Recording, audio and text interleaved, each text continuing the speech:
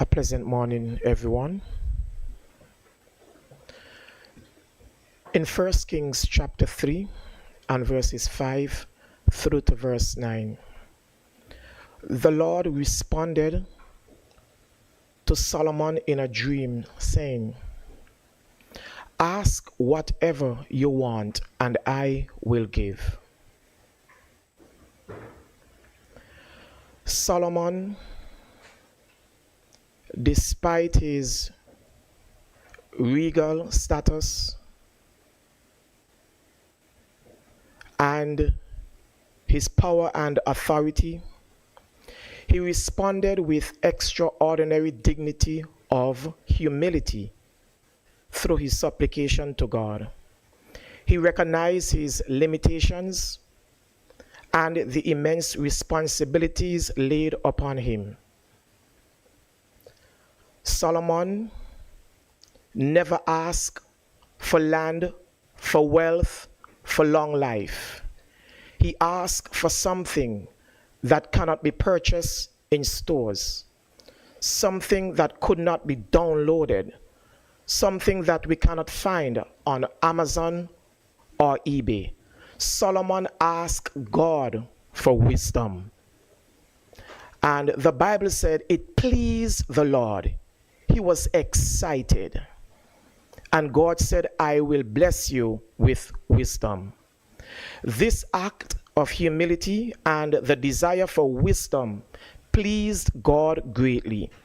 And finally, Solomon's example teaches us that true leadership and effective governance begin with recognizing our need for divine guidance. At this moment, shall we pray? Almighty infinite Father, I pray that you will descend from your majestic throne in heaven and dwell amongst your leaders. I ask that you will permeate this atmosphere with wisdom. I pray that your leaders would inhale your divine wisdom. I ask that you will grant each one discernment so that they can approve the things that are excellent and be sincere and without offense. Dear God, help them to merge their thoughts harmoniously so they could conclude with a beautiful pattern that will benefit everyone in this vicinity. Guide the Speaker of the House, and I pray everything will be done according to your order and decency. In Jesus' name we pray. Let all say amen and amen. This house now convenes its sitting. Good morning, everyone.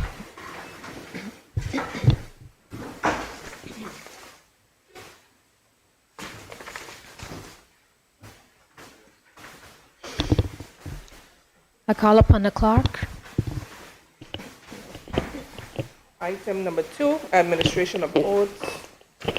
Item number 3, confirmation of minutes. Thank you. Honorable members, is it your pleasure that the minutes of the meeting held on the 5th day of March 2024, which have been circulated to members, be confirmed?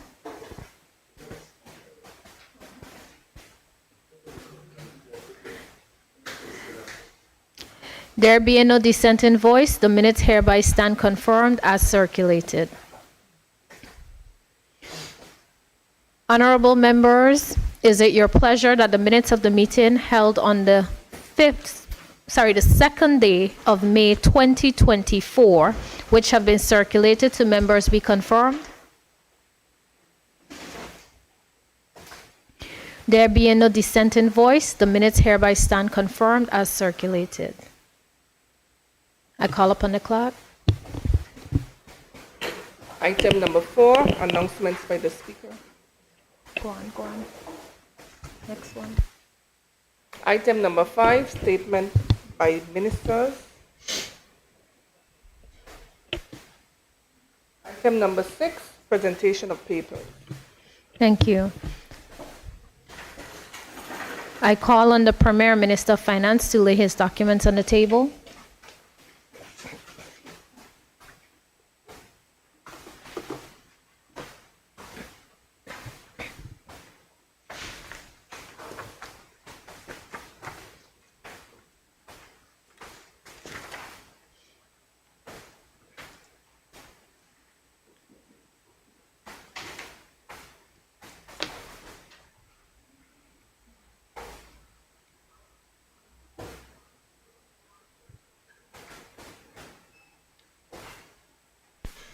Thank you, Madam Speaker.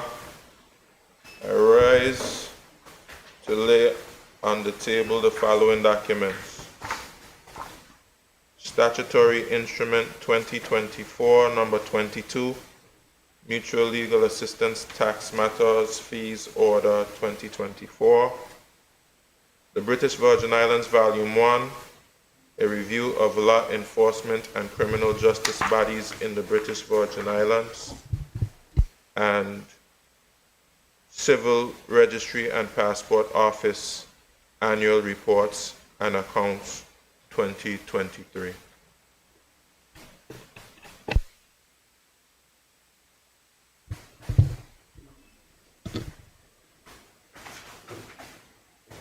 I call on the Premier.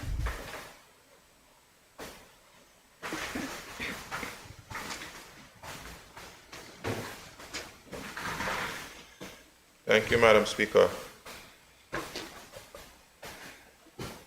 Madam Speaker, can we just take a quick recess real quickly? Let's take a brief recess.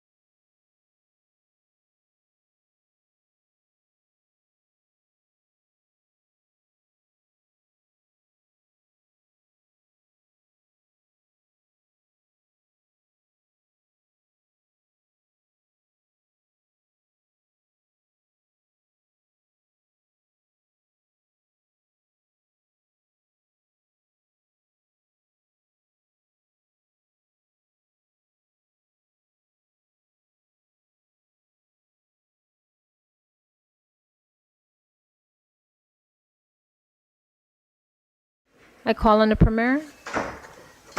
Thank you, Madam Speaker. Madam Speaker, I move a motion that the paper which was laid under 6A2, the British Virgin Islands, Volume 1, a review of law enforcement and criminal justice bodies in the British Virgin Islands, be debated. Madam Speaker. Madam Speaker, I just make note that this motion is exempted from notice under, I think it's 27L. 27L, Madam Speaker.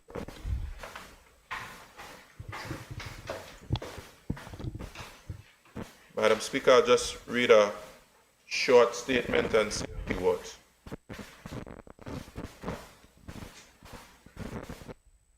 Madam Speaker, we take the findings of the report published from His Majesty's Inspectorate of Constabulary and Fire and Rescue Services very seriously.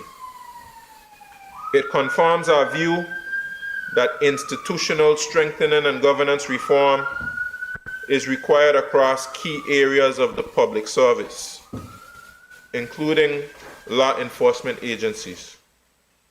This will necessitate strong collaboration between the Virgin Islands government, the governor, and the UK government. We are pleased to report that some of the deficiencies mentioned in the report have already started to be addressed, and significant work is ongoing to elevate standards of operations and performance across the board. These efforts demonstrate our commitment to continuous improvement and our dedication to providing the highest level of service to our citizens. All levels of leadership in the territory must stand together with law-abiding citizens to combat any criminal activity that threatens to undermine the significant advancements we have made as a people. I stand firm in my commitment to provide the resources required to strengthen the capacities of all law enforcement agencies, ensuring they can meet the high standards expected of them. I call on all members of the House of Assembly to support efforts to strengthen the laws of the territory and provide the necessary tools to fight crime and keep our people safe.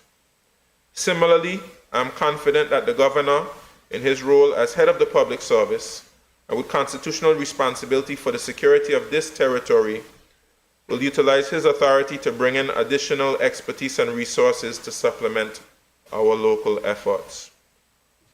Once the general election currently underway in the UK concludes, we will urgently seek to meet with the new government on these important law enforcement matters. Our goal is to confirm a clear path forward and agree on support to strengthen the security of our residents and visitors. Specialist training and recruitment, effective human resources, improved cooperation and collaboration between our law enforcement agencies, and the introduction of effective performance management and communication systems are all critical. We must work swiftly to ensure these measures are implemented. Financial resources are essential, as is an effective public service.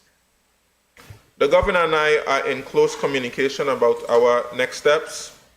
While we continue to implement the changes that are currently achievable, we look forward to receiving the second volume of the report. This forthcoming document will provide more extensive recommendations for reform, positioning the territory to achieve a greater alignment with international best practices in law enforcement and governance.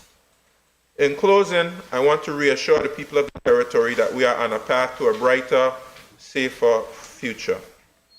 The challenges we face are significant, but so too is our resolve to overcome them. Madam Speaker, I'll just say a few words in support of this motion, Madam Speaker, to debate review. Madam Speaker, my goal, and I believe all our goal as leaders of this territory is to build a sustainable nation. An essential aspect of building a sustainable nation, Madam Speaker, is providing your residents, your citizens, your visitors with security. We see what has happened, Madam Speaker, in other places in the world which are rife with conflict, and persons' very existence is threatened because of a lack of security. When security breaks down in a country or territory, it is not a good experience, Madam Speaker. And most persons in situations like that try their best to flee a particular situation. That is the extreme that we don't want to get to, Madam Speaker. We all grew up in a territory where it was rare that you had any type of incidents of violence. Extremely rare. And this territory would go several years without recording a murder. And persons often reminisce on those days when you could go to sleep with your door open. And of course, you forget your wallet someplace and somebody will bring it back to you. We enjoyed a wonderful period of peace, security, and serenity. But, Madam Speaker, with modernity comes challenges. And this is not something that the Islands alone faces. Many persons around the world, regardless of how much money they make, how well the economy is doing, they are confronted with this challenge of crime. Crime at its very base, Madam Speaker, even though some persons seek to justify it in many different ways. They speak about the economy, etc., about that. Crime at its very base comes from a philosophy. It is a very selfish and individualistic philosophy. It comes from a very backwards view that I'm going to do whatever to anybody else to myself in some way. I'll harm somebody else, I'll steal from somebody else, I'll fool somebody else in support of my own individualistic goals and ambitions. Way before we had a lot of money here in the Virgin Islands, we didn't have crime because we decided we had a foundation and a philosophy. We were God-fearing people here. We had strong families that taught us strong values. And we had a system of discipline to ensure that when persons stepped out of line, that we held them accountable. Yes, in modern times, we tell you we can't spank the children and stuff like that. Just using the word spank, but we have other words in our culture, in our lingo that describe how we deal with each other. And I'm certainly not making light of anybody, any parents or family members in the past who may have been abusive to people. because I'm sure in a lot of instances that very well might have been the case. Some persons may have suffered from abuse. Generally, a commitment to discipline. And so even though we didn't have money, we had strong families, we had a belief and reverence for God, we had strong, close-knit communities. This produced upstanding citizens. But with modernity now, we know those across the board strong families.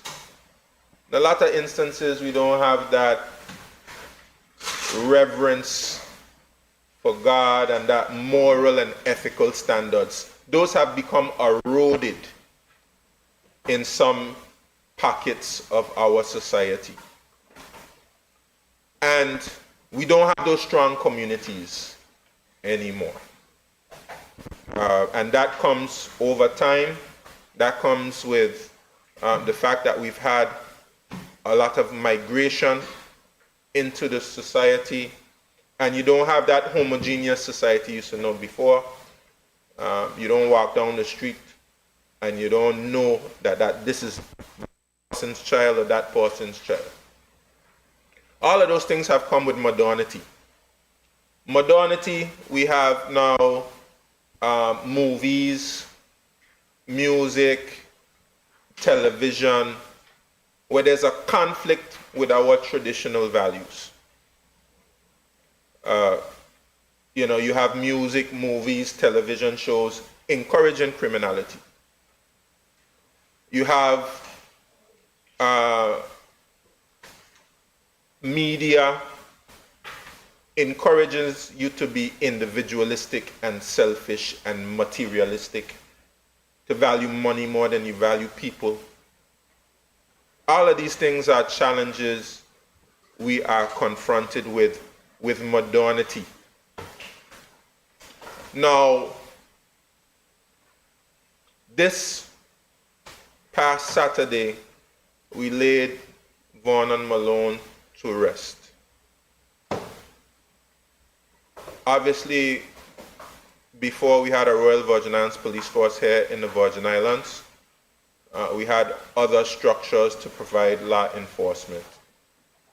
You'd have structures to provide law enforcement right up until the days of slavery, to protect slavery, basically. And after slavery, of course, we would have had another structure in place for law enforcement, and there was a time when we had the Leeward Islands police force. But I believe it's sometime in the late 60s we had a Royal Virgin Islands police force and established our own body to be able to deal with some of the challenges of law enforcement, which would have been a lot smaller than the challenges that we have today.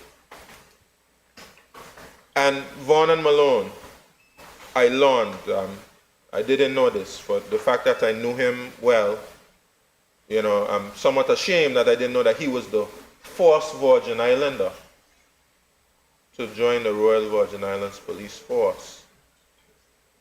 And he went on to become its first local commissioner.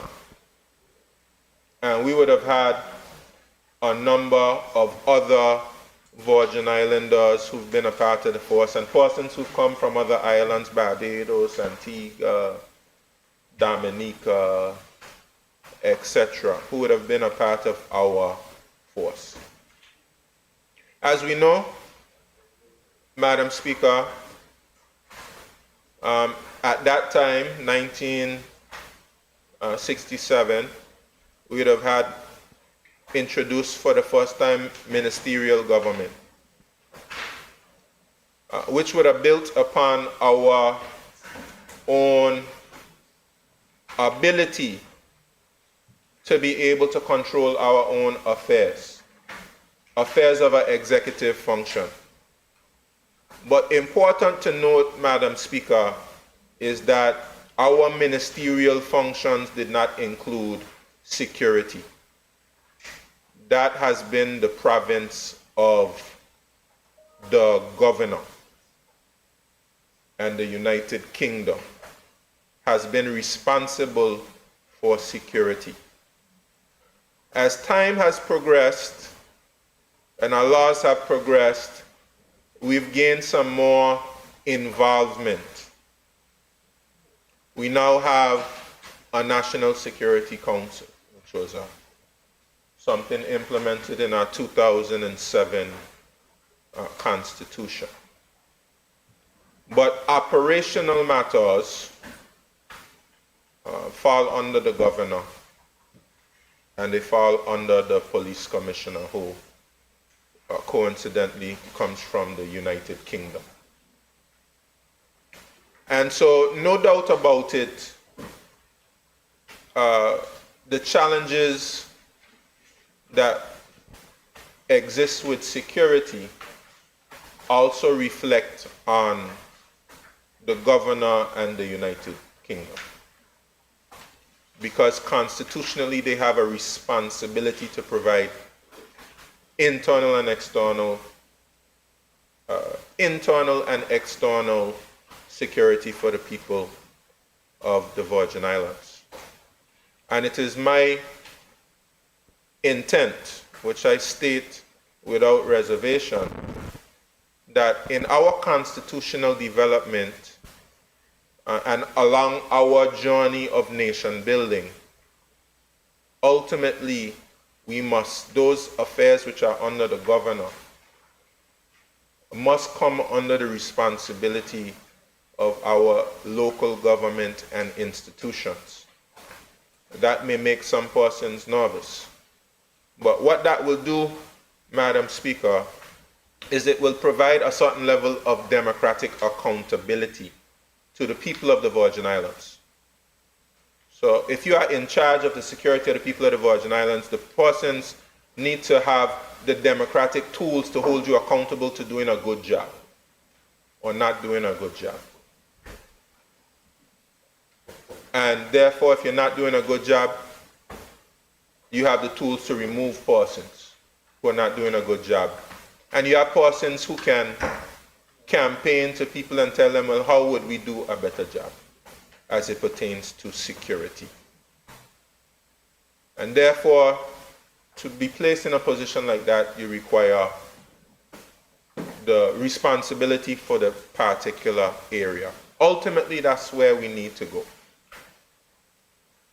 But in reflection of where we came from close-knit, safe community to where we are now, we spoke about modernity, the challenges of modernity. And we have to recognize that in this territory, that erosion has taken place, and we have a challenge confronting us as it pertains to crime. That challenge exists, and it doesn't make sense that we ignore the fact that that challenge exists. It does exist. We have to be honest about it. It is not just a challenge that exists in the Virgin Islands. It is a challenge that exists in the entire world. And in terms of our geography, we are a part of the chain of islands between South America, Central America, and North America. And we are almost collateral damage based on our geographical placement. And I'll mention a few things. North America, the United States, is a very wealthy country, the richest country in the world. I don't know how many $1 trillion the economy is, 16, 17 trillion, something like that. They're the wealthiest economy in the world. And their wealth does not exempt them from challenges. The United States has a very high crime rate. The United States, and I'm not disparaging the United States, I'm just speaking about some realities. Many of our people were educated in the United States. Many of our people live in the United States. We're grateful for the partnership we've had with the U.S. Virgin Islands, which is a territory of the United States. We have a lot of contact with various officials in the United States. So certainly don't take this as I'm disparaging the United States. It's just a reality. The United States of America, in certain places, has a high demand for what would be considered right now illegal drugs. You have cocaine and, that can be transformed into crack. You have heroin. You have all types of different drugs which are used in the United States. And South America, various places in South America is the place where a lot of the drugs comes from. I don't think I'm breaking news here, right? You have places in South America which are part of the illegal economy there is to produce drugs which eventually end up in the United States of America. And it has to make its way up to the chain of islands, whether by sea or by air. And the drug trade is a transnational activity, transnational illegal activity. And they will seek partners along the way to the United States.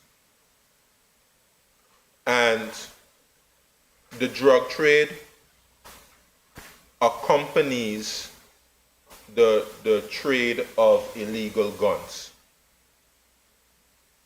And those illegal guns usually go the opposite direction. While the drugs goes into the United States of America, the guns go in the opposite direction. And many persons would know, I'm not breaking news here either, the United States manufactures arms. They manufacture weapons, serious weapons. And persons would know that, when you're looking at CNN and Fox, they have a very intense debate about gun control. And therefore, guns are readily available in the United States of America. And these guns are often trafficked, and they end up throughout the chain of islands on its way down to South America. And that reality presents a challenge for us here in the Virgin Islands. Because depending on the situation of a young person, or even sometimes older persons, they get caught up. They get caught up somewhere along the line. The morals, the ethics, the standards, if they have become eroded in certain areas, persons can be susceptible to the attraction of illegal activity. They can be attracted by, the money. And we know that the Bible tells us, and this is why we have to go back to that foundation of what we were taught, the church. The Bible tells you the love of money is the root of all evil. Yeah, that's what it is. And somehow or the other, we have within this society persons who have just become so obsessed with money and all that money can get you. Big house, fancy car, nice clothes, nice, in some instances, jewelry. The latest and the best. And we become so obsessed with materialism. And sometimes we disparage each other because we don't have the latest or the best. And we become obsessed with this money. And persons who look at that, view that, they grow up saying that, they say, I want that money, and I want it fast. I want it in a hurry. And you can become susceptible. You can yield to temptation. And you can get involved in activities which ultimately destroy your own community. And that's partly where we find ourselves.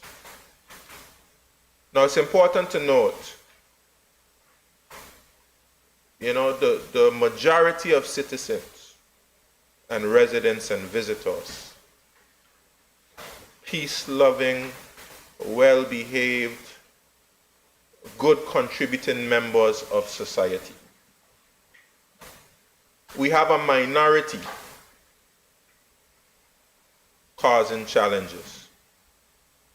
And the question before us is, what is going to be our response to that minority causing challenges within our society? Now, this law enforcement review tells us that our structures, our processes, our mechanisms for confronting that minority are inadequate. And it is harsh, and it is scathing. And some persons would look at it as an opportunity to criticize local government. And let me speak about that for a little bit.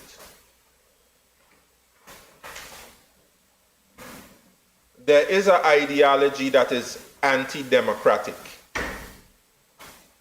And there's an ideology that looks for evidence that individuals in our circumstances are not worthy to govern ourselves. Some persons have that philosophy. And some persons present that philosophy. That this is evidence, Madam Speaker, that you cannot govern yourselves and somebody else must govern you. But certainly, Madam Speaker, I'm saying it's the opposite. I'm saying that this is ultimately evidence that we must put the institutions, structures, mechanisms in place to be able to govern ourselves and to take responsibility for our own affairs. It's not something that I'm shy about saying. And we must use this in law enforcement review. We must use the Commission of Inquiry report.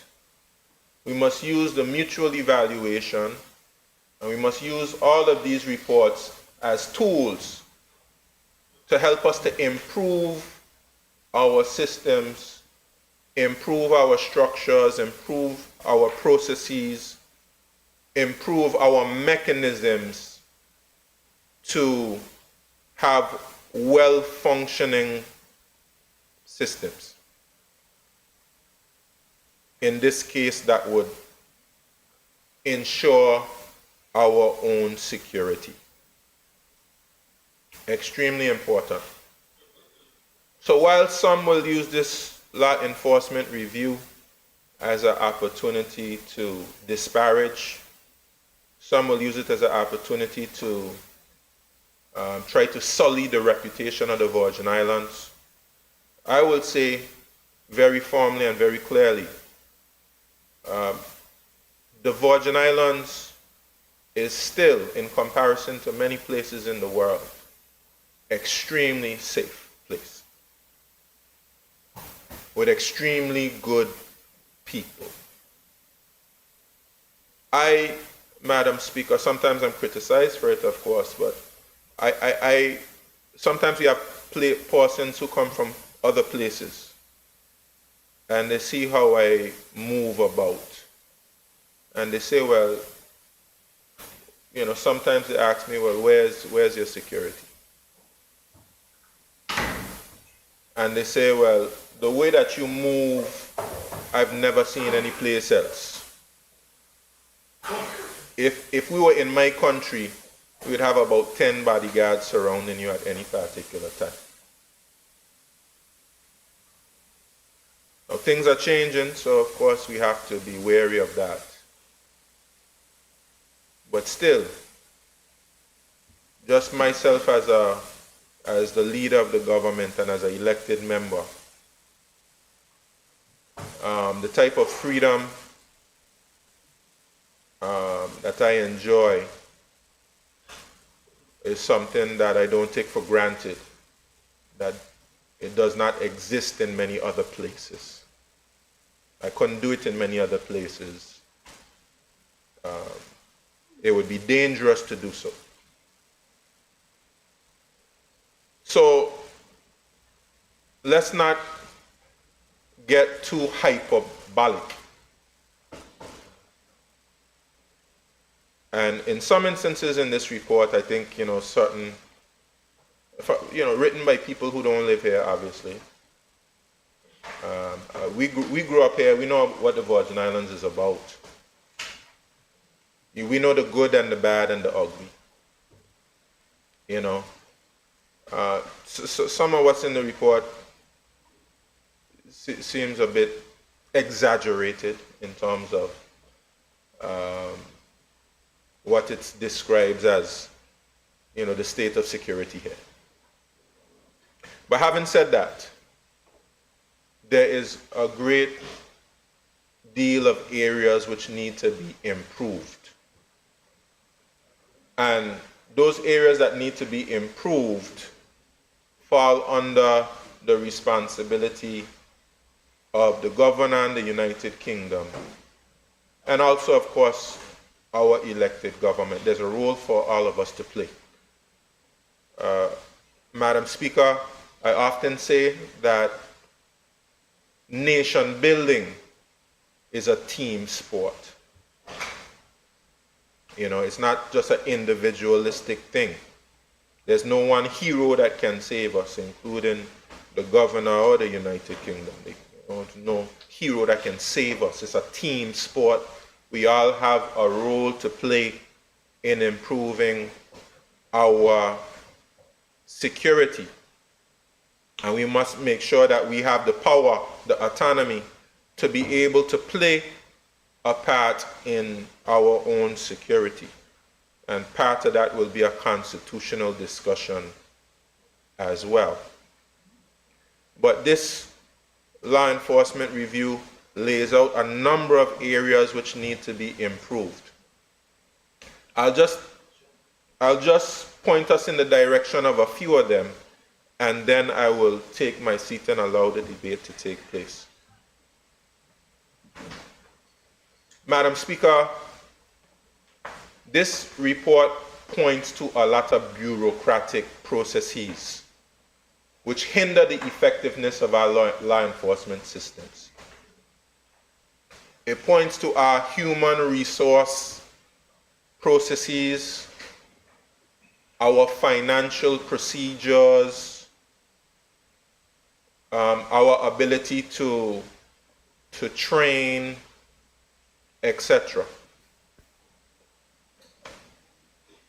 Those areas, and I'm glad, Madam Speaker, that those areas were brought out in the report. Because a lot of times we as elected members,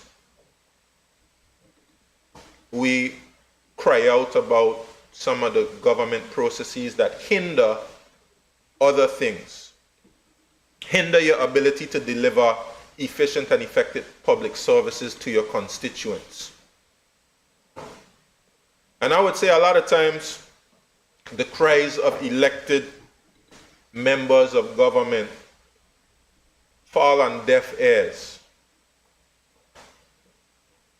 And I'm particularly talking about the structure of governor, deputy governor, and the civil service, public service, which is under the governor. They fall on deaf ears because they look at elected officials as, you just want to get re-elected. That's how they look at you. And your pressure to deliver effective and efficient public services is just a result of your desire, your political motivations. Well, I mean, really, that's how democracy works, right? And we have a democratic deficit in our territory. That's how democracy is supposed to work. That your constituents elect you, and they expect for you to deliver on your promises to them, and you, through the mechanisms of government, ensure that you're able to deliver on the promises which are made. That's how it works in every country, including the United Kingdom. But here we have a democratic deficit. So it often becomes a fight and a challenge and a problem when you seek to pressure the system into delivering more efficiently and more effectively. And that is something that has to be resolved. And in various and different ways, we've been seeking to resolve it. Some ways we just try to get around it. And that's where the COI came in. We tried to get around it some way, somehow, instead of fixing it. Public service not working particularly well, we just go with a statutory board, try to get around it. Public service not working well, we try to hire a consultant to get around it. But ultimately, we have to fix this public service. And to fix this public service, you know who's over the public service is the governor. And delegate responsibility to the deputy governor. So there's something that has to be fixed there for us to fix this public service to deliver effectively and efficiently for the people of the Virgin Islands, including on the area of security. And there's a roadmap here in this law enforcement review to fixing some of the areas in the public service that hinder the public service from being able to deliver for the people. I'm sure other members will speak specifically about some of the areas in the report with more specificity. But ultimately, we have to read this report, we have to digest it, we have to be honest about the findings in it, and we have to put measures in place. And these measures can't be governor alone, deputy governor alone, police alone, or immigration or customs alone. It has to involve very integrally, the members of the House of Assembly and representatives of people. It must involve the people themselves to go through this reform that we have to go through to strengthen our systems. I'm confident that with the full involvement of our people, all the representatives of the people, full involvement of those persons who have knowledge and skills in various areas, civic society persons who work in the private sector, etc. If we rely on the talents and skills and resources of all our people, I'm confident that there's no challenge we cannot overcome. That has to do with mutual evaluation, that has to do with response to law enforcement review, that has to do with response to COI, or anything else that we identify as a challenge or a problem. I'm confident that we can overcome these challenges. But as I said before, it's a team sport. We all have to play our part. and we can get it done, Madam Speaker. So the law enforcement review, it's difficult reading. There'll be many reactions to it, but we must stay focused on our ultimate goal. We must not allow anyone to deter us from our path towards building this sustainable nation, towards increased levels of autonomy, towards becoming a model small island developing state, and to be well governed, and to be continue to be a wonderful place to live, to work, to visit. Madam Speaker, most likely I'll say a few more short words when I'm wrapping up. But looking forward to a very thorough, enlightening debate, which really pushes us towards solutions. Thank you, Madam Speaker.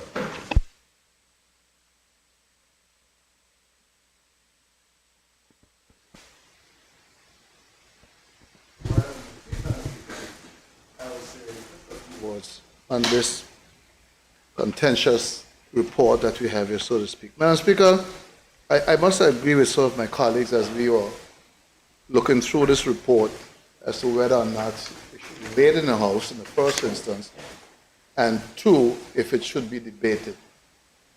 This report will also be laid in the House in the UK, if not today, maybe tomorrow. I'm of the opinion, this is my opinion, that such a report as this should be used only for internal purposes and should not be a public report because of the way it is written. Madam Speaker, if you look at the cover, it says a review of law enforcement and criminal justice bodies in the British Virgin Islands. I think this report may be more aptly named Scrutiny of What You Ain't Get Right. Okay, it's not a full review, it's a very skewed review. And if you look at the very first page, it says it was a Commissioner of Inquiry report published in April 2022 that led us to undertake this review. And our review aims to help improve public services for those who live and work in the BVI. I don't believe any of the departments mentioned in this book will be throwing cartwheels based on what is said in here. These hard-working persons, we've totally ignored all their hard work and sacrifice and good things that they have done and simply see what is wrong with all the areas. I don't see how that could lead to any happy place so easily. But nonetheless, I guess I take it to be a well-intentioned report. Madam Speaker, a lot of the report calls for funding. We know money. The Premier said the love of money is the root of all evil, but money still answers it all. And a lot of what the report is calling for in here is money and funding for the various activities that they have highlighted in this report. 46. By August 1st, 2024, the Commissioner of HM Customs should identify those outstanding payments for overtime and temporary promotion and make sure these are paid. And as because we know our systems don't quite work like that. And I go back to 24. With immediate effect,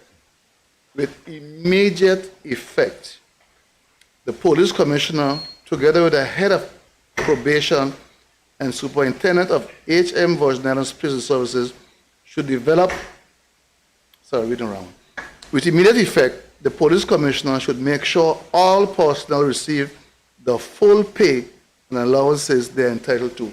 Wouldn't we all like that? Every department head would like to be able to do that right now. But you know what? That's not the way our systems work. That is totally not the way the systems work.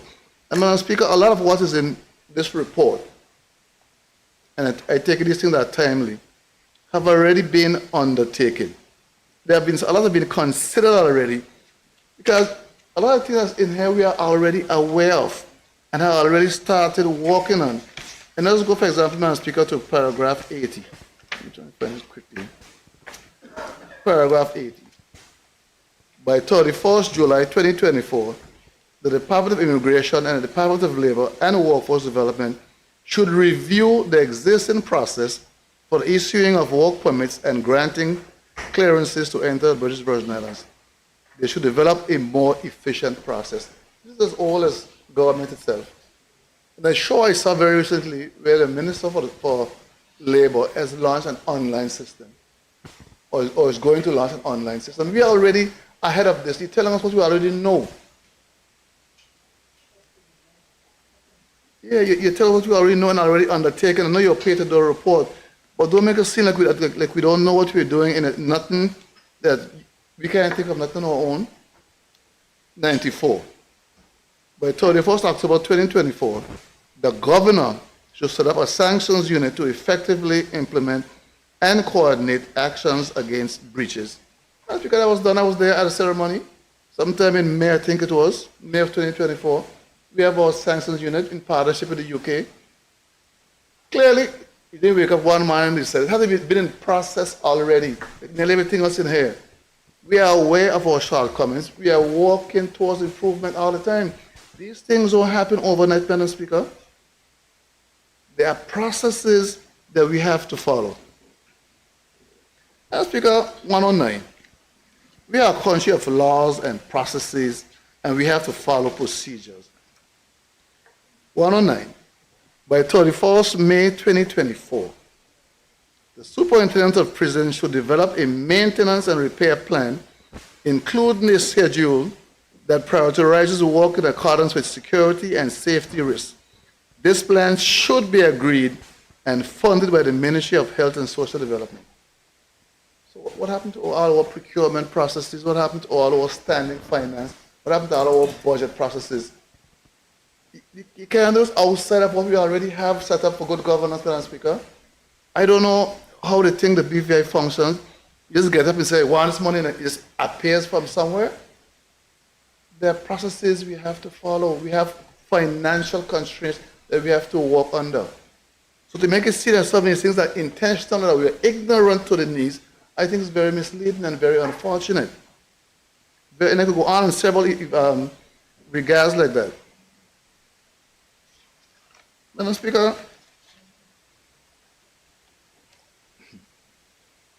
I'm reading from the report. If I went outside and I didn't know the BVI, Madam Speaker, this is a place I would never think to visit. It makes it seem like such a backward place. Top of page 24.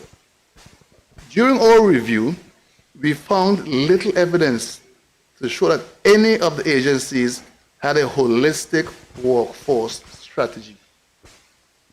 We found little effective analysis or assessment of the gaps in the workforce skills and abilities, which are fundamental to A, the development of recruitment and succession planning, the development of a plan to understand and meet training requirements, and the ability to identify and nurture talent in organizations we review. It's hardly a standing finance meeting you go to and the officials are in there talking about these very same things. We are aware of the shortcomings. We are aware of the improvements we need to make, Madam Speaker. They make it seem like we're just totally oblivious to what the needs are. It's disingenuous. Madam Speaker, there are responsibilities between the government, elected officials. I like to make that distinction, because when people say government, they like to refer to us in here, 13 of us. I like to make a distinction between the service and the elected representatives, because each serve a different function. In most of these in here, do not fall to the elected representatives. Madam Speaker, the Constitution, number 60, paragraph 60. I want to read this, because I think it's important that persons don't jump on us and think we're trying to share responsibility. In section 60 of the Constitution speaks to the governor's responsibilities. The governor shall be responsible for the conduct subject to the Constitution and any other law of any business of the government of the Virgin Islands, including the administration of any department of government with respect to the following matters. Very important. A, external affairs, subject to subsection 4. B, defense, including the armed forces. C, internal security, including the police force, without prejudice to section 57. D, the terms and conditions of service of persons holding or acting in public offices, without prejudice to section 92. And E, the administration of the courts. Madam Speaker, the report covers all these areas, including the courts. But if you read the report, you never think the governor had anything to do with them. What this calls for is a partnership between the governor, the elected representatives, and the government, all working together. But each has respective responsibilities, but sometimes everything falls to who they can touch, which is the elected persons. Madam Speaker, going right ahead, again stating the obvious,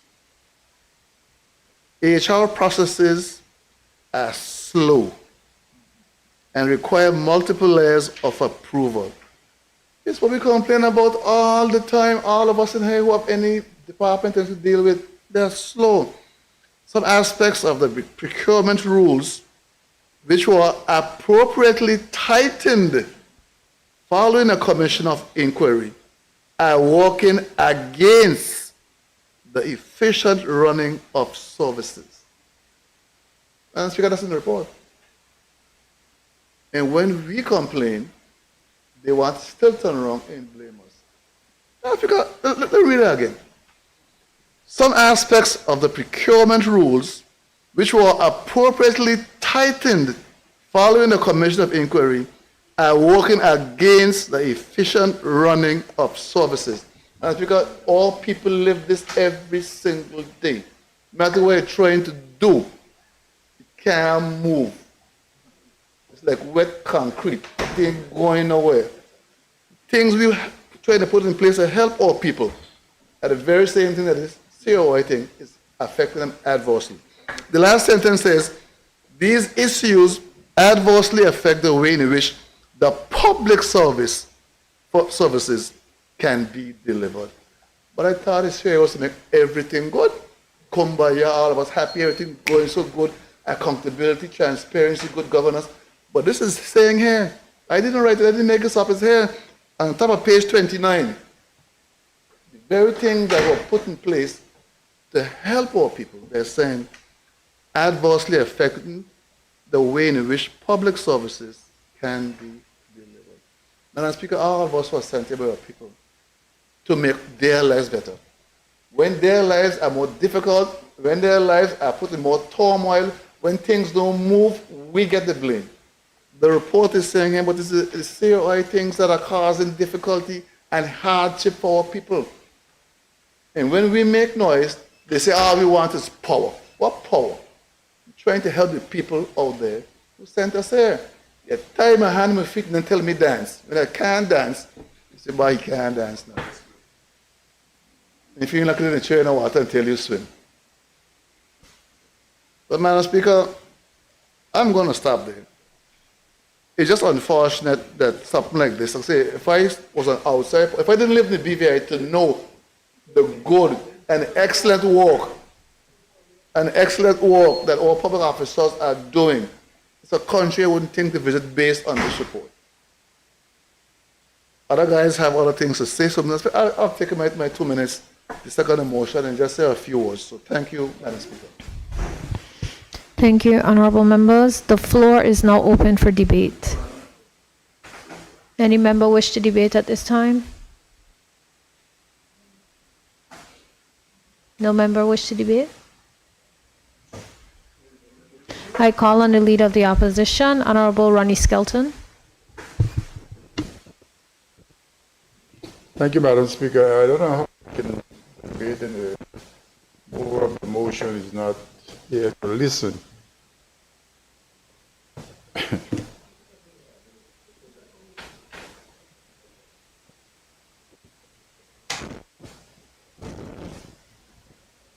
Madam Speaker, I'll point the privilege. Can I have a break? Members, let's take a brief recess.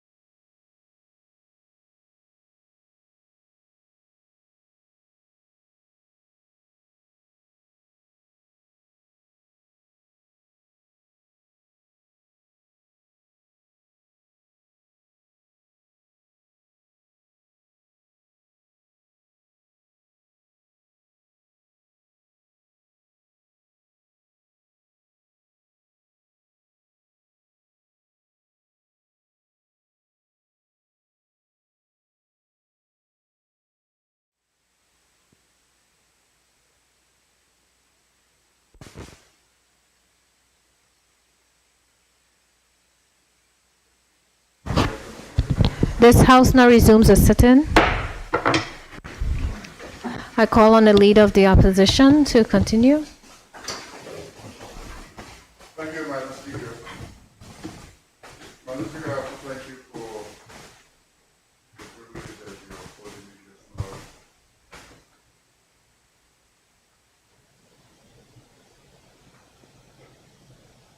Madam Speaker,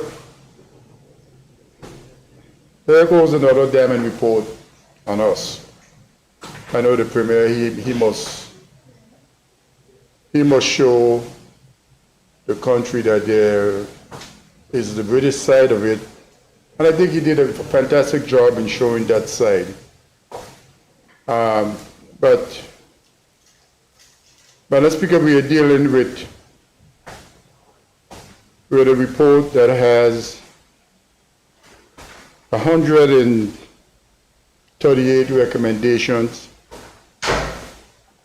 and it was done by His Majesty's Inspectorate of Constabulary and Fire and Rescue Services.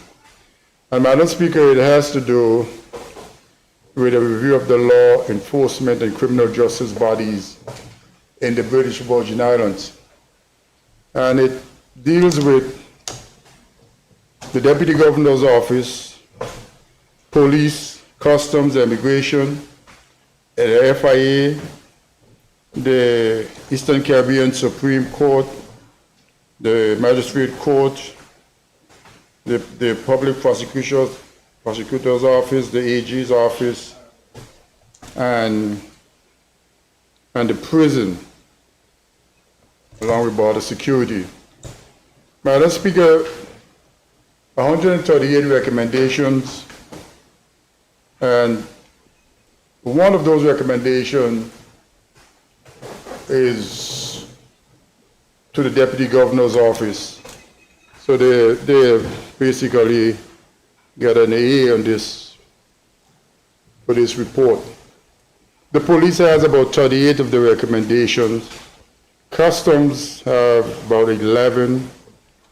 The Immigration Department has about 10. The FIA has 13.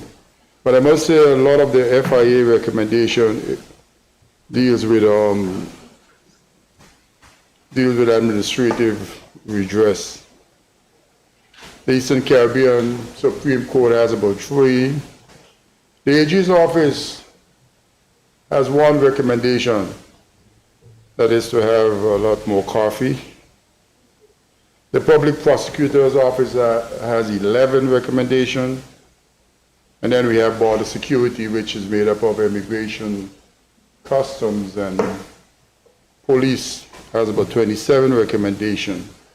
The Magistrate Court has 1 recommendation, and prison has 18. So, Madam Speaker, and the recommendations,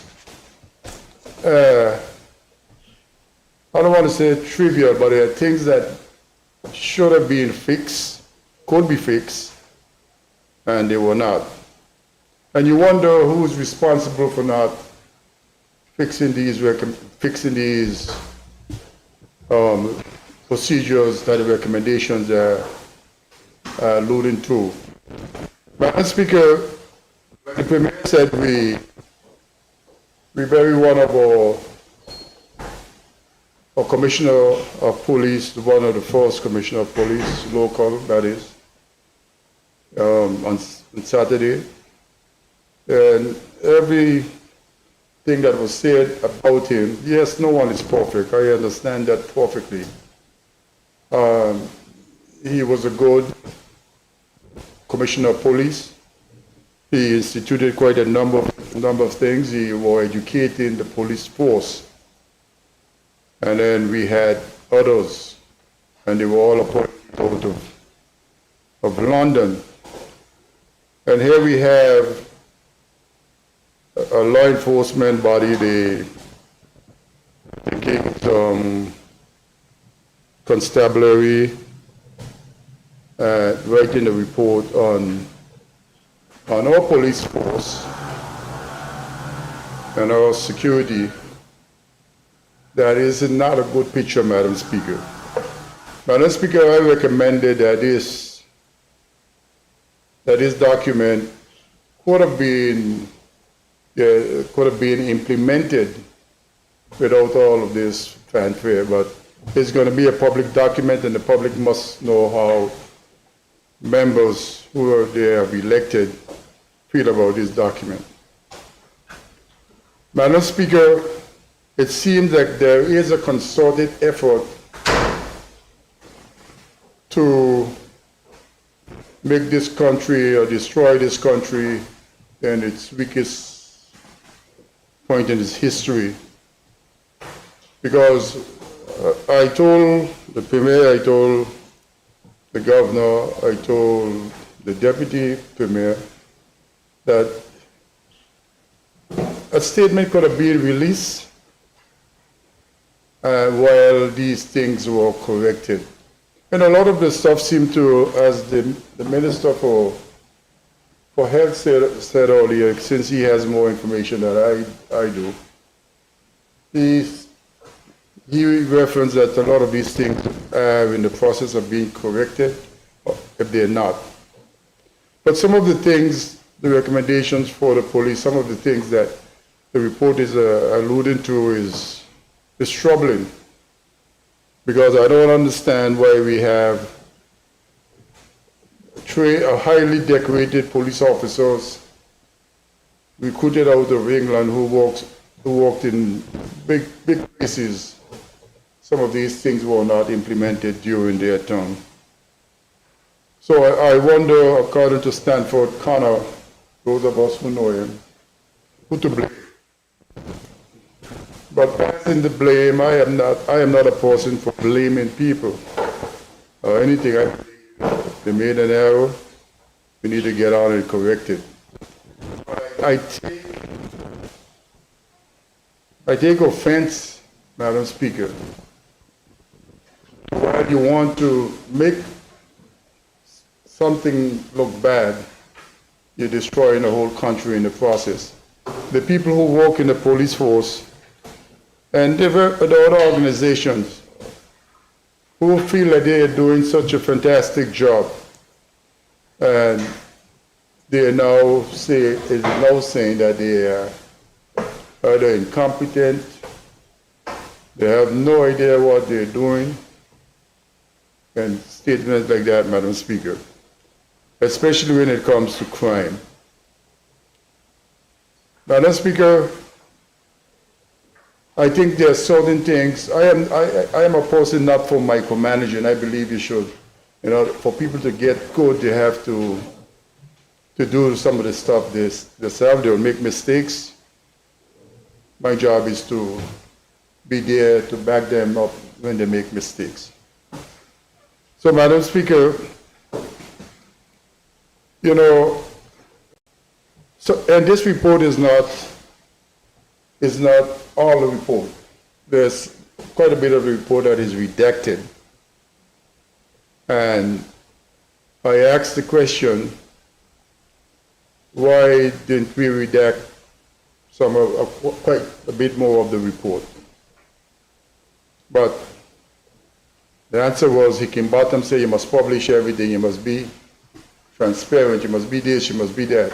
But when it comes around to some people, they can't be transparent anymore. A lot of stuff, it's hidden. Elected officials can't have any discretionary powers to exercise based on how they see fit, so they must have rules and regulations governing those discretionary powers. But in the same breath, you're recommending a one-man discretionary power thing. These things, in today's world where we came from as descendants of slaves, it's hurtful, Madam Speaker. It's hurtful because, like I tell any one of them, You know, unfortunately or fortunately, I had the opportunity to see where we came from and where we're going. I have a difficulty sitting in this house and trying to implement rules and regulations that are not in the benefit, that not in the interest or benefit of our country and our people. It is not something we should take lightly. You know, you will hear me say it until I leave here, we didn't get here by chance. And we didn't get here with these people's help. We got here by carving out a place in this world for ourselves. And those who went ahead of us, that's whose shoulders and heads we are standing on today. So, Madam Speaker, the very things that the COI report says we must do, you must do this, you must do that. You got to have rules and regulation, but here is a report talking about, it's all through the report, so I can't go to any specific place right now. Here is a report saying they talked to a few people and these things don't exist.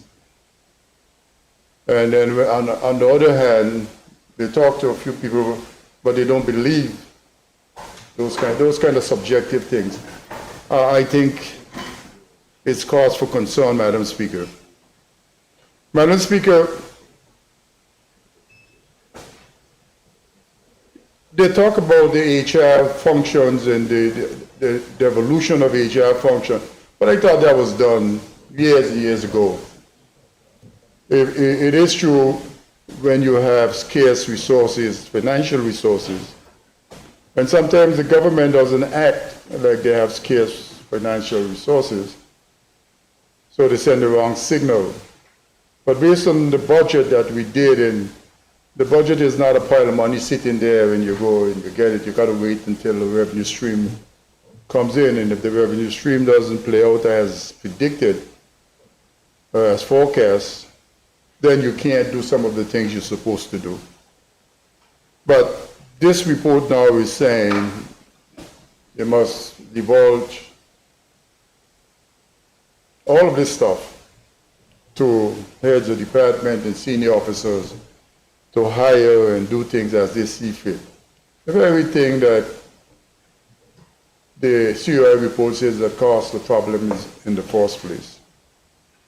And the report is also highlighting, Madam Speaker, that the very things that the COI say you must put in place for transparency and fair play and all of those things, this report is now saying it is hindering the progress of the country. And I remember back when the FCDO minister was here a few months ago,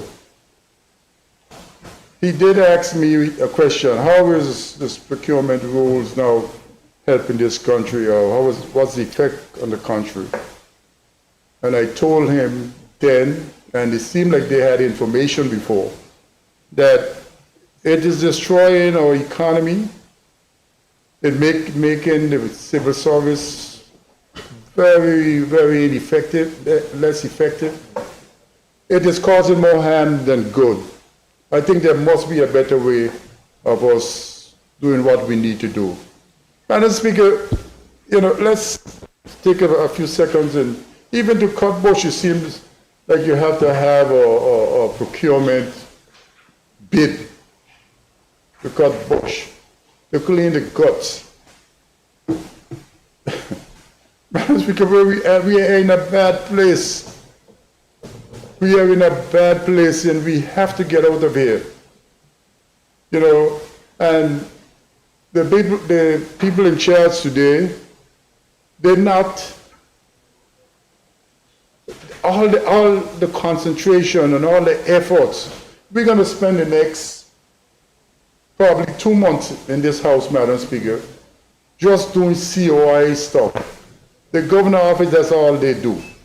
There's a whole department in the Ministry of HR.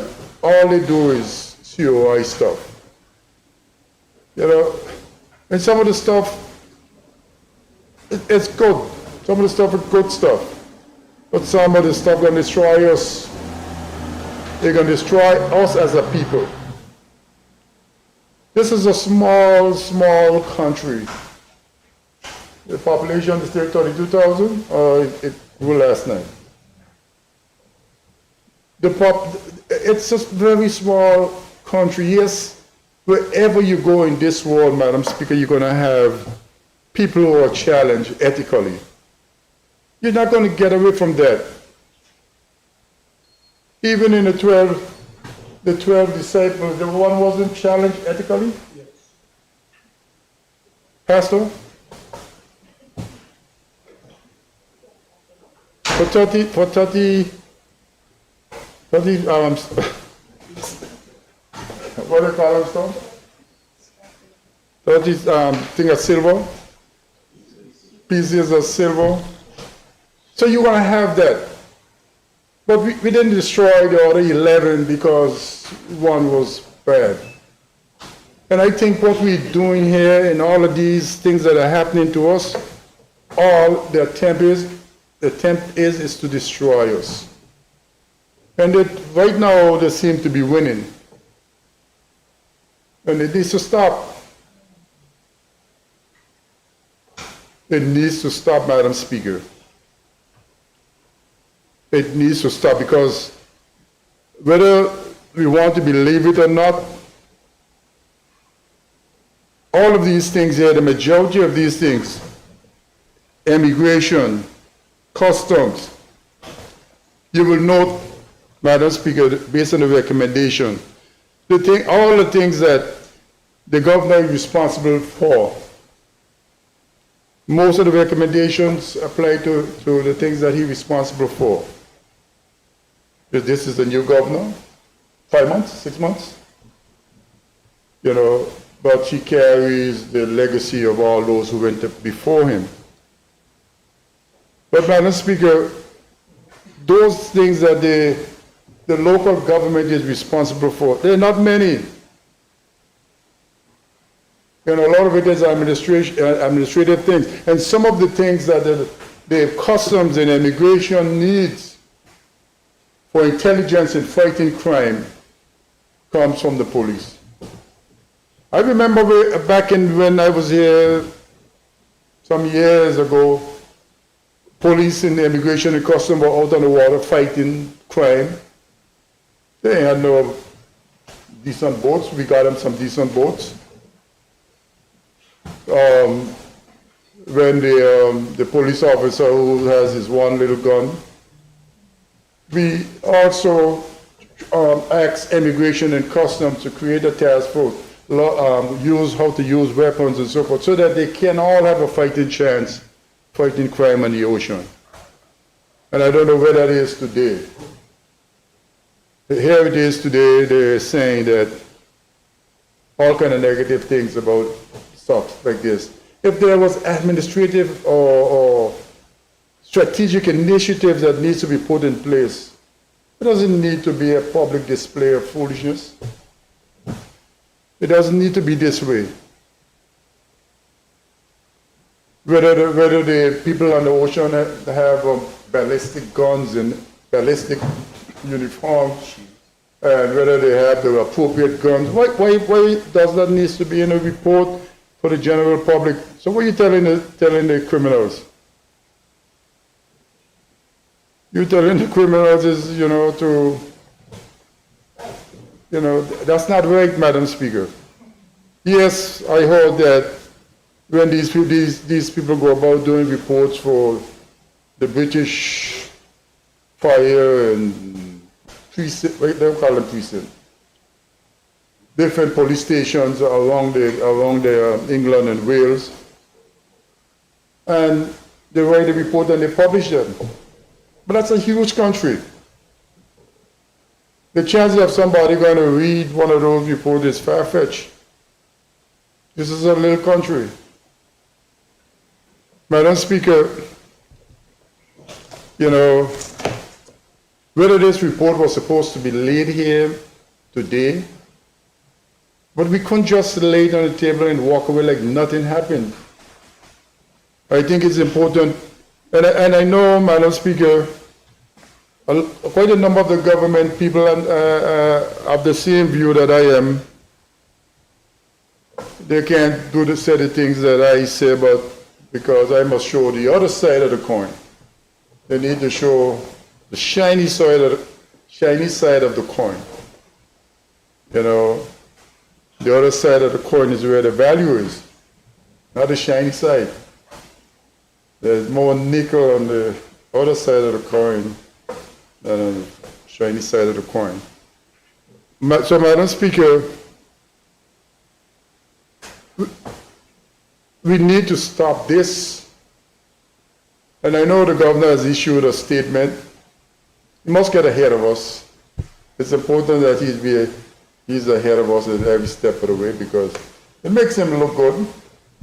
It makes us look thing. And Madam Speaker, and when the people, they come and write.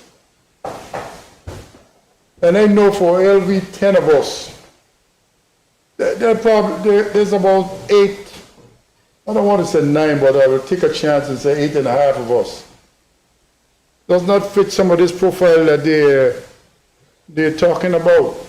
If just take, for instance, the forward, Madam Speaker. The forward paragraph 2. And, you know, he just came, he went, he did the investigation, but to give it credence, this is what he writes, or she. The BVI has for years, and I am reading from the second paragraph. The BVI has for years suffered corruption and allegations of corruption by or directed towards some who hold public office. The Commission of Inquiry chaired by LT Hickenbottom was set up to examine whether there was evidence of such corruption or abuse of public office. He was also asked to consider what, so here it is. Here it is. He's writing about the second part of the report. He didn't, and when you read the recommendations of 138, there's no mention of corruptions in those 138 recommendations. A lot of it is just procedural things that needs to be done to make our police force or prison or immigration or customs more effective and efficient. So why continue to label us like there's nothing good in the Virgin Islands, British Virgin Islands anymore? Even the House they want to make it in. They want to turn it into just a rubber stamp. How can you build a democracy that way? How can you build a democracy by making the highest lawmaking body in the country? The people elect them, if the people, whoever the people elect, that's who's going to be here. It's democracy, that's what they call it. It's the greatest experiment on earth. It's the greatest experiment on earth. But, that's what it is. So here it is, we have adopted it. But we don't really have democracy. There's no difference right now from us back in when Wickham Ski and Antigata was given away in Staveley. There's no difference because even this report, Madam Speaker, talk about the governor doing these stuff that belongs to ministerial belongs to ministers. The governor should set up a coordinated thing between this and this. So I don't know. Something is wrong. Something is wrong. I think, I don't know if he did, but he had probably needed to read the Constitution first, no? So, Madam Speaker, this report is troubling, and I sure when the senior police officers get it and start reading it, with an open mind, they themselves going to feel, I don't want to say depressed because we don't have enough psychiatrists on the island to deal with. But all over, it makes people feel like, why bother? You're doing your, and then you throw this at them in a public space. Madam Speaker, a lot of the recommendations are also on the shelves of local people have done them. We have the FATF, all the financial alphabet letter organizations give us reports on some of the same stuff. For example, the FIA stuff.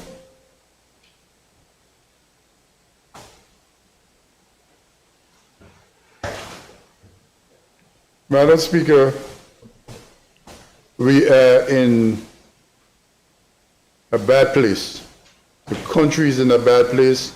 The people are holding us as elected representatives responsible, which they have the right to do. But, and some of us has caused the harm on the rest of us. And it needs to stop, Madam Speaker. We need to call a timeout and deal with these stuff in a way that can make all of us proud again. Because this ain't making us proud. This is not doing it.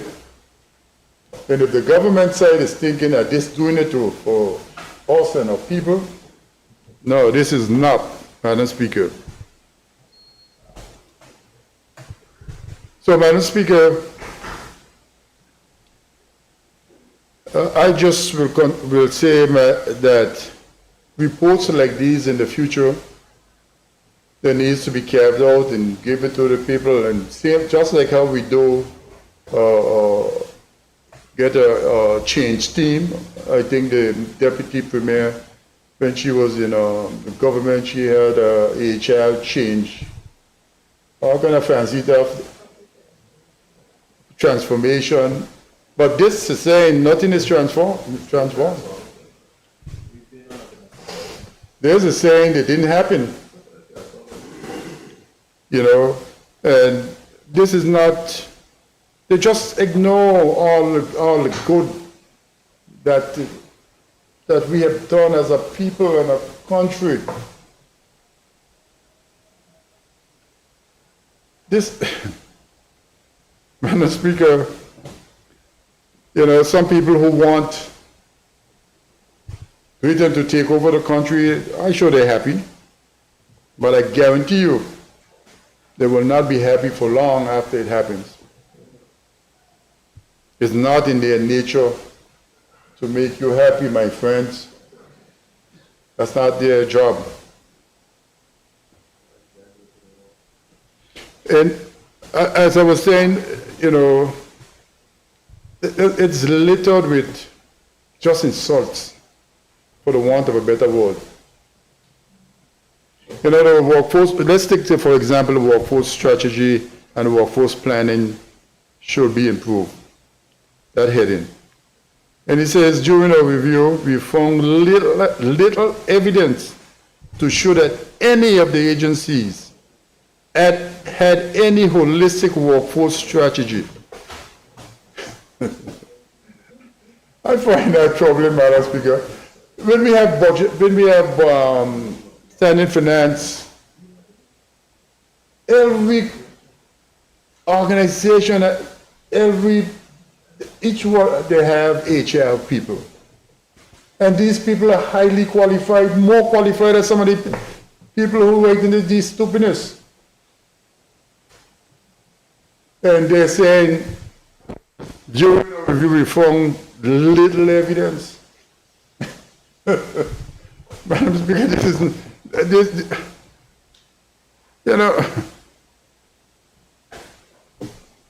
it is true, the government, the opposition, and the governor, we all have to work to make our country better. But this is the only place we have when the opposition have a say.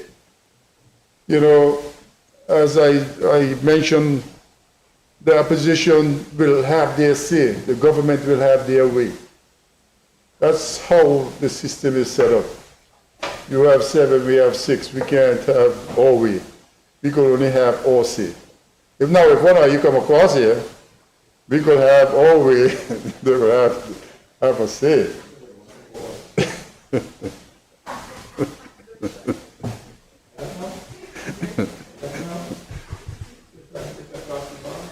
So, Madam Speaker, if you had an opportunity to read this report, you too will feel like I feel.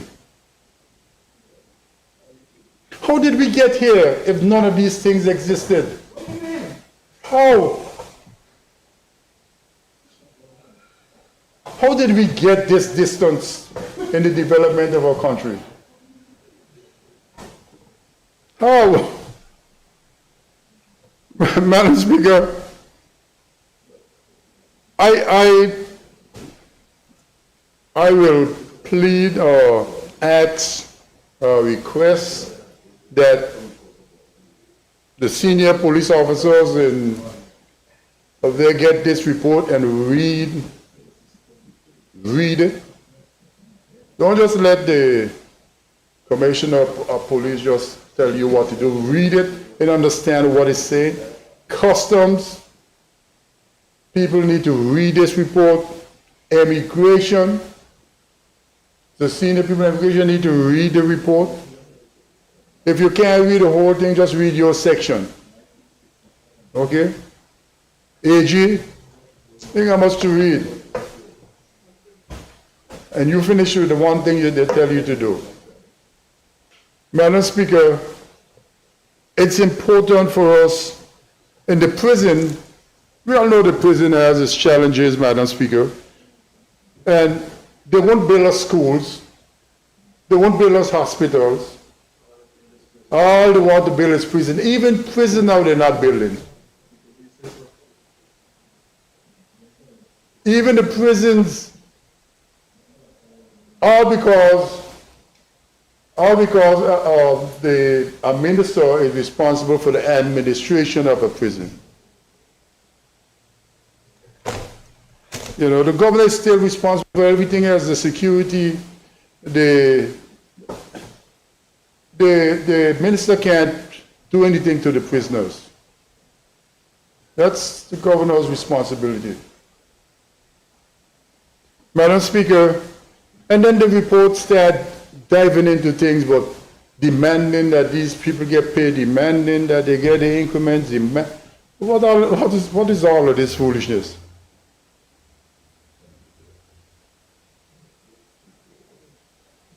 And this thing was published in 2020. When was it published? It was published after all of the things were approved, right? But nobody went back and said, well, this stuff was done. Madam Speaker,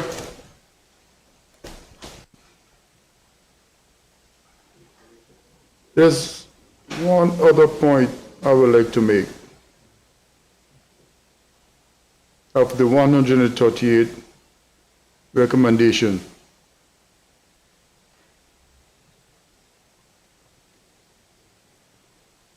For example, the vessels don't have suitable firearm storage.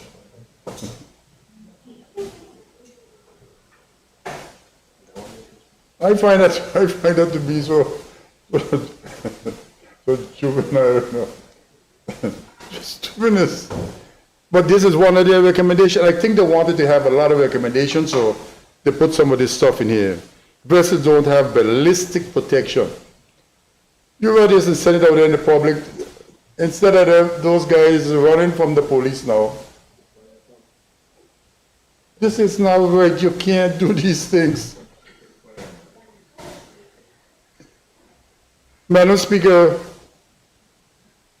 I know the governor is listening to us, and I'm sure by now he will say, I should not have laid that document on the table. I should have just made a statement like he did and leave this alone.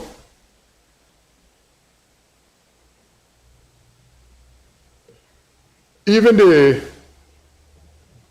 I think it's the spray that the police use on you now. No, the mace, they use a spray too. They said they check the date and it's out of date. What's all about? It's here, it's in the recommendation. Get proper spray.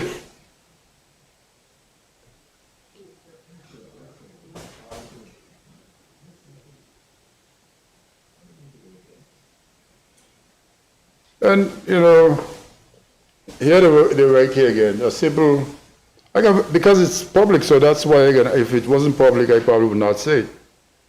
Marine unit officers aren't using body-worn videos that have been issued. So if you're out on the ocean and that is public knowledge, why am I running? And they even talk about here, for the body armor, they mentioned that the police officers for the Marine are using metal in the vest. They're creating their own body armor. Madam Speaker, I remember being, you know, I was young then, Minister of Finance, and we bought all sorts of bulletproof vests and all sorts of stuff for police officers. This isn't this, but the thing about it, it's in a report that it was recommended to be laid on the table for what? So what purpose is this now? Now that the people are understanding what's in it, what purpose is it really serving? Because, you know, you're going to fix these stuff. It didn't have to be, you want to make a big fat report. And there's volume 2 coming. And some of the things is redacted because they say it's more damning than this. That portion that is redacted. They should have redacted all this stuff. Madam Speaker, I plead with the government side, 4 out of 7, that's more than half, to please fight for us. Please fight for the people. Don't let, I know you have to, because don't mind I am talking like this, but I will talk to the governor, not in a hostile way, but to tell him this is foolishness. And I probably will use those same words. Because that's the only language they probably understand. That diplomacy you guys are using can win. They have, how much, thousands of years of doing it? They went into to India, where there were 600 million people, and a little hand of them rule them. Diplomacy, you call it. You know, they ruled the world. They did. They ruled us, and they are still ruling us. So, Madam Speaker, I was looking for a paragraph I highlighted to end with, but I can't find it.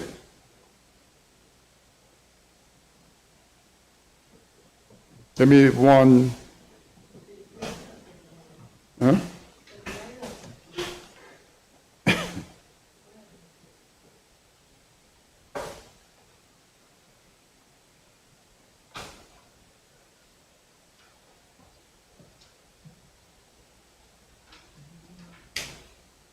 It look like my devices are not on the same Wi-Fi, Madam Speaker. So they're not syncing. Page 41.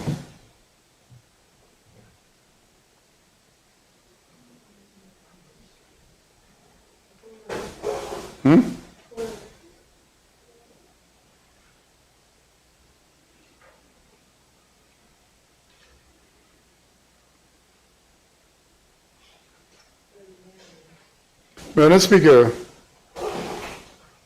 and yeah, this is what I wanted to end.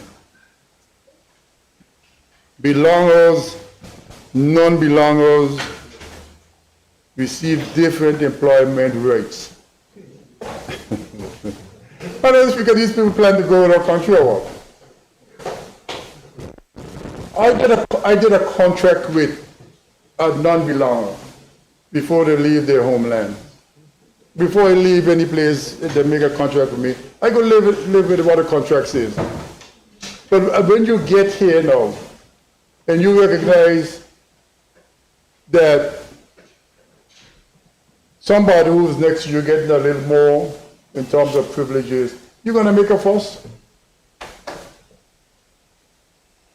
You agree to what's in the contract, and then you get your 15%, whatever you agree on. But belongers don't get that.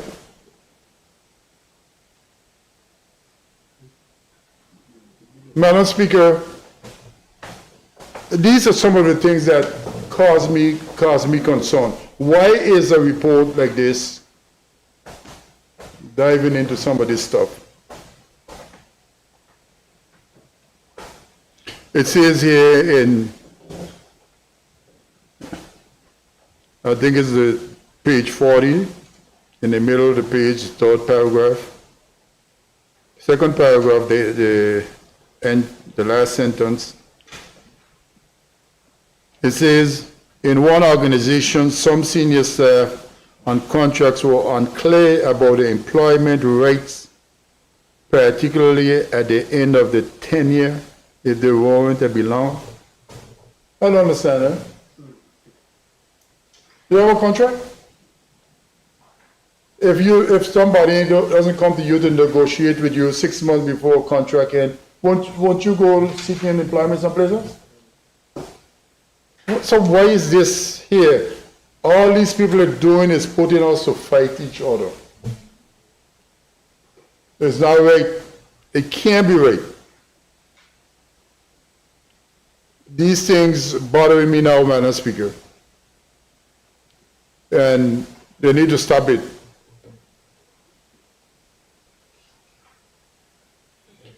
The government made a decision during the budgeting process, and they ain't just started, way back, that they had hiring freeze, they had, what is that? They had, not this government alone, don't get defensive.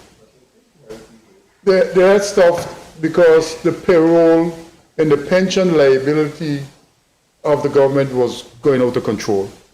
And it's out of control, pension liabilities. So the freeze, start doing contracts and so forth. And here in this report, most agencies we reviewed have too many vacancies or gaps in staff numbers to operate efficiently and effectively. Madam Speaker, we always talk about we want people who can multitask, and you hear these buzzwords showing up and down the place. Madam Speaker, we are such a small country. Why can't some of these functions can be a multiple function be in the same unit? Why? Half the time, the people some of them ain't doing nothing.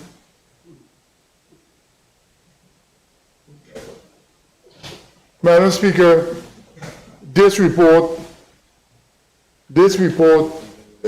needs not to be in the public sphere in this format. but it is, and I am recommending to all the people, I call the FIA. The deputy governor ain't got nothing to worry about because they probably will stay with it. Police, customs, immigration, please get the report and read it.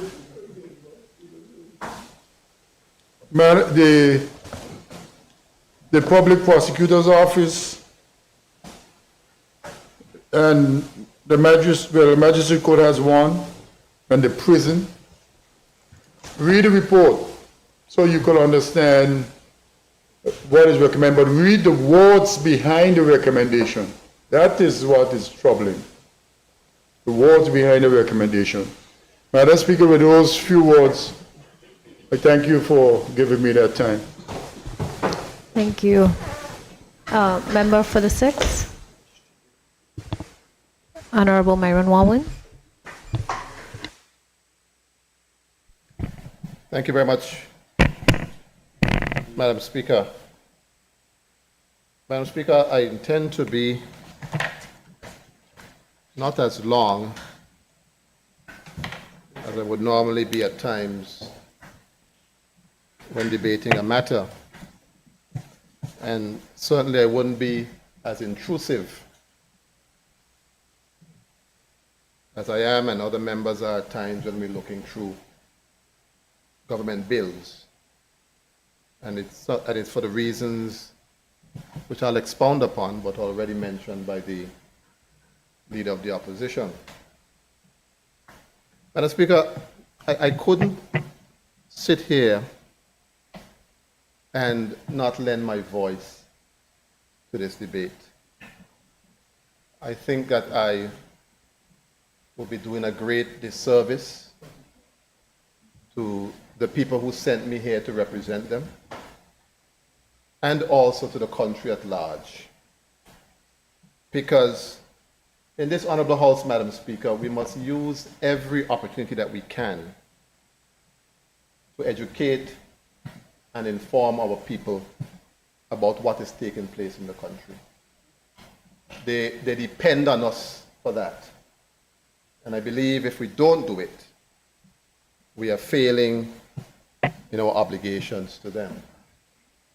Some topics are more unsavory than others. That is the nature of the beast. Some people will get offended when you speak.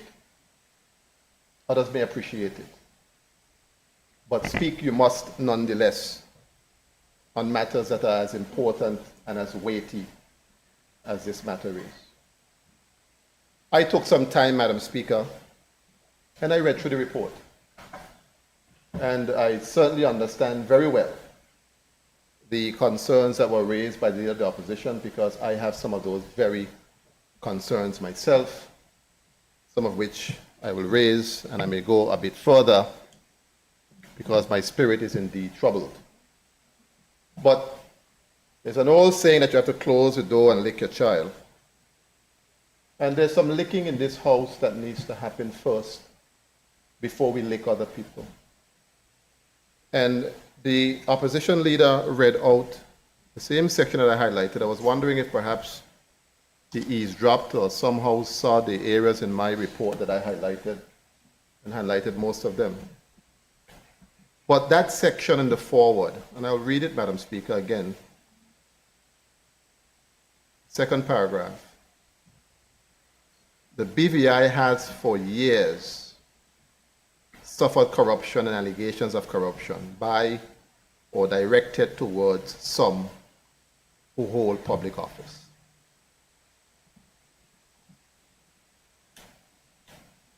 Madam Speaker, when I read that, it brought back some things in my mind that I myself have raised in this House of Assembly, not when you were here, Madam Speaker, in the previous House of Assembly, and also privately with members of this House of Assembly. Madam Speaker, people can only say to you what you say about yourself. And so when we see this in this document, we get all up in arms about it. But we are the ones who have been saying this about ourselves for decades. This good gentleman here is only reporting what was said to him by us. And it is something that it has to start, Madam Speaker, in this House of Assembly. The level of politics in this country is too low. We have some of the most intelligent people in this country. We perhaps have the most degrees per capita this side of the world. But yet our minds are somehow in the gutter and we can't lift ourselves out of it. Politics in this country has become about who could tell the most lies, who could make up the most fictitious stories about opponents, rather than raising the level of the debate. Because politics should be about that. It's a contest of ideas. You present your plans to the public, and the public decides whether or not they agree with your plans, whether they're realistic, whether they find sympathy in your plans and they can go to the ballot box and give you a vote. That is what should happen in a sophisticated democracy, and the BVI should be a sophisticated democracy. But instead of raising the debates, we go out, we tell a bunch of lies, we make up a bunch of stories, we encourage our supporters to go out and spread it, and then you get stuff like this. This is what has happened to us. This is, over the 4 campaigns that I've ran, I have told the people in my committee, I ain't running those kind of campaigns. I ain't doing that. If I have to go out and call another opponent corrupt and make up lie on him, then it means that I'm not doing this for country. I'm doing this for self. Because if you're doing it for country, you don't go to that level. And I personally have been through some things, even with people, Madam Speaker, on your own political party. Go down to the governor and tell lies on you, so that when election campaigns are coming up for primaries and so on, that they eliminate you by the lies they tell. I have been the victim of some of those things. Some of the biggest lies, just to get ahead. Let your work speak for you. If the people elect you, go out and work for the people. And if you work for the people, when they go to the ballot box, they will reward you. If they don't reward you, it wasn't meant to be. That is life. The thing ain't belong to you. But you don't have to conduct yourself in that manner. And that is what has happened here to the BVI. And I really do hope, Madam Speaker, that it is a teachable moment for us. That we have to do better and raise the level of debate, raise the minds of our people, so that we don't be in this kind of gutter politics that will turn around, Madam Speaker, and hurt us. But, Madam Speaker, I examined the terms of reference for the COI report again. During the time when it started, I read it several times, and it's in my mind and my spirit all the time. And I couldn't debate this without going back to the terms of reference. And I want to show you, Madam Speaker, a point that I'm raising. It says in the terms of reference by Sir Gary Hickenbottom, I was asked by the governor to inquire into whether there is information that serious dishonesty in relation to public officials may have taken place in the BVI in recent years, and to make recommendations with a view to improving the standards of governance and operation of agencies of law, enforcement, and justice. That is the crux of the matter. On the one hand, you are asking for a review to see if there was dishonesty, or to investigate and see if there was dishonesty. On the other hand, you are asking for a review into certain areas. Madam Speaker, inherently in the terms of reference of the COI report is a double standard. Because with one arm of the government, which was the local arm, you're looking for dishonesty. All of us were brought up there, paraded in front of everybody, making us look as incompetent as they come and as dishonest as they come. All of us. So the dishonesty is only in local government. And then when it comes to the governor's responsibility, it's a review. That is double standard. That is double standard.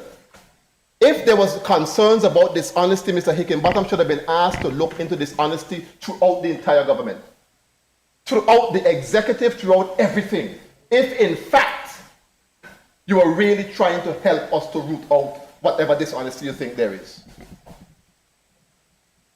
Because corruption must have a pathway to walk. Corruption can't walk by itself. There must be a road for corruption to walk. And when you look at all the failings, Madam Speaker, that were highlighted in this report on most of the matters that are under the governor's responsibility, then if you're really looking for corruption, it must have corruption in these things too. Because if you have all these significant failings, let us be fair. If our intention is to try to fix the country, if your intentions are to really help us, open the Pandora box. Do what you have to do and let the chips fall where they may, and let us fix our country together. But it can't be that you make one set look corrupt, but now you're coming with a review on the executive part of government. You can't convince me, Madam Speaker, that your heart is in the right place. I have difficulties believing that your heart is in the right place with us, that the British government's heart is in the right place with us.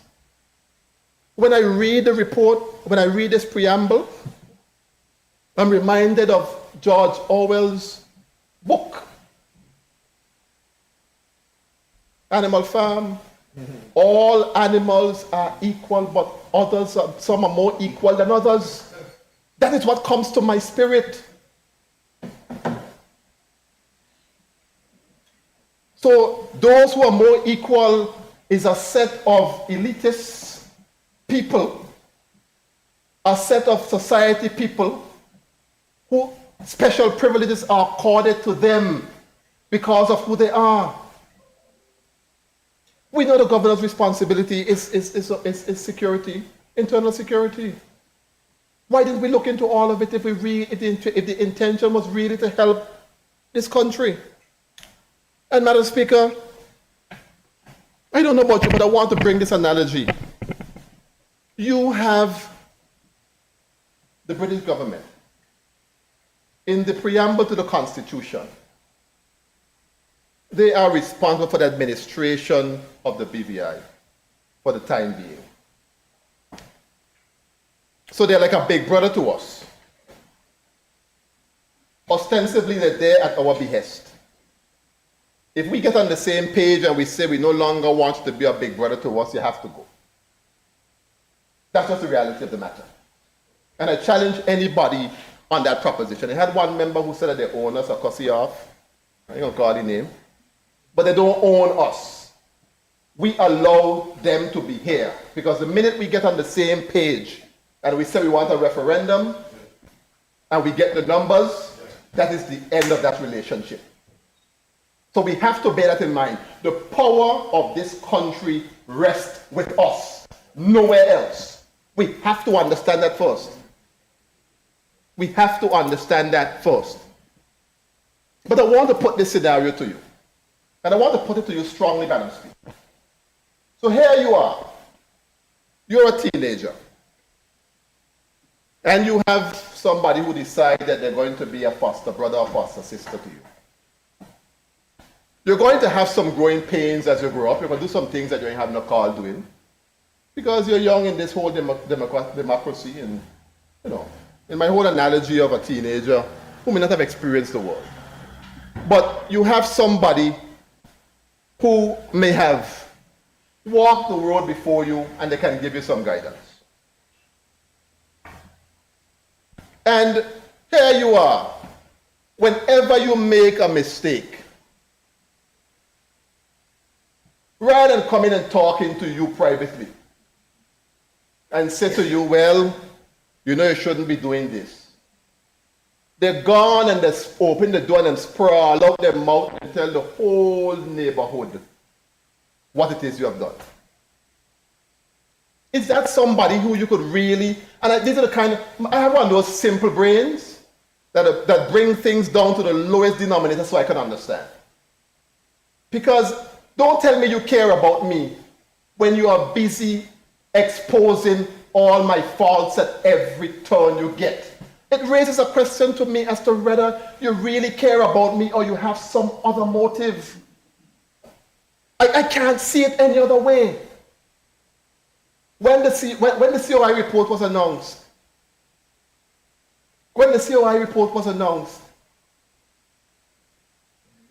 it was up in England before we knew it here. And they print their newspapers before. So while we are sleeping there, they're printing. Or probably the newspapers are printed before we go to bed. Those of us who probably might go to bed late at 12 o'clock. So it means that they would have exposed that information way ahead of time. When the matter happened with Honorable Foy, it ended up on CNN all over the place. CNN is studying Andrew. What is about Andrew? Them care about he? If somebody had to give that information out ahead of time to cause the embarrassment that they wanted to cause to the country. And here it is again, you have a report like this. This report should have never ever seen the light of day. It should not have seen the light of day, Madam Speaker. It should not have seen the light of day. And if this was them, if this was a report in the UK, it would have not seen the light of day. Because it's a national security matter. At the end of the day, Madam Speaker, it is a national security issue. And I went up and know what national security means, but I said, let me go do some studies to be scholarly for you. And I found a definition of national security to bring my point across.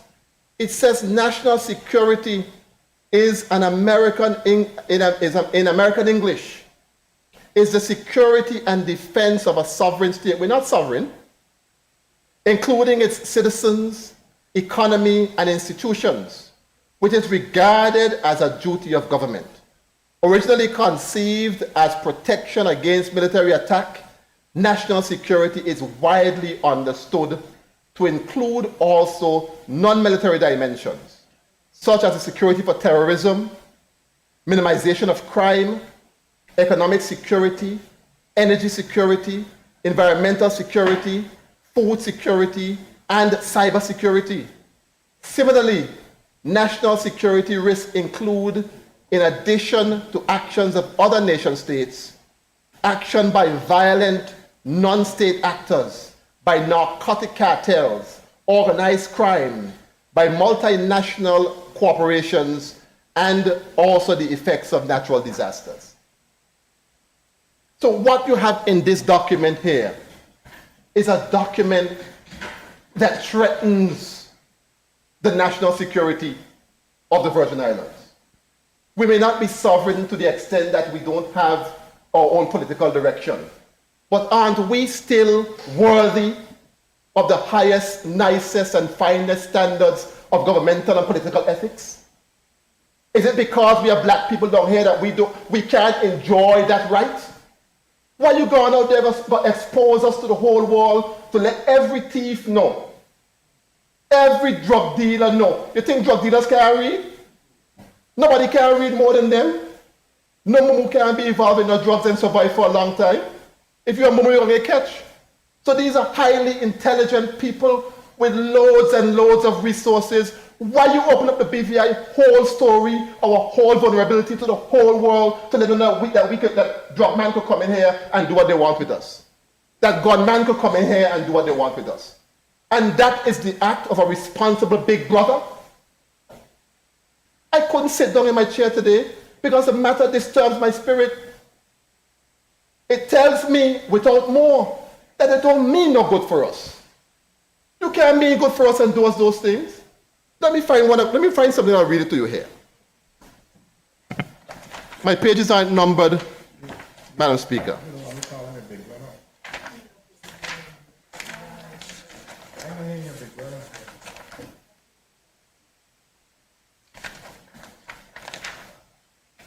I'm looking for a quick portion here. I'm not going to read much, but for the benefit of the people who are listening to me, to just know that I ain't talking stupidness, I have to read it. Under the Marine and Border Security, and the member the large member mentioned it before, the BVI also lacked sufficient resources to tackle organized crime groups landing on the territory and to carry out entries and searches of properties. For example, Anegada is a location where large shipments of drugs have arrived by land and sea in recent years. To respond to this threat, there is one armed police officer and an unarmed customs officer. This is insufficient to prevent or counter the threat. You ain't take them drug man licking them tongue now on top of we.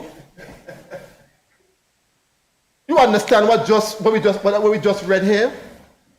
That Anegada is open season, whosoever will may come. How can a big brother be so irresponsible? That's a big brother. What is it? Worse than that. You don't want that message.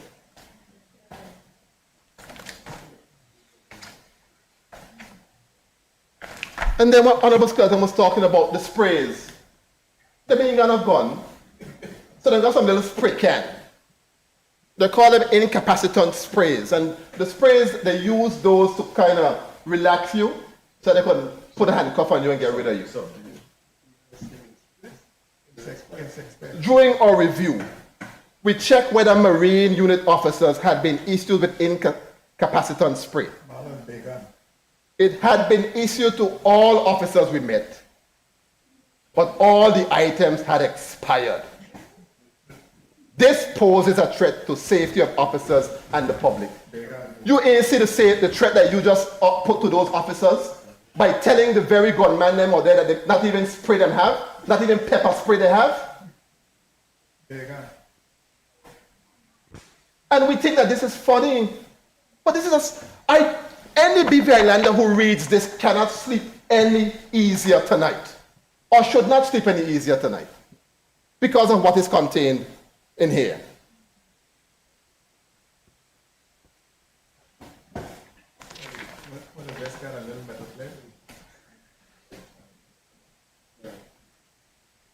Madam Speaker, I am not happy. I am not pleased at all with what has happened here. No, I am not saying, Madam Speaker, that we don't have challenges. I'm not saying that. I'm not saying that. And I notice a lot of these reports that are coming, they're only highlighting bad things about us. There's nothing good. Good police, bad police. They may not be the best in the world, but they're not the worst either.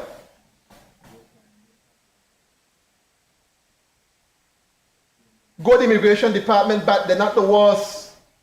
They try. These are people who try. And I have to commend them themselves for even going out on the water themselves without guns them. And they're so brave, they're going without the spray that don't work.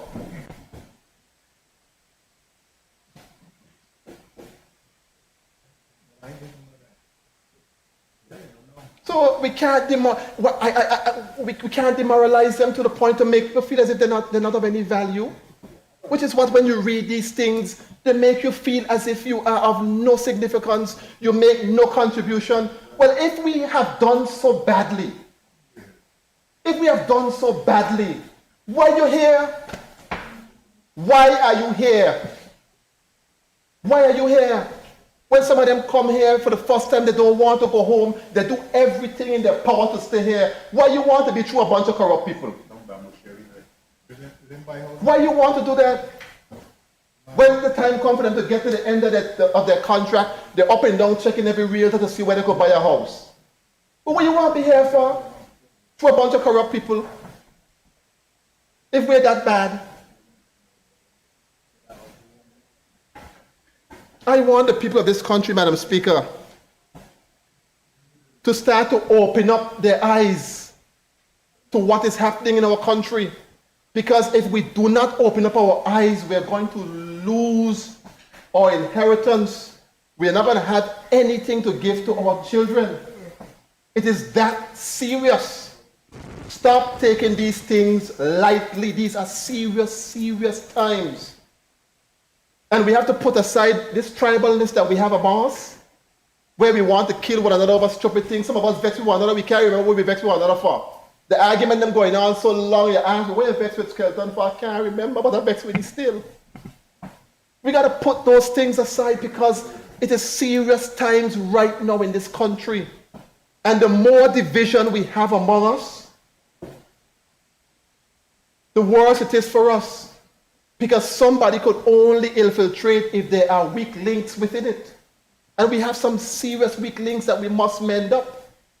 Madam Speaker, we have been spending the last, how long, Madam Speaker, we were here on this Crownland bill? 3 weeks. Everything they have thrown on us to make an emergency. I can't get to go look for the people at District 6 walk through to see how the folks are doing. You can't get to see your people because constantly in the House of Assembly here, addressing things that they want. And then if you notice in the report, those of you who read it, they're quick to mention that all of the things inside here are problems for a long time, so they're going to take a while to fix. You all read that? So the things that are under the governor will take a while to fix, but the things that under the BVI local government, they want us to fix them in a rush and don't care what happens to our people. This is the biasness. And I want to know that they think that they got to think we're mumu. That we can't read and we can't understand and we can't comprehend. Because when you come with something like this, you think you expect to bring it in the House of Assembly? You got people in who don't read everything. I read why you on a call reading and all. So you think you could write that in here and scoop it through and think me ain't gonna find it?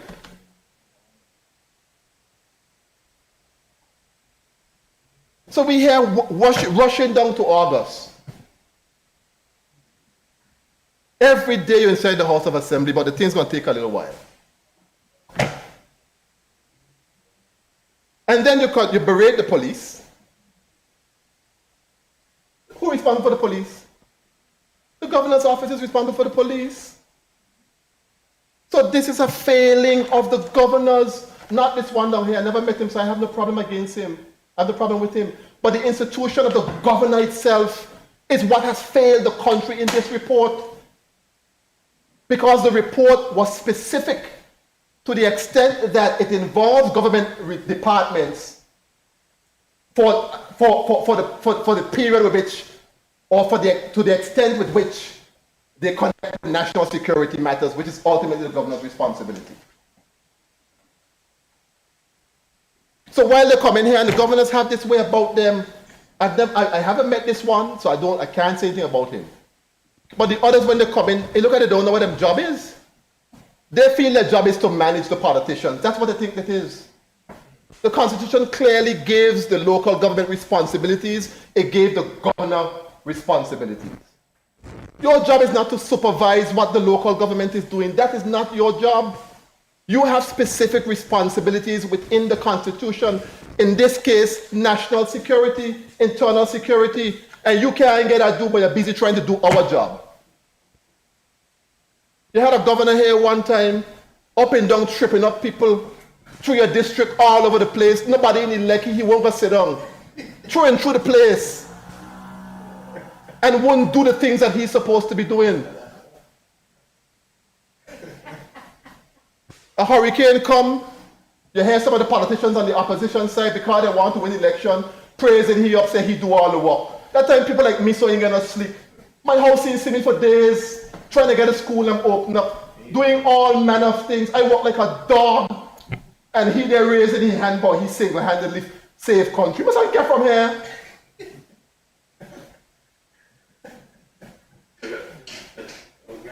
And we in our local stupid politics big up that kind of foolishness to make them feel more powerful than they actually are. Man, do what you're supposed to do. We can work together as a team. But your job is to come down here and look into what, look at what you're supposed to do here. Look at the recommendation here. Now you're going to spray can you could buy.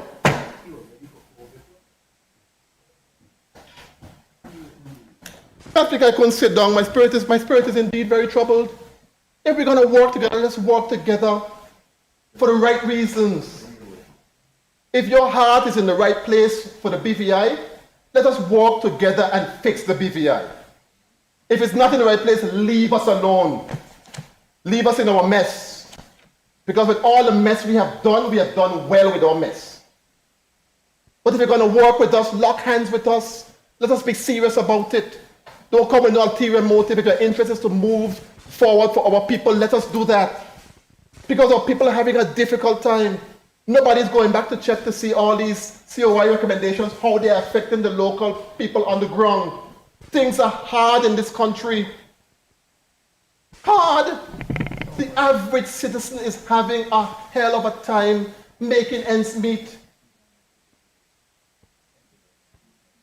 And all we in here doing is passing bill, recommendation this, recommendation that, recommendation. Yes, they're important. I'm not saying they're not important. But the bread and butter issues of our people are also important. And the poor government, I'm so sorry for them, they're not experienced. So they don't know how to walk and chew gum at the same time.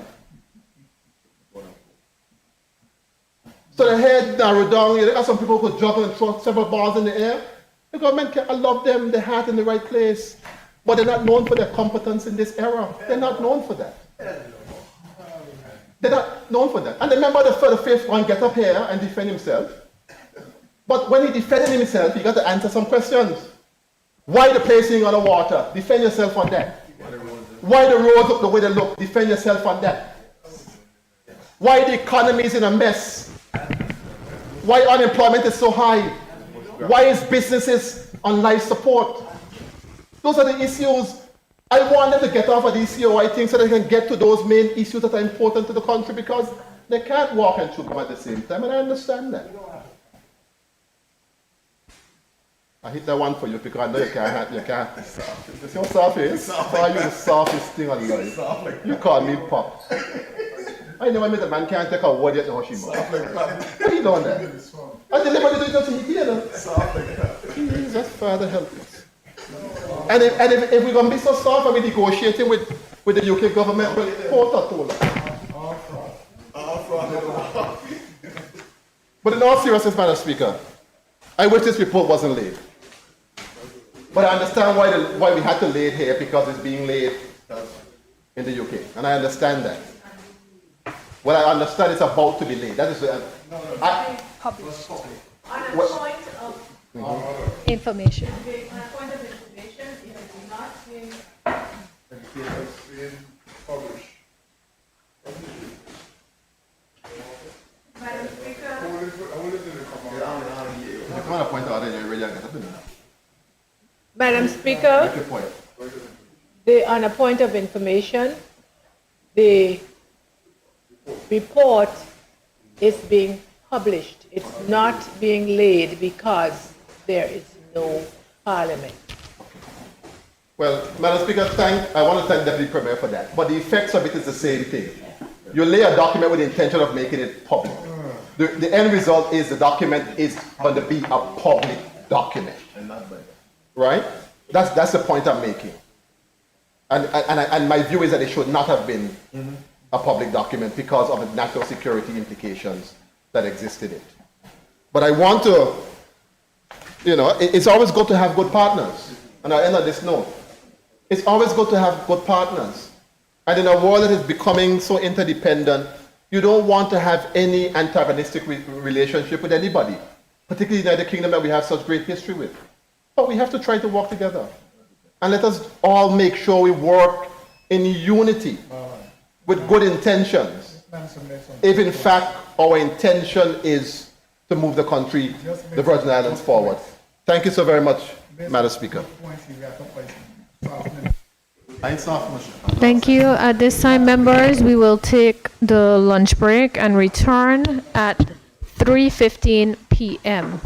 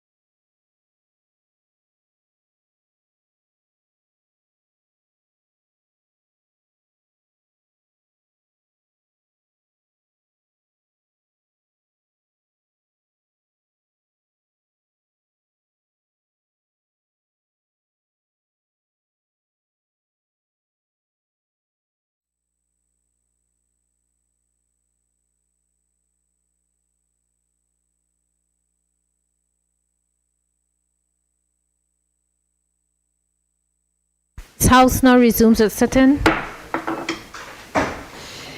Members, the debate continues. Any other member wish to debate at this time?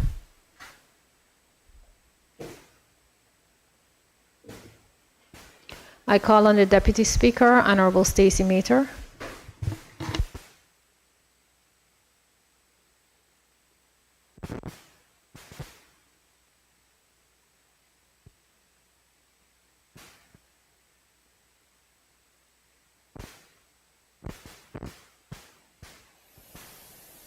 What we have before us today is a review of law enforcement in the Virgin Islands. Madam Speaker, this document is 175 pages.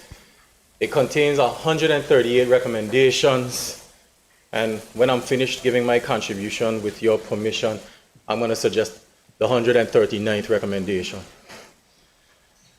Madam Speaker, we live in a country, and some may be tired of saying that we went through Hurricanes Maria, Hurricanes Irma and Maria, and we wonder if we can continue to say that this is a reason why certain things haven't been done.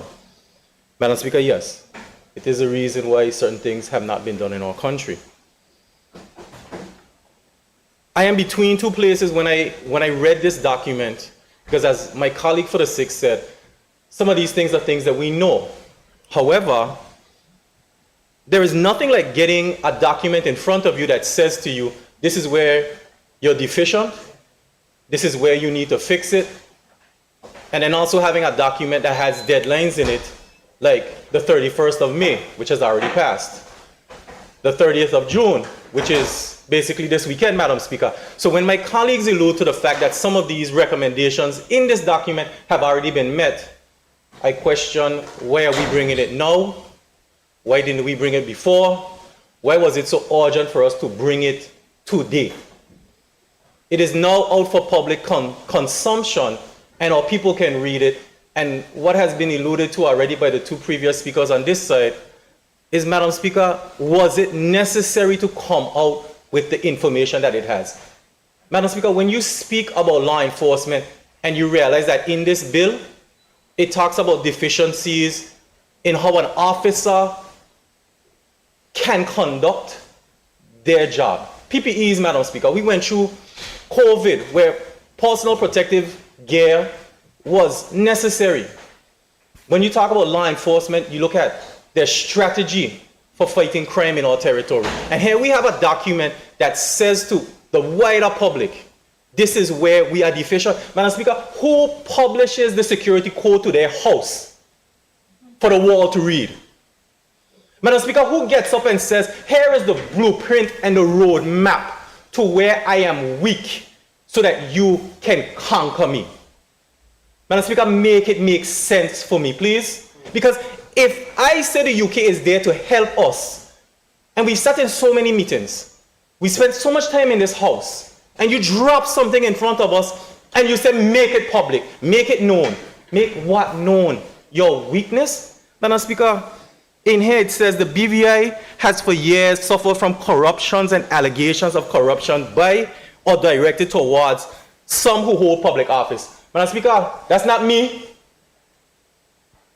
But if I get up in here and I say that the governor's office or some other entity, the Foreign Commonwealth Office, we could say the same thing about it, about them, can we do that?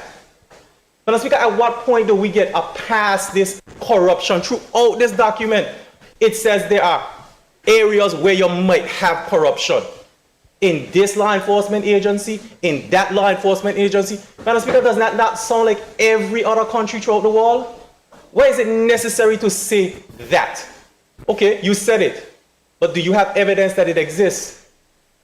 Madam Speaker, I'm going to say some things today that maybe as a young elected official, they might cause some controversy. But my question is this.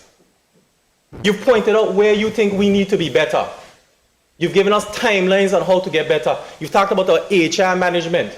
The deputy governor is mentioned in here because we've been transforming and transforming, but we haven't transformed yet. We've talked about appraisals in here. We've talked about hiring. We've talked about procurement. How hard it is to get an $80 device for the Marine Police to go out and do things. Madam Speaker, there's so much little things in here. There's even, we heard, Madam Speaker. Madam Speaker, is that gossip? When you hear something and you put it in a report and the words are, we heard. It doesn't say that, oh, okay, you know, this is what was reported. We heard.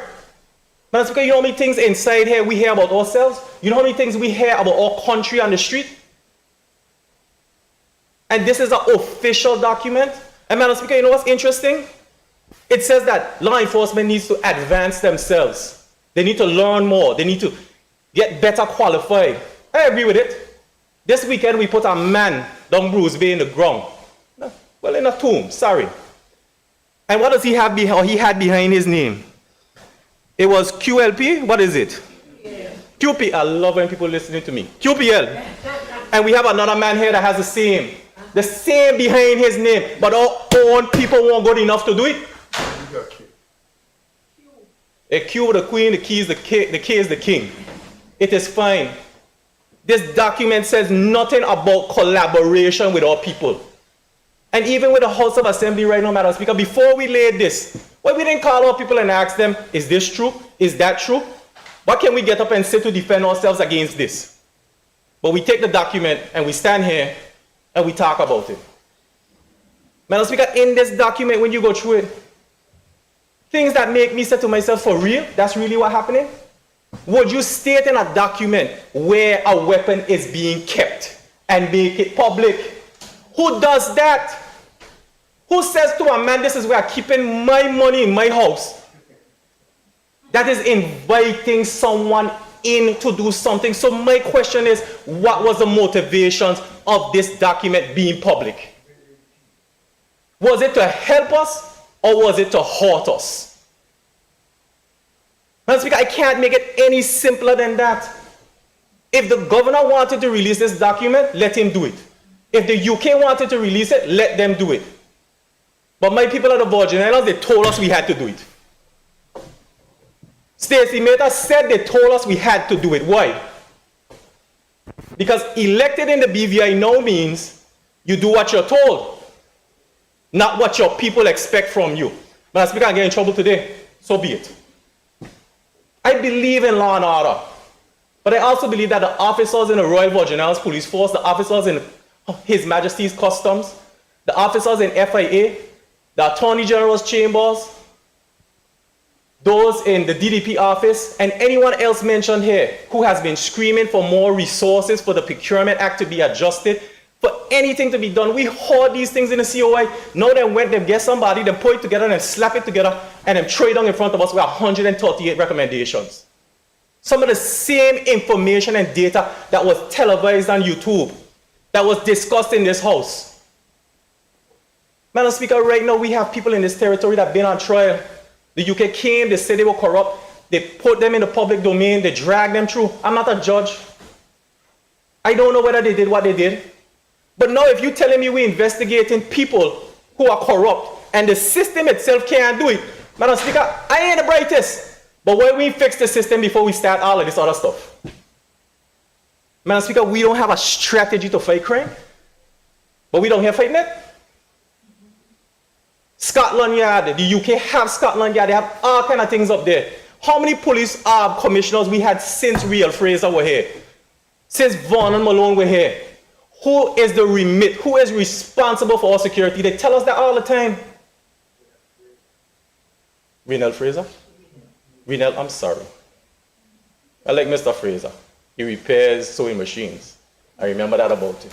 But Madam Speaker, if you're going to put it in a document and say this is the roadmap to getting where you're going, but we're doing all kind of other things, how many lawsuits are we going to have behind the government chain, dragging behind like a ball and chain? By the time they finish dragging people into court, and then they don't.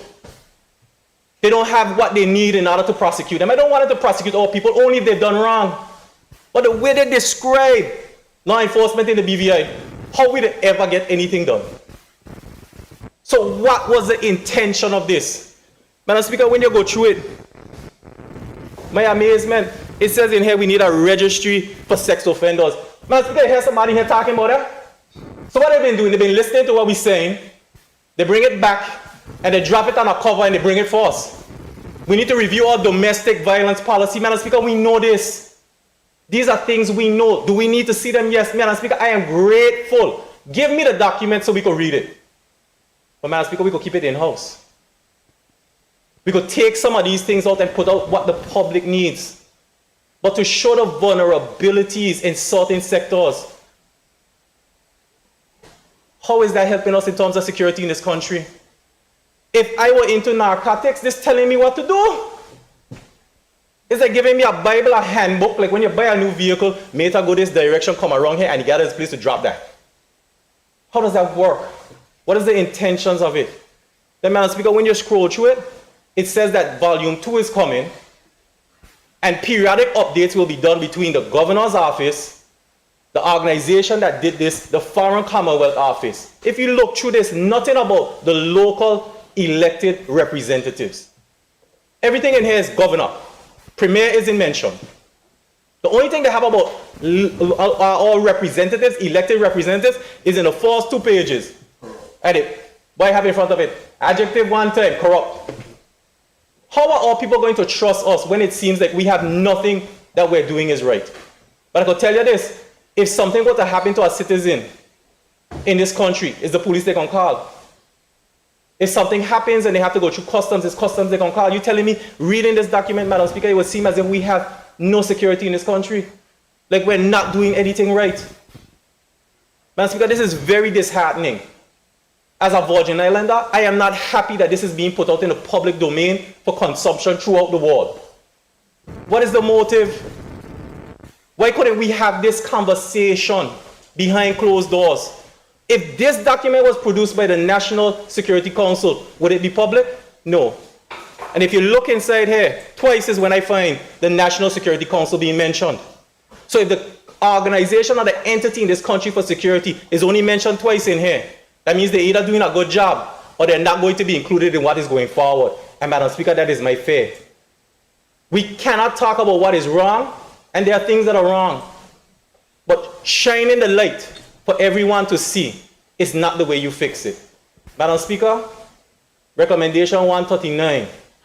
The UK need to provide the funding to help us get over what it is we need to do. Thank you. Thank you. Any other member wish to debate? No other member wish to debate?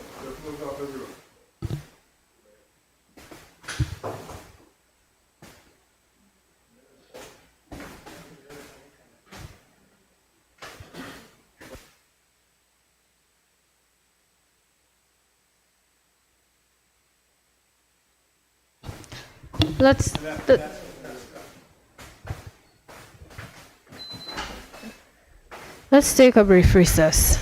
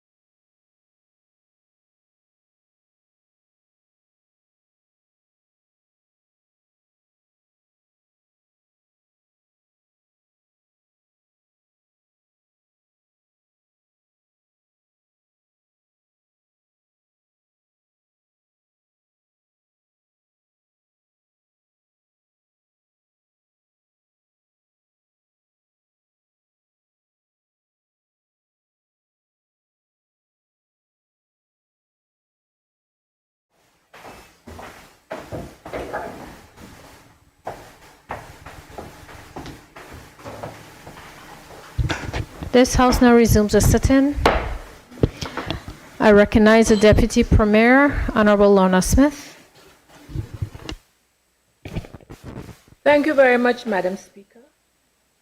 Madam Speaker, I rise to contribute to this debate with great concern and a degree of sadness.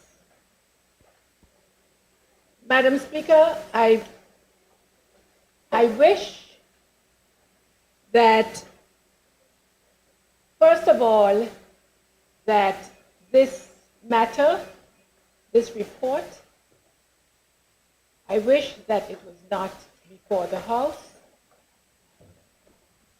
And I wish, as has been said before, even though there was a report, that it was a report that was not published. But it has been laid on the table, and I will therefore make my contribution. Madam Speaker, the report speaks to all the ills of the law enforcement agencies. I note also, Madam Speaker, that there is to be a second volume of this report, which I believe will speak to recommendations for improving the many deficiencies that have been pointed out in the first volume. And it would have been my wish, and I think that we would have made much better progress were we to look at the ills, review the ills, and also be in a position to review the recommendations.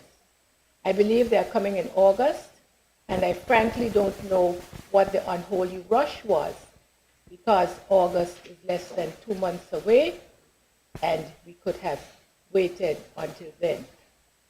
I should also say that Parliament, as I said before, is in what is called in the UK purdah, and that gives me even more concern in terms of the reason for publication today.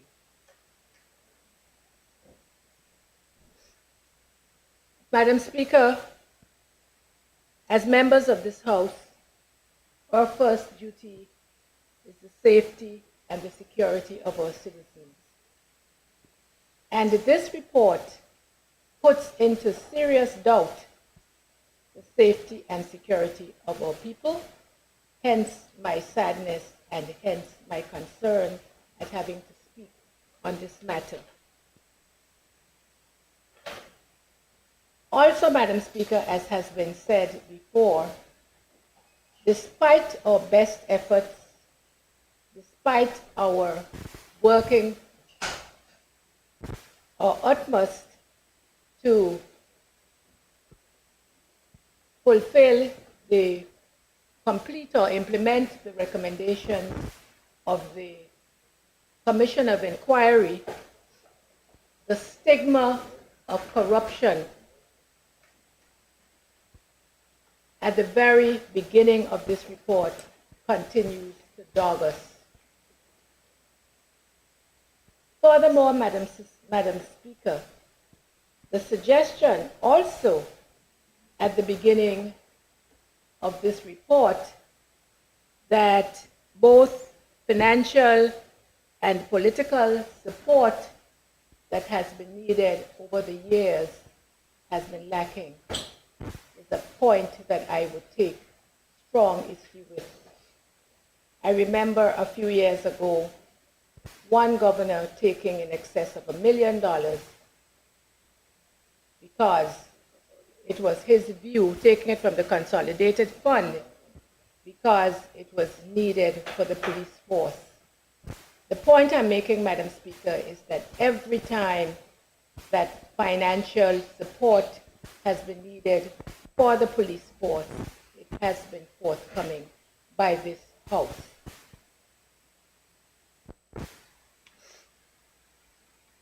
Madam Speaker,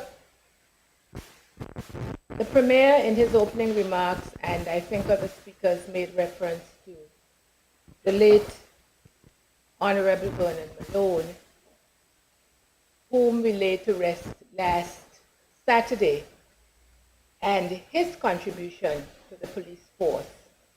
And although the police force was not the only law enforcement agency that was mentioned in the report, they did come in for the largest number of recommendations and were, in fact, the most striking. I mention the former Commissioner of Police, Mr. Vernon Malone, because during his tenure he was very concerned about the same training, the same capacity building, mentorship, and so on that the report points to as being lacking. And I certainly hope that as we move forward in terms of a new commissioner of police, that we would find a person with a degree of commitment and competence and interest in carrying forward the work that the late Vernon Malone and others have done. I note, Madam Speaker, that His Excellency the Governor made a statement on this report that is before us. And in that statement, he says that some of the recommendations are already being implemented, which is really good to see, very encouraging. He says, for example, that the Foreign, Commonwealth and Development Office has recruited an implementation manager to oversee the reforms. They arrived last month, and work has already begun with the agencies to implement the recommendations.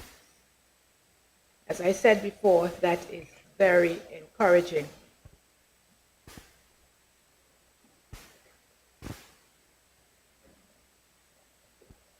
Madam Speaker, if we are to fully embrace the findings of the report and effectively implement its recommendations, there must be a change in the mindset and in the culture across the service, and especially in law enforcement. As has been pointed out in the report, there is a lack of trust and a lack of willingness to share information. This cannot be helpful. As I said before, I wish that we had had Volume 2, as it outlines a roadmap for what is referred to as long-term sustainable changes.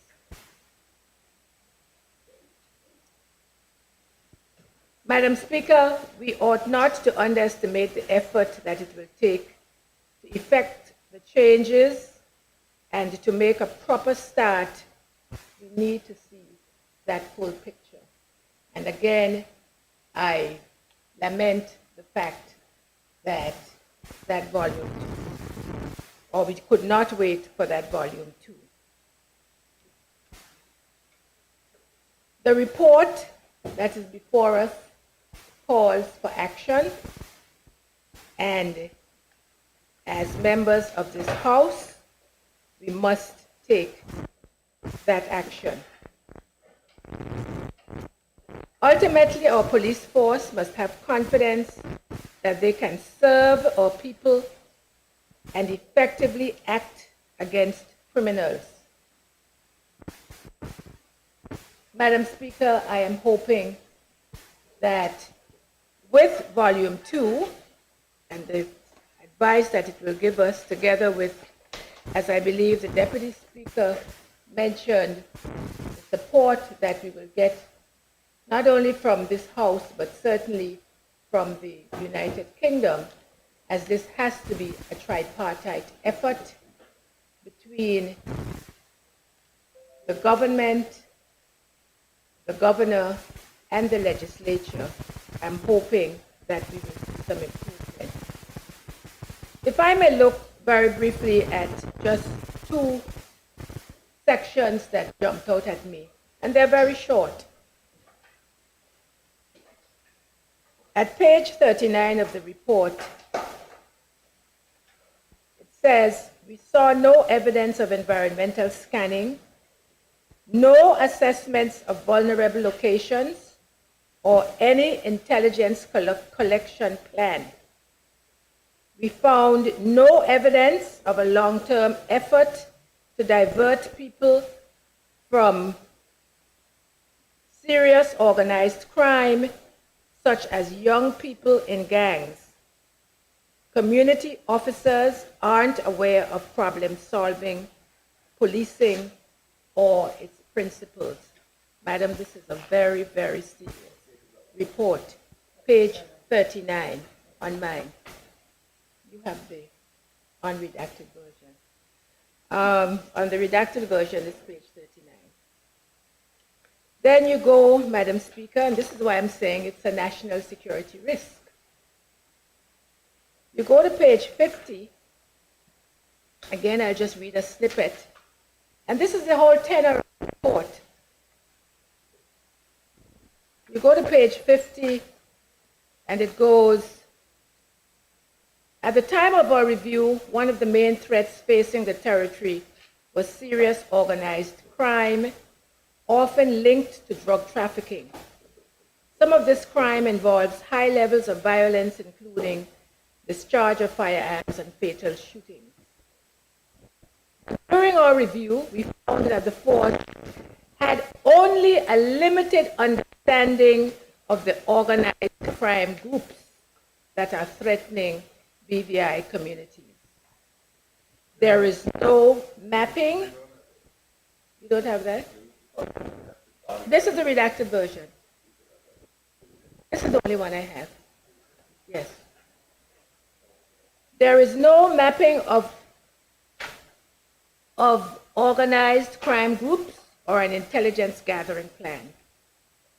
The force's response to the threat from the serious organized crime is almost entirely reactive and generally limited to enforcement activities such as arrests or seizure of drugs.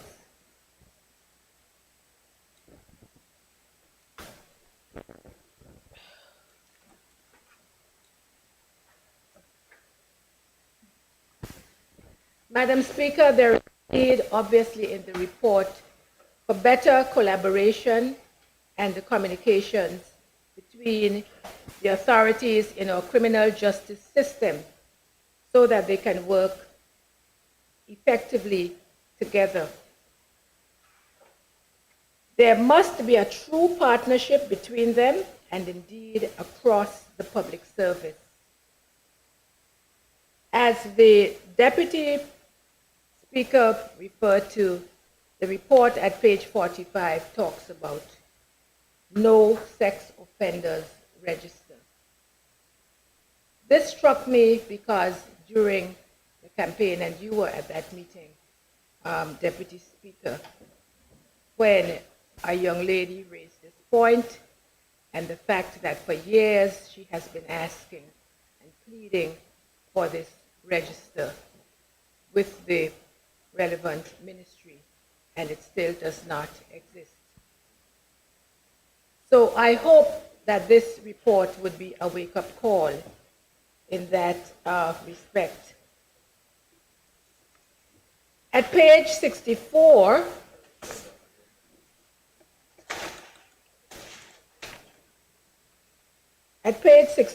of the report, and the report doesn't only speak to the police. It also, as has been said before, speaks to all the law enforcement agencies. In this case, it speaks to the maritime, what they refer to as maritime and border security. And here is what it says.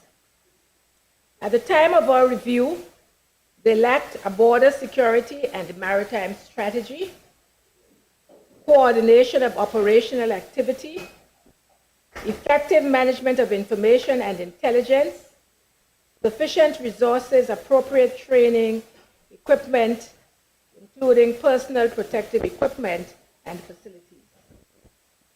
Without significant investment and structural change, this situation won't improve, and the international organized crime groups will continue with impunity. But even with investment, it will take many years to develop BVI's capabilities to the level required.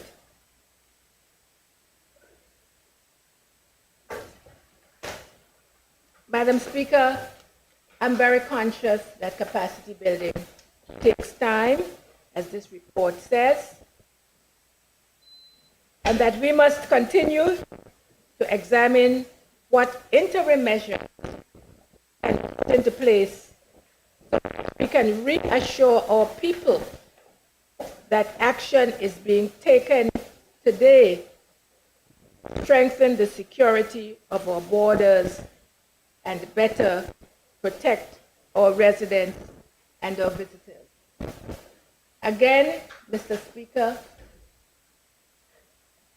I'm calling for, I'm smiling because when I look up, there's another person in the chair. Mr. Speaker, I'm calling for that tripartite, very strong tripartite relationship between the governor, this House, and the government of the United Kingdom. Mr. Speaker, there was a comment made about the immaturity for the report. I will speak to that at the right time. A comment made by my colleague from the 6th.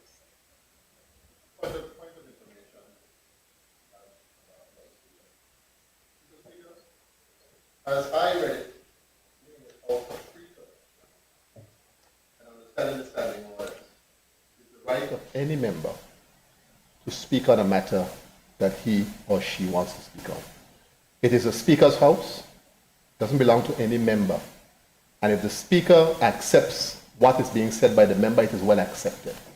I don't think that the Deputy Premier has any authority to tell any other member of this House of Assembly what to say.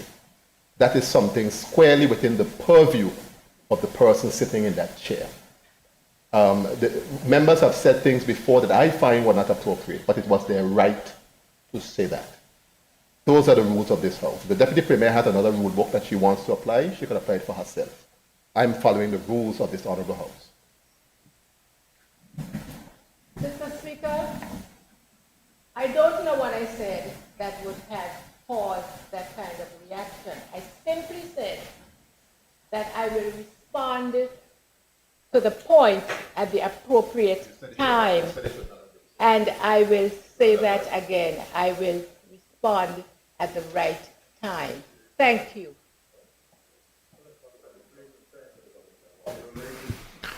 Members, would any other member like to debate the bill? I recognize the member for the 2nd District, Honorable Melvin Turnbull.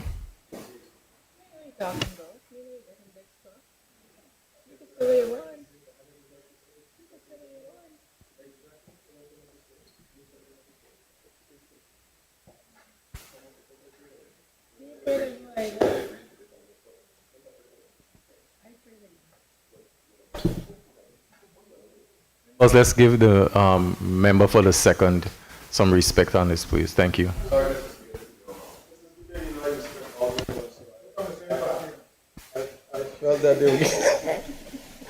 felt that the members needed to get it out of the system, so I'm just giving them a little time to get their final comments out of the system, Mr. Speaker. Mr. Speaker, I thank you for this opportunity to make my contributions on this document before the House, the British Virgin Islands, Volume 1, a review of the law enforcement and criminal justice bodies in the British Virgin Islands. And, Mr. Speaker, I would begin as I have seemingly been doing now with the 3rd document that is before this House. I did it with the immigration, the Crown lands, and now with this piece of this document that is before us. Refer back to the preamble of the Virgin Islands Constitution Order 2007. And, Mr. Speaker, I am going to read from the 2nd to last paragraph, which states, noting that the United Kingdom the administering power for the time being has articulated the desire to enter into a modern partnership with the Virgin Islands based on the principle of mutual respect and self-determination. Mr. Speaker,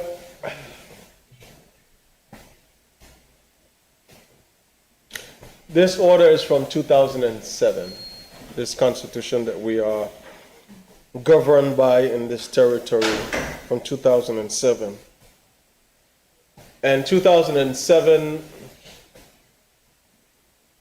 Mr. Speaker, I was not yet elected to this House, but I paid keen attention to the members that stood and debated bills in this honorable House, and I heard them lament on the importance of this modern partnership that the United Kingdom, the administering power for the time being, is desirous of entering into with the people and the territory of the Virgin Islands.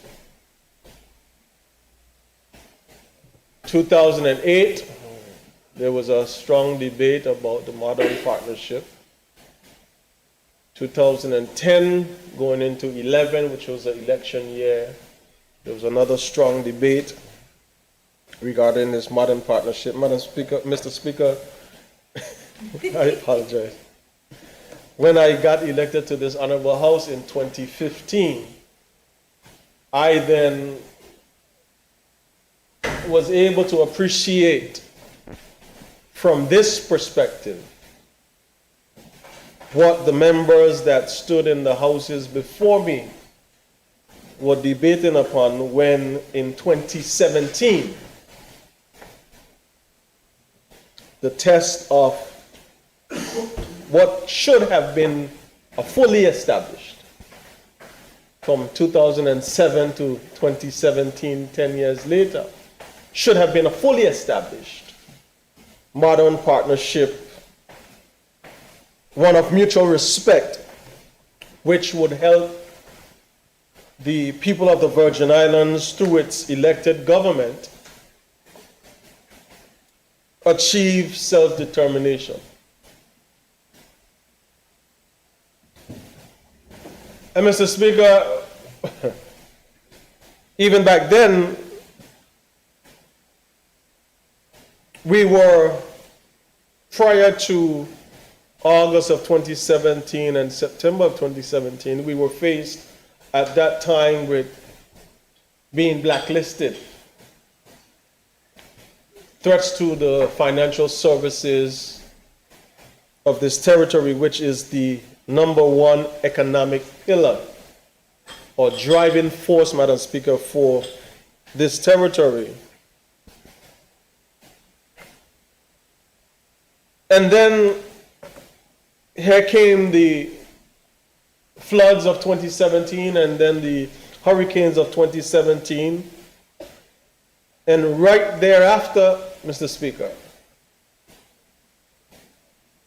I, being 2 years in government as a backbencher, was hoping to see evidence of a modern partnership, someone who should mutually respect me.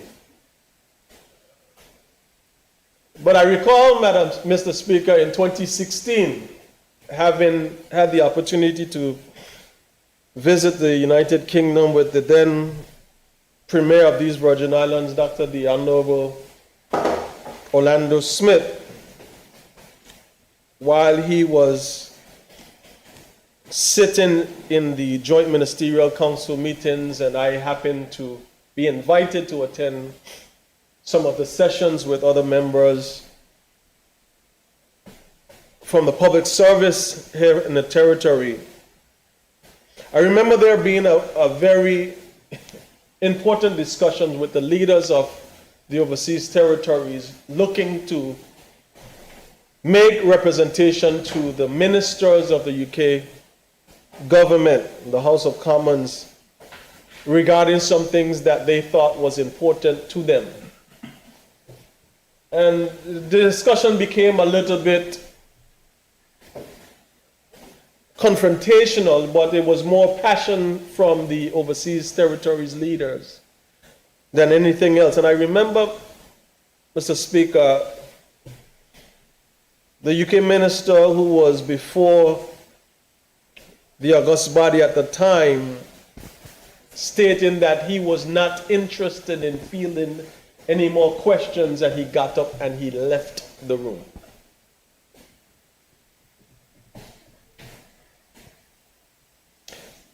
Mr. Speaker, I was 1 year in, and I was able through the leader at that time to meet many premiers, chief ministers, and leaders of the overseas territories through him, which went on behalf of their respective territories and nations to make their case and plead their cause with the United Kingdom representatives who we should be in a modern partnership with and have mutual respect. Mr. Speaker, if you walking out on a meeting that I fly from here to come to talk to you with, and you walk out and you say, that's some respect there. 2017, after the hurricanes, Mr. Speaker, when we were told the sky is falling, outside of the 500 or whatever, 5,000 white body bags that came on the ship, we were presented with a document called a high-level framework document that stated that the United Kingdom, through its wanting to help the BVI,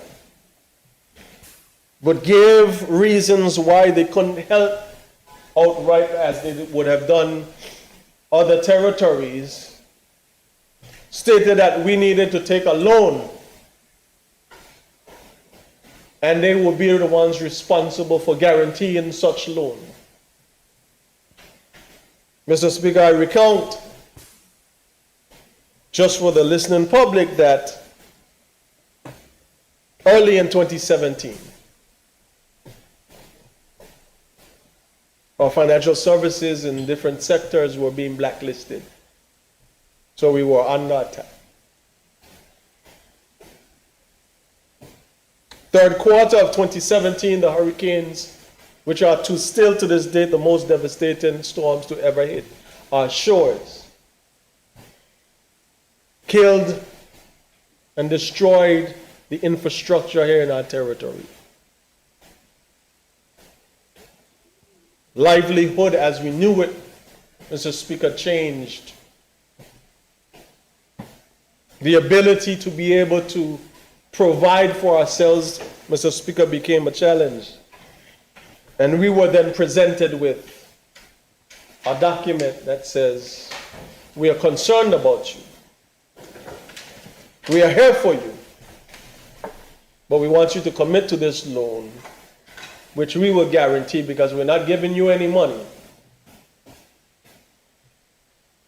We're going to give you the ability to take a loan, understanding that your financial services industry is down. Tourism is down. Businesses, Mr. Speaker, schools completely destroyed. And you want us to take a loan to pay it back how? Mr. Speaker, I remember even then saying that this cannot be. Them helping us. Because I viewed it, Mr. Speaker, as you kicking me while I am down. I viewed it, Mr. Speaker, as you finding a way and an opportunity in my most vulnerable state to take advantage of a situation. But Mr. Speaker, what I love so much about this territory we call the Virgin Islands is I have proven and been able to see it on countless occasions where the people of these Virgin Islands, through its government, find a way. And just as the fabric of this preamble states, the nature of a Virgin Islander, we have always found a way to bounce back.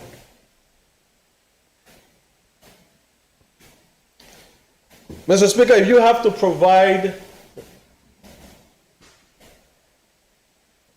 or show me quantified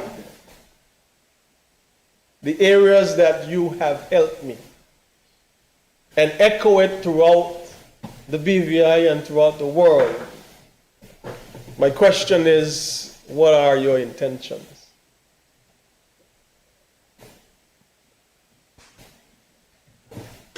If you have to tell people that you helped me when I was done, that's not for me, that's for you. COVID-19 came, Mr. Speaker. Again, people of the Virgin Islands went through. And while the United Kingdom provided resources, Mr. Speaker, we were still dealing with the effects of the hurricanes of 2017. 2020 going into 2022.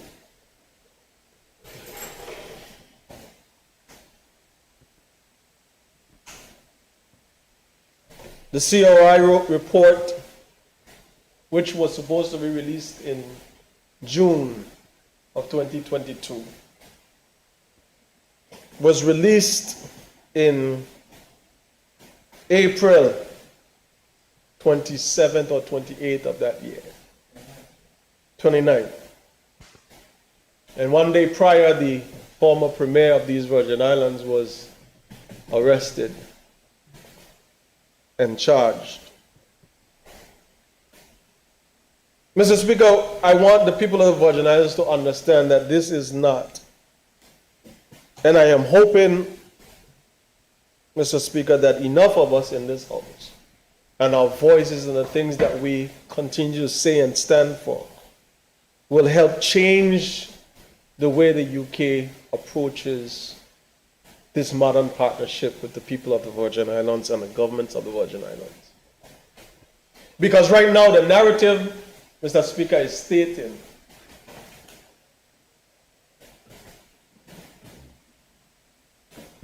communication is key. Ain't what you're telling me, is how you say it. Ain't just how you say it, is what you do about it. And Mr. Speaker, every inch of communication that we're receiving is that there is nothing good about us. And even the good that is done is not bragged upon, is not highlighted, it is not brought to the fore. But the negatives, Mr. Speaker, and I ain't saying nobody lying or not telling the truth, but there have been a few instances where we have found statements made by the representatives of the United Kingdom have not been truthful.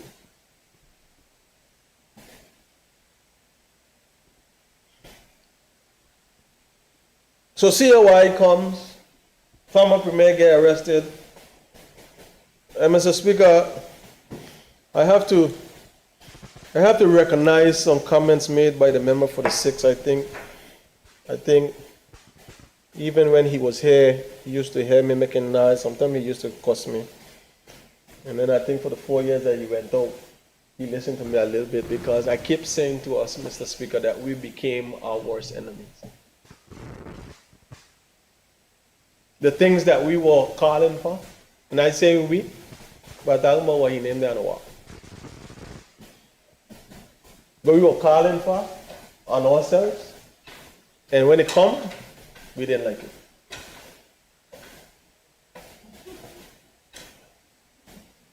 Because we thought that by pulling down some of us, we could get to the place that they were.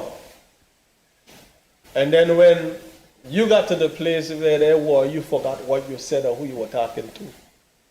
Same people.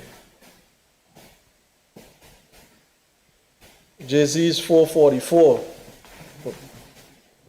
Said it in his house before. Still Negro. Still Negro. Mr. Speaker, this document before this House is being made public tomorrow. Whether you want to say lead in the House, made public. And I know for a fact, just as there was for the arrest of the former premier, the COI being called, and the COI report being laid, there is a narrative. The United Kingdom is excellent at communication. And they have a message that they are sending, and somebody will have to tell me that this is the message, because I hearing it for years, the 9 years that I hear. You're telling me you want to help me, but you're showing me you rather hurt me.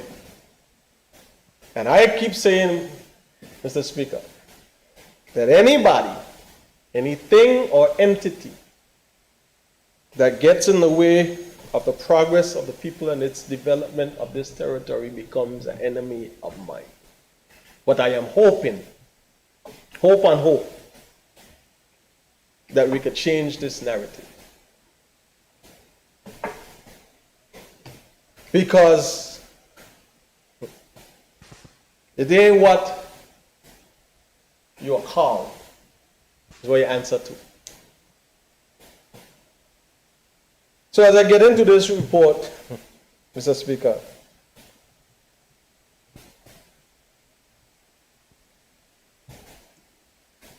I have a few questions.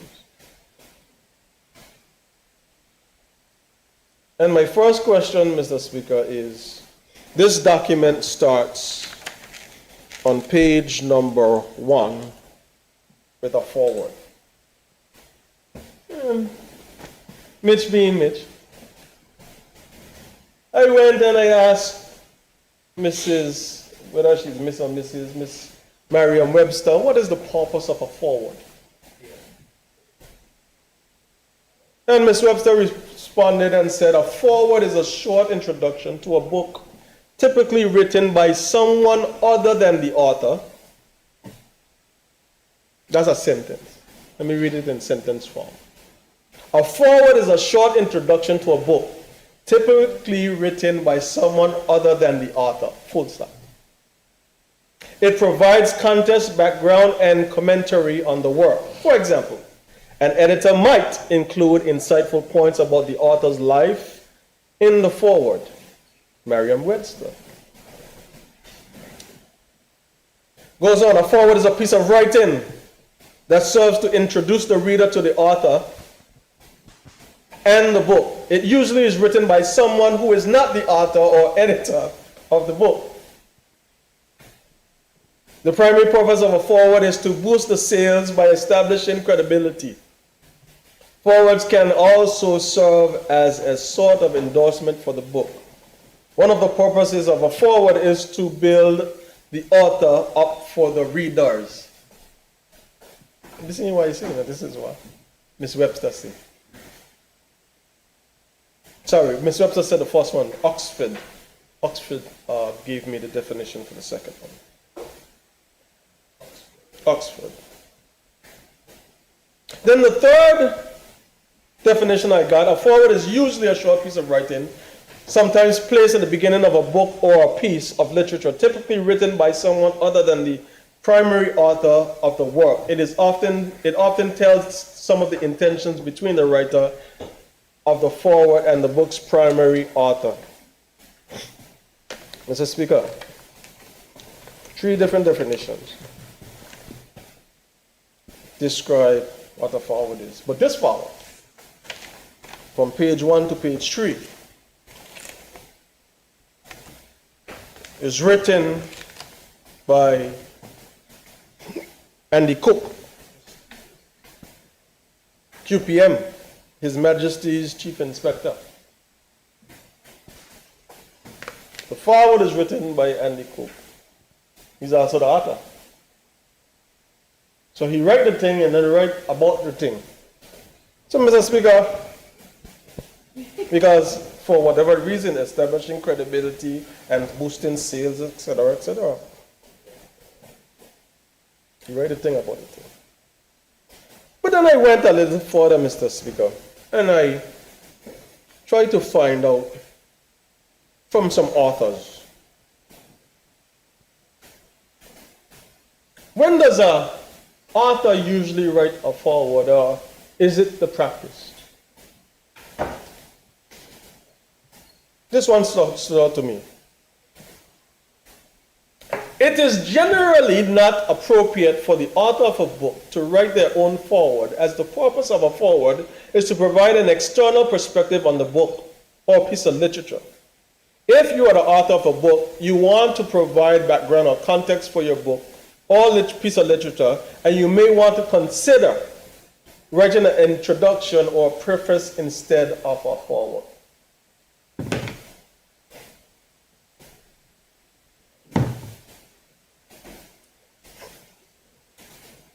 But this foreword is written by the author.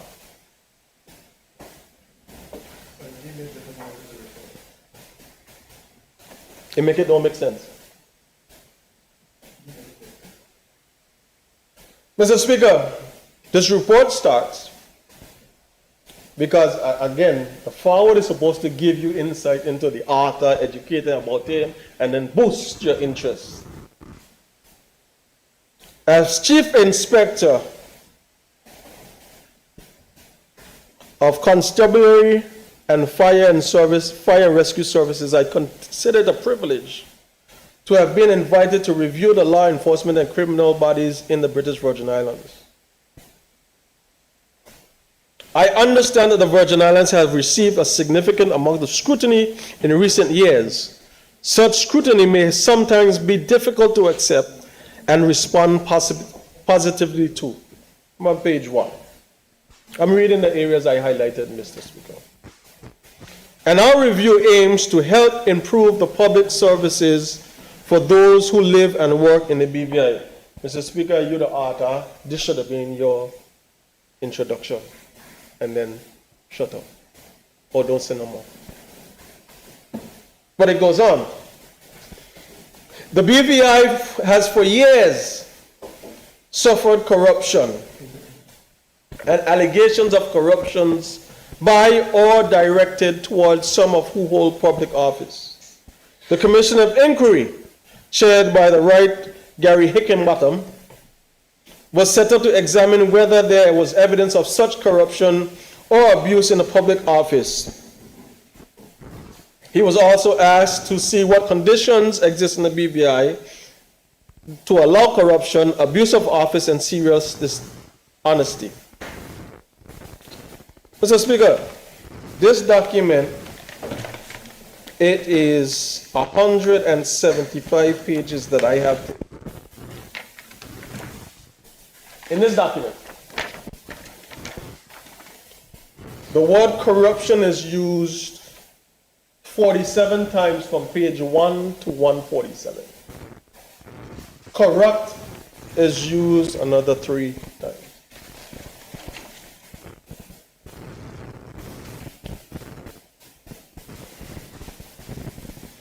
If you're going to say something to me, say clean. As my grandfather used to say, talk clean. Don't talk, don't mumble.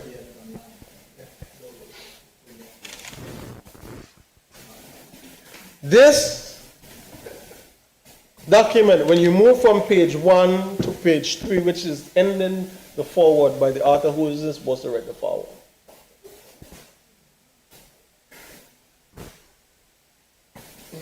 The recommendations, Mr. Speaker, as members have said, but this going to sound a little strange and a little sick.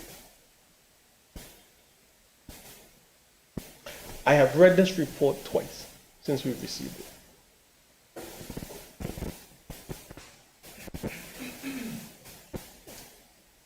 And I was looking to see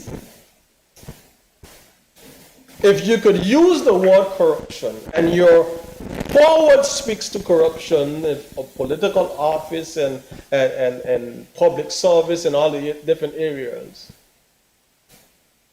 The evidence of such as you go on. But what I realized, Mr. Speaker, was this was a continuation of COI. And the continuation of this communication that the BVI is corrupt. And we are all being labeled as corrupt individuals based on the actions of a few. But, Mr. Speaker, but what is the conjunction? What means you negate what you said before, right? But it's amazing to see that when it comes to elected officials and the people that they're hurrying to lock up,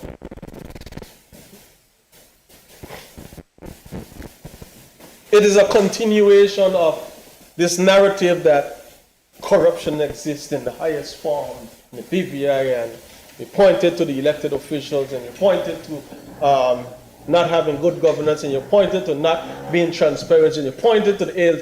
But when it comes to these departments and bodies here, which are under the responsibility of the governor and the deputy governor, you soft-tone it.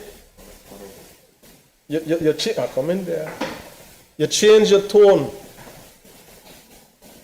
because you don't want to seem offensive. All recommendations, Madam Speaker, out of the COI report starts one. Mr. Speaker, sorry. I'll look this way. Mr. Speaker. Says that we are under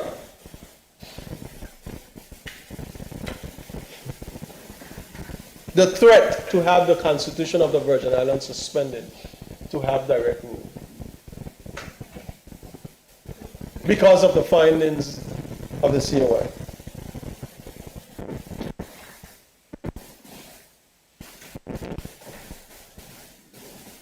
Page 2. Sadly, we found that much of that concerned us is not in organizations reviewed, but in other departments of government and ministries. Often, it was the processes and procedures in public sector and how they were applied and had a negative effect on law enforcement and criminal justice body. How funding and recruitment operated, how most basic goods and services had to be procured, and how decisions were reached and applied. We also found that leadership in some of the organizations reviewed needed to improve.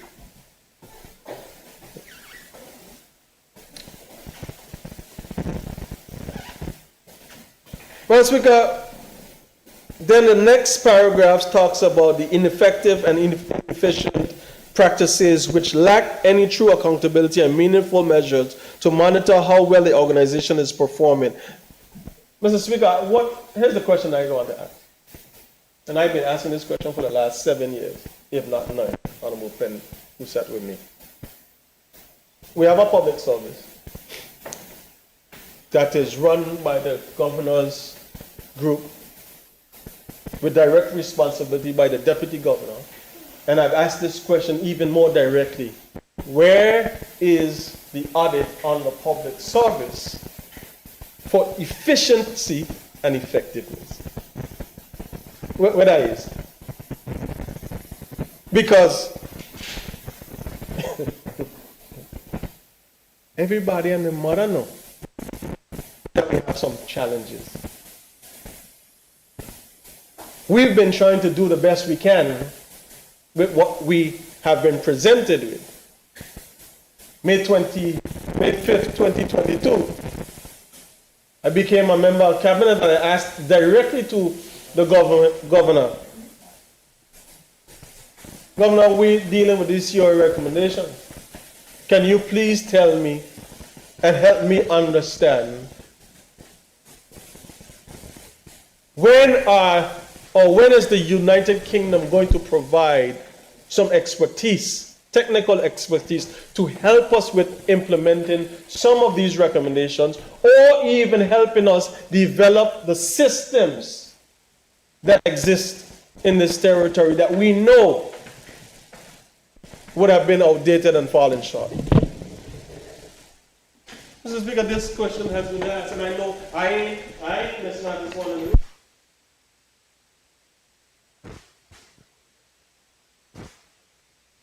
Beat me over the head and tell me what wrong. And when it is time to address the things that we know and we have been pleading for that have been wrong, Mr. Speaker, you bring a whole team to sit down to tell you they're going to implement. And when you try to put forward something, they tell you, no, that ain't enough, do a little bit more. And do a little bit more. And then the goalposts keep shifting, because you are not pleased. You individually are not pleased, Mr. Speaker, by what we are doing with the little bit that we have. But then if you who are asking us to implement these things, just take a minute, a second, and look at the mirror. You realize you got the same problems we got, if not worse. But we corrupt.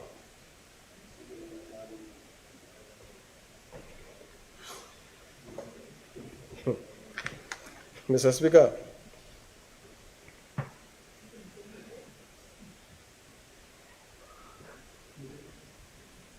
during our review, we found serious failings in law enforcement and criminal justice bodies. In some cases, these were so serious as to endanger the lives of the staff and the public. This is the beginning. You found this, and you still want to make this public, and you trying to help me? You endangering the lives of the public? No, you trying to endanger the life of our country.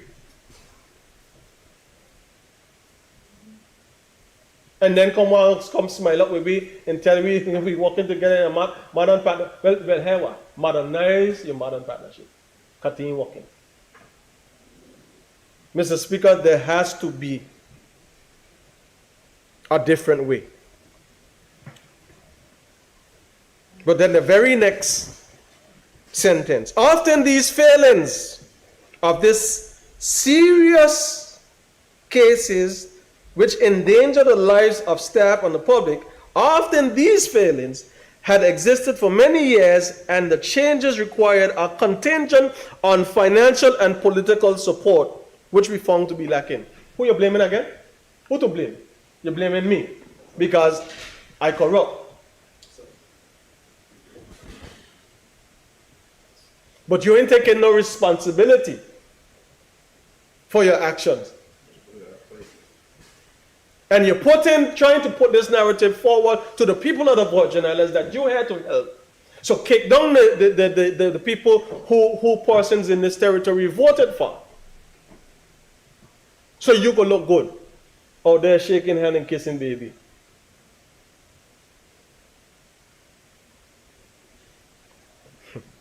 Mr. Speaker, this ain't right. Ain't right, and no. Wrong can be called right. Good can be called bad, and bad can be called good.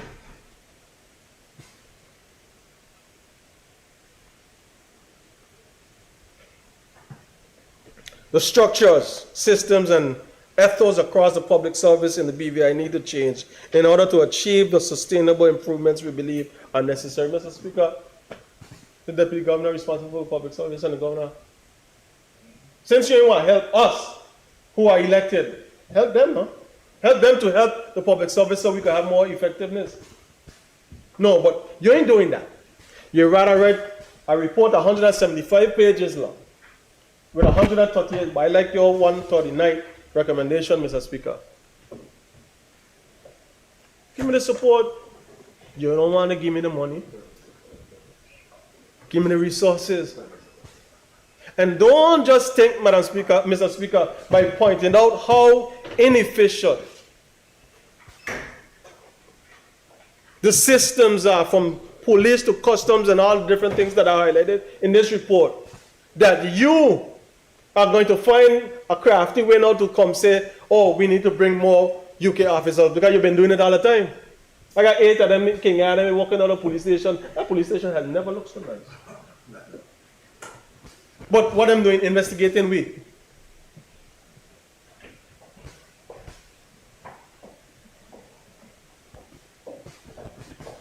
Provide the support. And Madam Speaker, Mr. Speaker, okay, I thought you changed. See, I thought I had it. Mr. Speaker, I thought I heard the heels coming. Mr. Speaker, provide the support.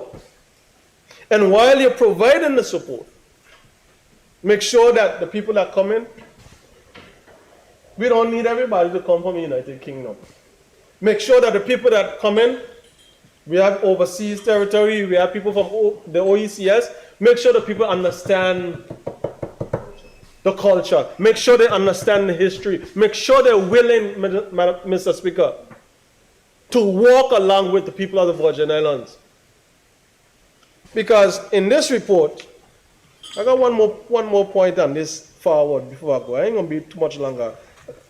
I want you to know, Mr. Speaker, I read things. I got a lot of, AG tell me, put me sticky them. I have them here. I have them here. A lot of sticky. But Mr. Speaker, give me the support necessary to show that you are interested in my well-being, so we can move forward. Because you could learn a few things about how we got to where we are, and I could learn a few things along the line about where we need to go to be addressing some of these ills that continue to be highlighted. But this paragraph, Mr. Speaker, on page 2, right, the second to last paragraph, it said it would be easy. It would be very easy.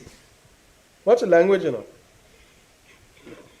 To point the finger and blame at individuals, but to suggest just a few senior public officials are responsible would belie the true extent of the challenges facing the BVI and the law enforcement and criminal justice bodies. The problems we found weren't just the failings of a few. There were deep-rooted weaknesses across many aspects of the public administration, including leadership at all levels. You go back up, you cast direct blame on funding. Who to provide funding? House of Assembly. You put it on the political support. Who that is? House of Assembly. Members elected by the public. But when you come back now to actually point the finger, your finger cookie day, it bent up. You can't point all, you got arthritis because you're afraid to send it out. But that's where the blame need to go. If we're going to be on a matter, I need to be held accountable just as you need to be held accountable. Don't just be the one thinking you go tell me what wrong, and then you ain't saying nothing. What's supposed to be wrong on your end, you ain't saying nothing? How? And all people are supposed to be that gullible that we just continue to eat this stuff up, Mr. Speaker, and thinking you have our best interest at heart? Mr. Speaker, the recommendations that are here,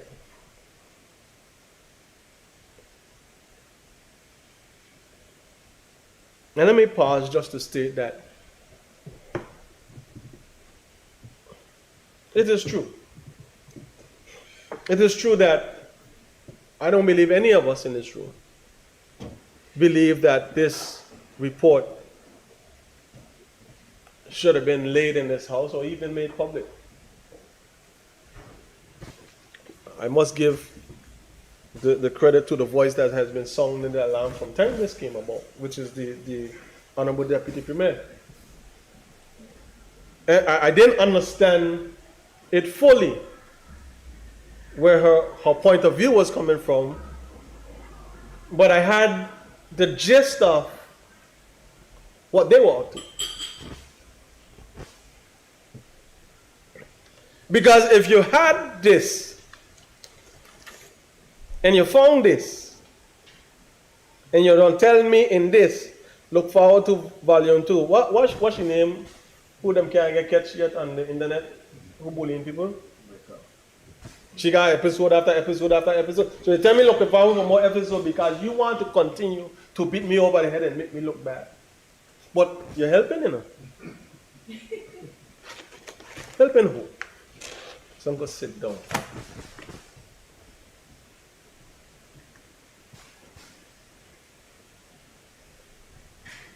You go from the... And people talk about the funeral for late Honorable Malone this weekend. I have a different approach to this funeral. I gave my tribute last week, Mr. Speaker. With something that troubled me, different too. I think what members would have said. Public service for over 35 years. Education. Police service. First local commissioner of police. Then that should have been a more significant showing of the police service, including the commissioner of police present who was absent. Because if a UK officer passed away, everybody else in them Georgie bundle in pantaloon. But one of ours, Mr. Speaker, who served, you don't show up and you're here in the territory? And we okay with that? No, Governor, why not either? So what message you're sending, Mr. Speaker? The things that you think are important, the things that you could be on the picture with the film, with the people that are taking picture, you think because you want that narrative, that communication, that's what you want, that you're a friend. But this man who had served this territory, you don't show up for. The commissioner don't have a gall, a decency, a respect to show up and ensure that the police force is out in numbers for a fallen soldier. That's my angle. I looking at things a little different. I'm looking at it a little different. And then don't say what I'm going to say. Honorable Deputy, I'm going there. I'm going there. I tell you, I got 8 UK officers in Gambia. This report talk about how much more been here a month. And God knows how much more here before that. Where them was? Saturday. Because when you're here, whether contracted or what, you become a member serving His Majesty the King under the auspices of the Royal Virgin Islands Police Force. But you only want to show up when they got drugs to make it look like things bad. And they got plane and thing going down. And you have boat and thing, you're running to and fro in the thunder. And you're taking picture.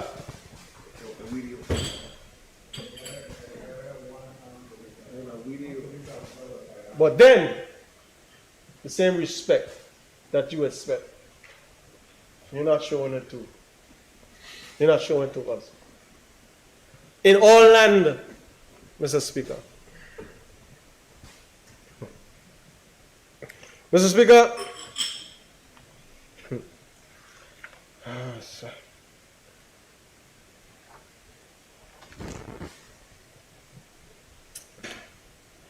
these recommendations in this report, and I didn't see, I may have missed it, so let me go back because I don't want to speak.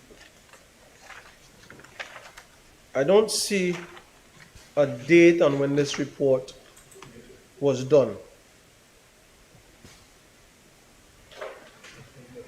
In May.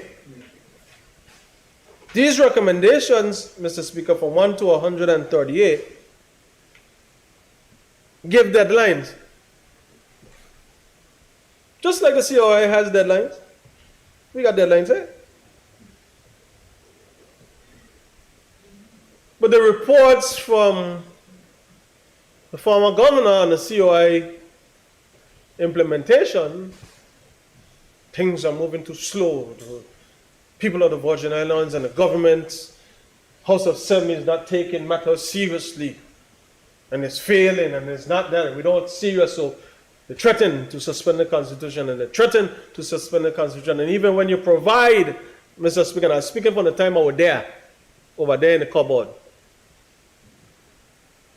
When you provide what you were asked for, you got a Hornets, Charlotte Hornets,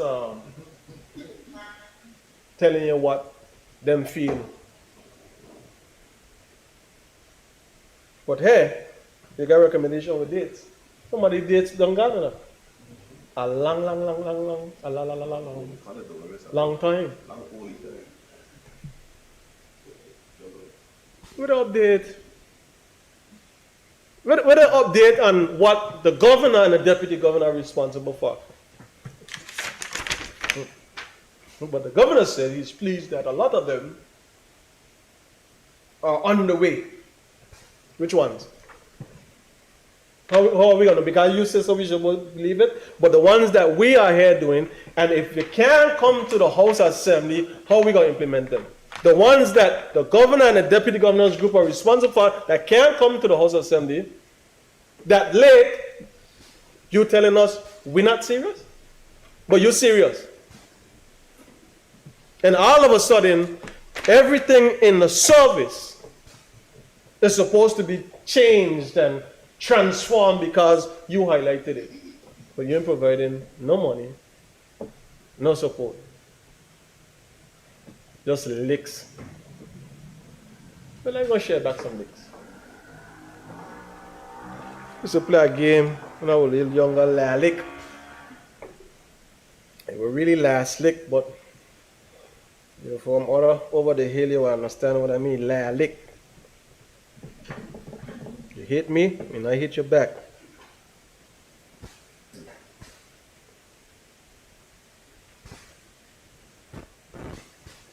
Recommendation 1, and this is HR. November 30th, 2024, each organization should develop a workforce strategy which should include the size and makeup of the workforce necessary to meet objectives, recruitment and retention plans, talent management and progression policies, performance management, training and development, orderly departure from the organization, either on transfer, resignation, retirement, or dismissal. Mr. Speaker, you're saying these things without understanding what and how the system currently works and even doesn't work. I said it standing finance. The government service is probably one of the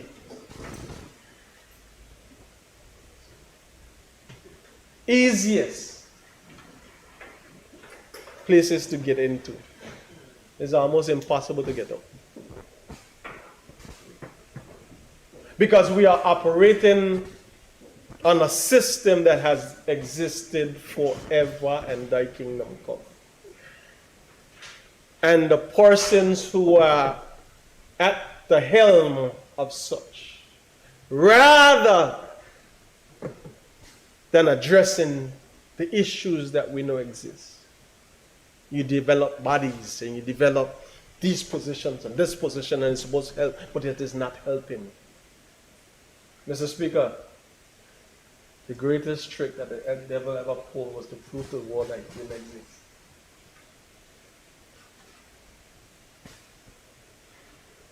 If you want to make it effective, you have to do the work. And to do the work, you have to put the people in place who are actually going to do the work. But what we continue to do is spin our wheels and cast blame.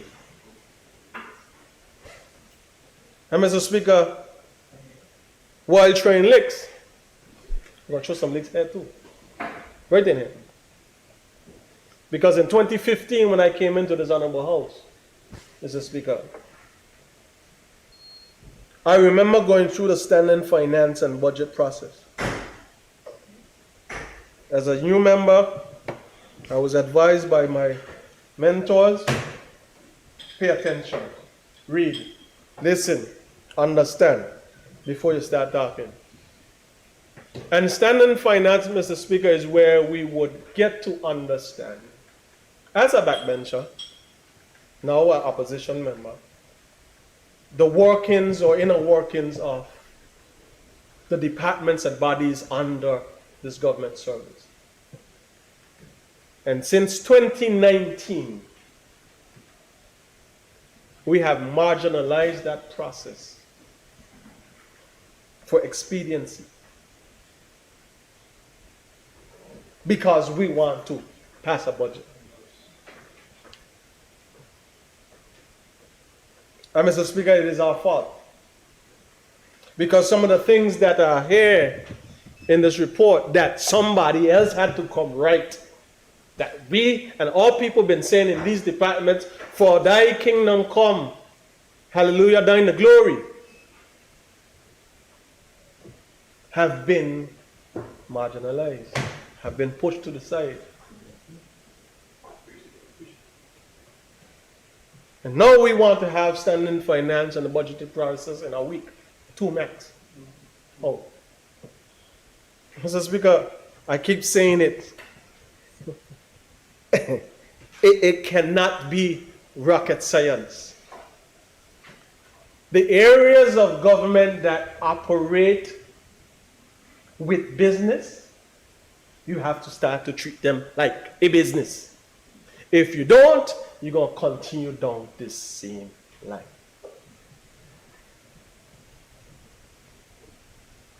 So people come before us and tell us customs and immigration, they need this and we need that. But 2 minutes.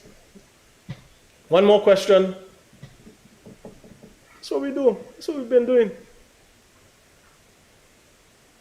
But it means a lot more to us. This is how cynical this thing is, Mr. Speaker. It means a lot more to us when somebody put it in a book and it go public and then, oh, this is what I'm doing and this. No, pay attention to your work. Let me see how we gonna get everything right. And this is where, Mr. Speaker, I've been saying for years. Prioritize your priorities. This ain't for this government, this ain't for the government before, this is for all governments. If we understand, Mr. Speaker, what the national plan is, if we understand where we are going, then we can walk objectively towards that end. But don't think that because you had somebody come from where they come from and put it in this book that we're going to just take it line, hook, and sinker because you have a role to play. And I would like to know, Mr. Speaker, since the COI has been called, since the implementations have been started to be worked on, what support, technical, financial, or otherwise, have we received from the United Kingdom that have helped us to improve the areas that we have fallen short on? Because on top of that, we got another 138.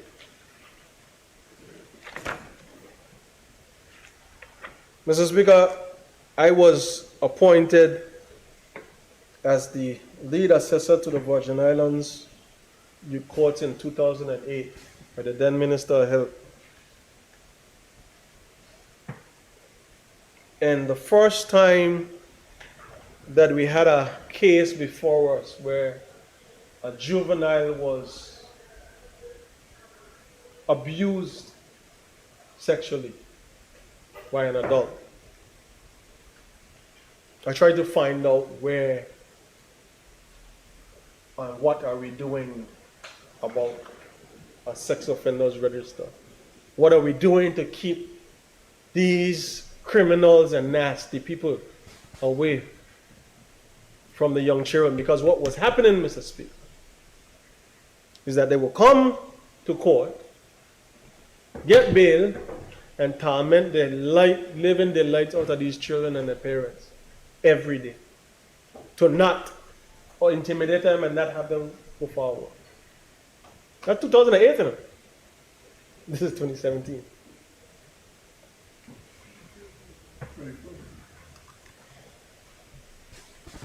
But there's a 20, oh, you make it worse. What's a wrap?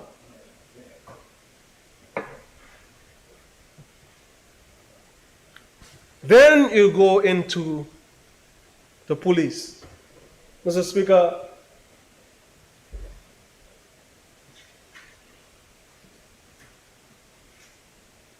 the members of the Royal Virgin Islands Police Force, I believe they all, when they put the crown on their shoulder, or have given the opportunity, go in there with the best intentions to protect and serve the people of this territory. There is a leadership problem. Because I don't understand, Mr. Speaker, how it is that when all people are under investigation, you send them home. You send them home on leave, administrative leave. I think that's the term. But I understand that there's some investigation going on. And even matters not going up upstairs there. But the man's still working. No leave. Nothing going on. Mr. Speaker, nothing. So it's okay to send home all people. But the commissioner's still in his job. Nothing against the commissioner personally. But right is right and wrong is wrong. Not good for the goose, good for the gander. I tell you, if you're going to hit me, I'm going to hit you back. Mr. Speaker, I understand that there are some 4 or 5 suits against the commissioner, the current commissioner, by his own officer. Anything enough to investigate? No? They ain't enough. Okay. I also understand, Mr. Speaker, that officers are being sent home by this same commissioner because they keep pushing on these areas that they're not pleased with. And because, for whatever reason, they seem to run in the same circle, those people are being marginalized. You can't tell me about transparency and good governance and mutual respect and modern partnership, Mr. Speaker, if you ain't going to do it across the board. Mr. Speaker, this report is riddled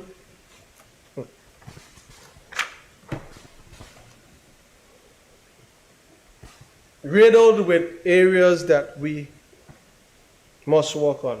During the pandemic, we were told from the members of His Majesty's Customs how unsafe how ill prepared they were. They ain't feel like going out on the water. They don't have what is required.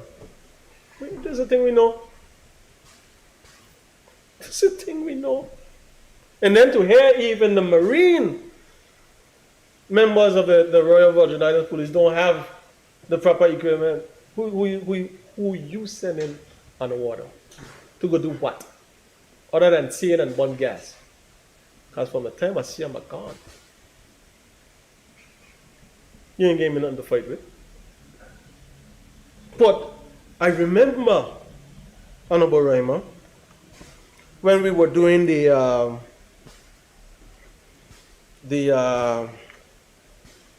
was from the Ministry of Natural Resources and Labor at that time.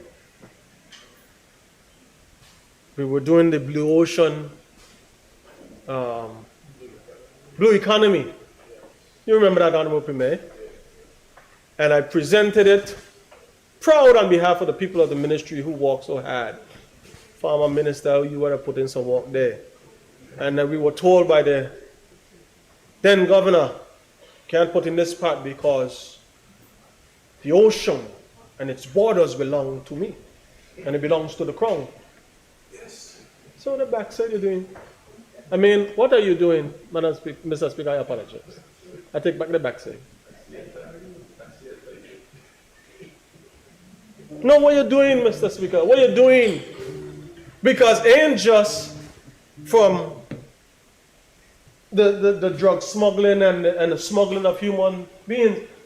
Mr. Speaker, we are responsible for 200 nautical miles of ocean space, and the very fish that we buy in is being sold back to us from people who are out there in our waters illegally fishing.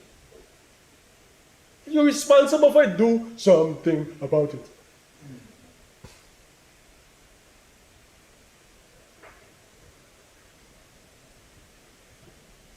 Mr. Premier, coming down your street now. I'm hitting everybody. 46. There are too many layers of approval in the financial system. The Procurement Act, I think, became part and parcel of the legislation that we have in this territory in around 2020, if not 2021. Premier and members of the executive body bring back that Procurement Act to this house to have it amended because it is crippling your country. Everything almost in terms of goods and services right now costs $100,000. If you tell me everything that you're going to do in your country, you have to carry a cabinet for approval to go argue with the governor on where you think it should be and not be, you're going to get nothing done. It is proven, Premier, it's high time. Bring it back and let it be amended. We didn't need to have them say this, we know this.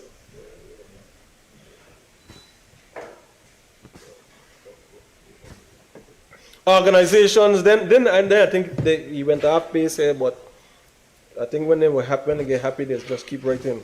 Organizations aren't given enough autonomy to manage their approved budget because we have a system.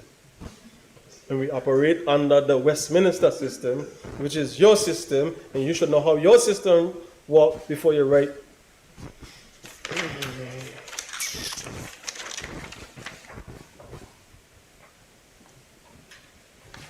Mr. Speaker, I don't even want to go in and highlight some of the things that they said about the police force. I highlighted the sex offenders on 64.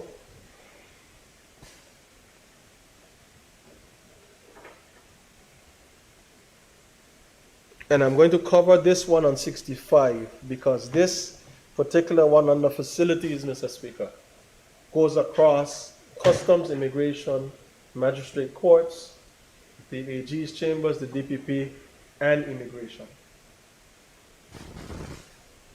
Right here, they're talking about the probation under recommendation 25, but I'm taking this particular sentence that is highlighted. the force,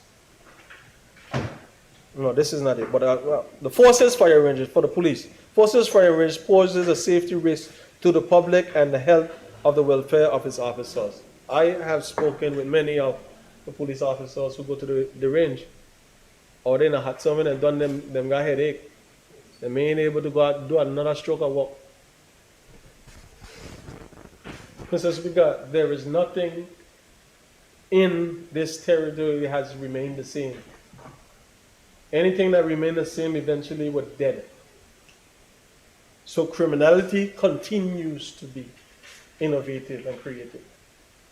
We got to step up to the game. But how you step up to the game? Give me one need. Don't go in the treasury, the consolidated fund, because you have the powers to do so. You know, after the hurricane, we had some guys from Bermuda who look like we, and Cayman. We had some from the UK too. The support you need. But don't do it under the auspices of thinking you want to turn my BVI into a police state because you're trying to carry a message and find any way to take me over. Thing happen. I got a lot of stones what David had used for Goliath down between King Anime and Blues Bay and Balance Bay. Because you know about them, Minister of Communication and Works. Those are works. A lot of works. 9 district have them too. A little bigger. But Mr. Speaker, here it is. The safety for the officers throughout these bodies has been a threat. Persons don't feel safe going to work. And if they don't feel safe coming to work, how can I feel safe serving the people that I'm supposed to serve and protect? Basic essentials, Mr. Speaker. Training division used to be a thing.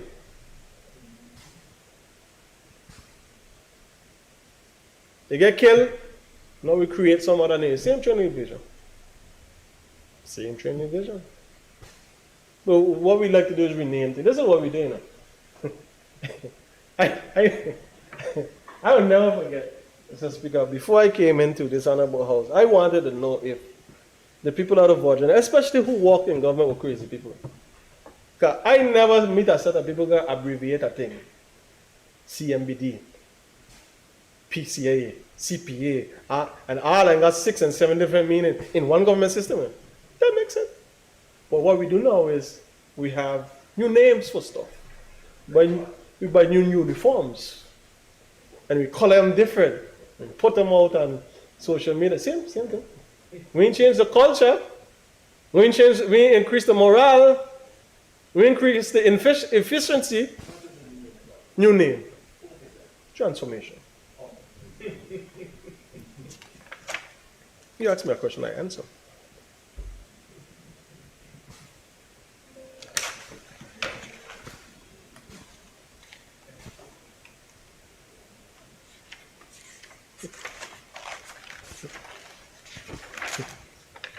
Mr. Speaker, I touched maritime, touched on customs, immigration from an administrative standpoint. And Mr. Speaker, this is the next thing that I want to charge us with. Beyond not letting anybody come and tell us what we need to be doing, Premier and Minister of Finance, we have to be watchful. We have to be watchful of the areas that have been singing out and bellowing for additional support. And I'm not because she's here, I want to highlight the AG's chambers. I know she's received a level of support from us. But if we don't give them the support that is necessary, or we don't fill some of these key positions, they're going to put people in there. And all we're going to be able to say is, okay. And when they get in, they're going to push out people out. Because there's a systematic way of operation that we see going on in this territory. And it's going on for years. I've heard from the most senior member in this Honorable House, Honorable Fraser, to Honorable Skelton, talk about some of the things that existed and some of the battles that they used to have to fight. And coming here now in 2024, Madam Speaker, they just modernize the way that they are approaching certain things with us. And what I want us to do, Mr. Speaker, is modernize our approach with them, because while it may seem and sound that I have a problem with the governor and the UK and the deputy governor, I don't. I just want you to be held to the same account that you're holding us to. Because we are responsible for the people of the Virgin Islands. And in order to make this thing work, Mr. Speaker, we have to work together. We have to have the hard conversations and tell each other about ourselves with the common end result that we are going to make and improve upon the systems and processes that we have. Accommodations for staff in the immigration, accommodation for the prisoners in the police station. Mr. Speaker, how much time are we going to talk about mold? How much time are we going to talk about mold?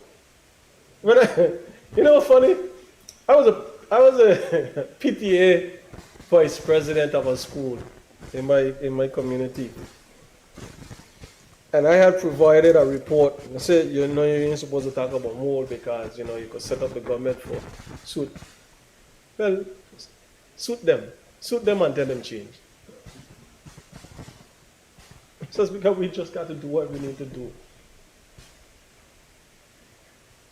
You got prisoners who have constitutional rights, human rights. You got them in a dark hole with only the went through the peephole. But then, when it came to His Majesty's prison, I noticed outside of, I had to pay attention to a lot of things that I probably need to keep paying attention to. His Majesty's prison, Virgin Island, His Majesty's Virgin Islands Prison Service, is spoken about and given direct responsibility to the Minister of Health.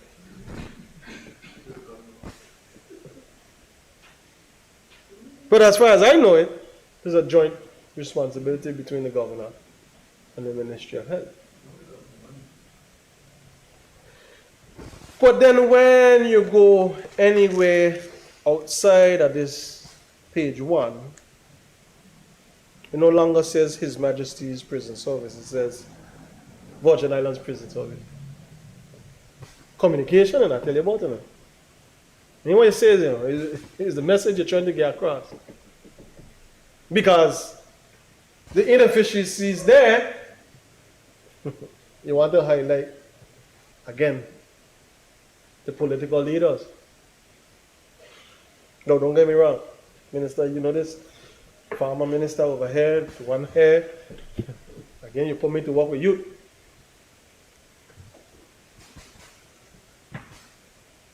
You have adults, you have females, and then you have juvenile, all in the same facility.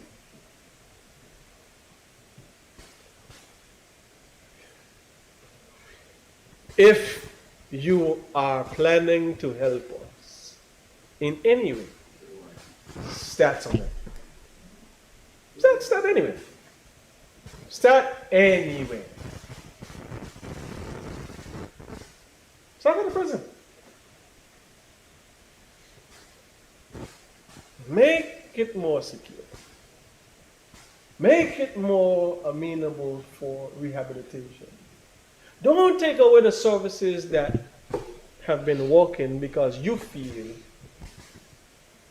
it is not according to the culture that you came from. Start somewhere. We are still a dependent territory.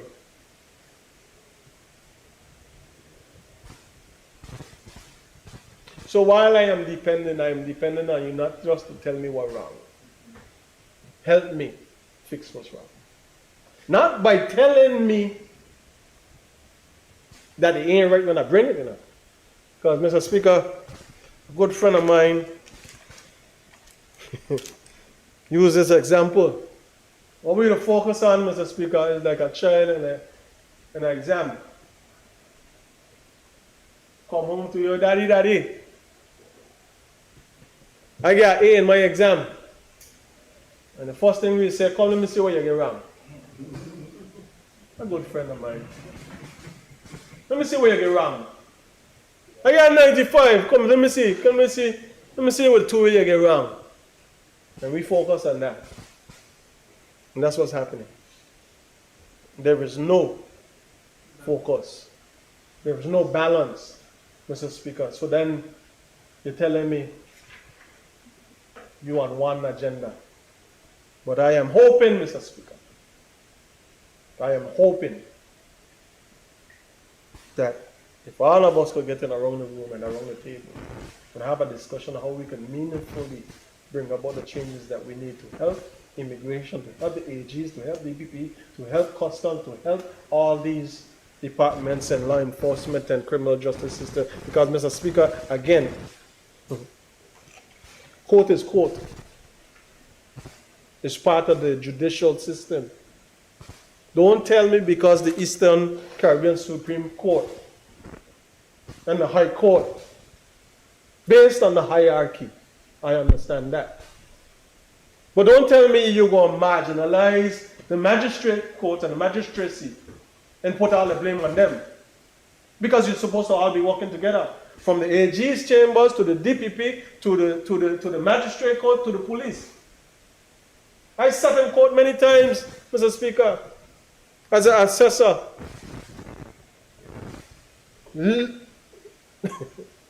Watching members and prosecutors from the DPP come. Young person out there from 9 o'clock in the morning, we ain't get them till 4 o'clock in the afternoon. And when you call the case, they got a wrong file. Or they still don't have the police report. Or they still don't have this. And how many people are still on remand? Up at the prison. But then you're going to say, the funding issue. No. It is your issue, fix it. You got a responsibility for it. But here's what we're not going to do, Mr. Speaker. Here's what I am not going to do. I don't just want you fix it to say you fix it. I want us to fix it together so we don't have to look at it. Because, Mr. Speaker, we have been on recovery mode in this territory since the hurricanes of 2017.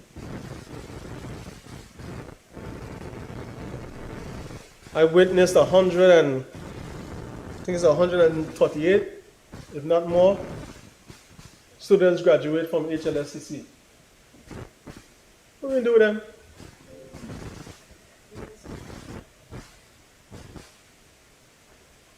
Another set graduating from high school. Some of them are not going to college. They're going to go out into the workforce. What are we going to do with them, Mr. Speaker?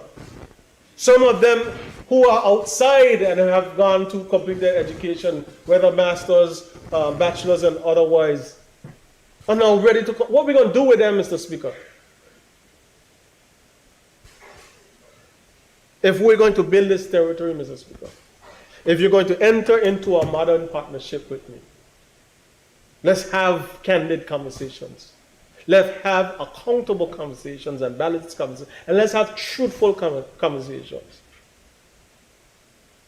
Mr. Premier, you are the leader of the territory of the Virgin Islands. I say to you when we went to cabinet, I'll say to you again.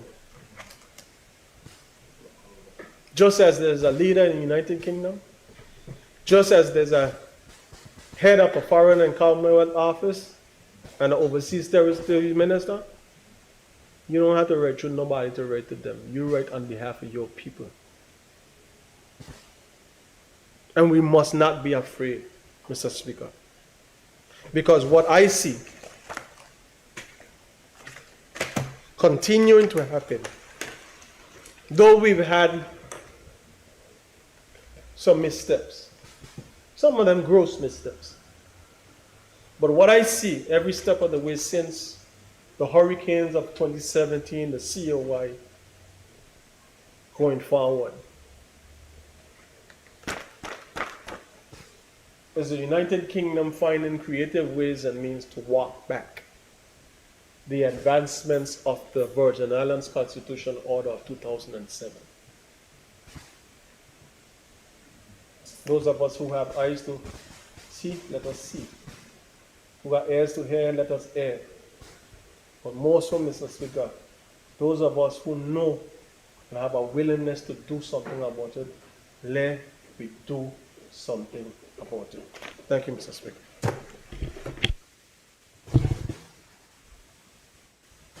I recognize the Minister of Communications and Works, Honorable Kairema.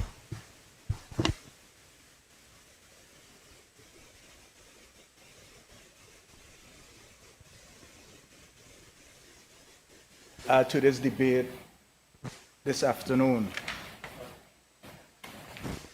Madam Speaker, despite much of what has been said is in line with where I would be going in terms of this report, the British Virgin Islands Volume 1, a review of the law enforcement and criminal justice bodies in the Virgin Islands.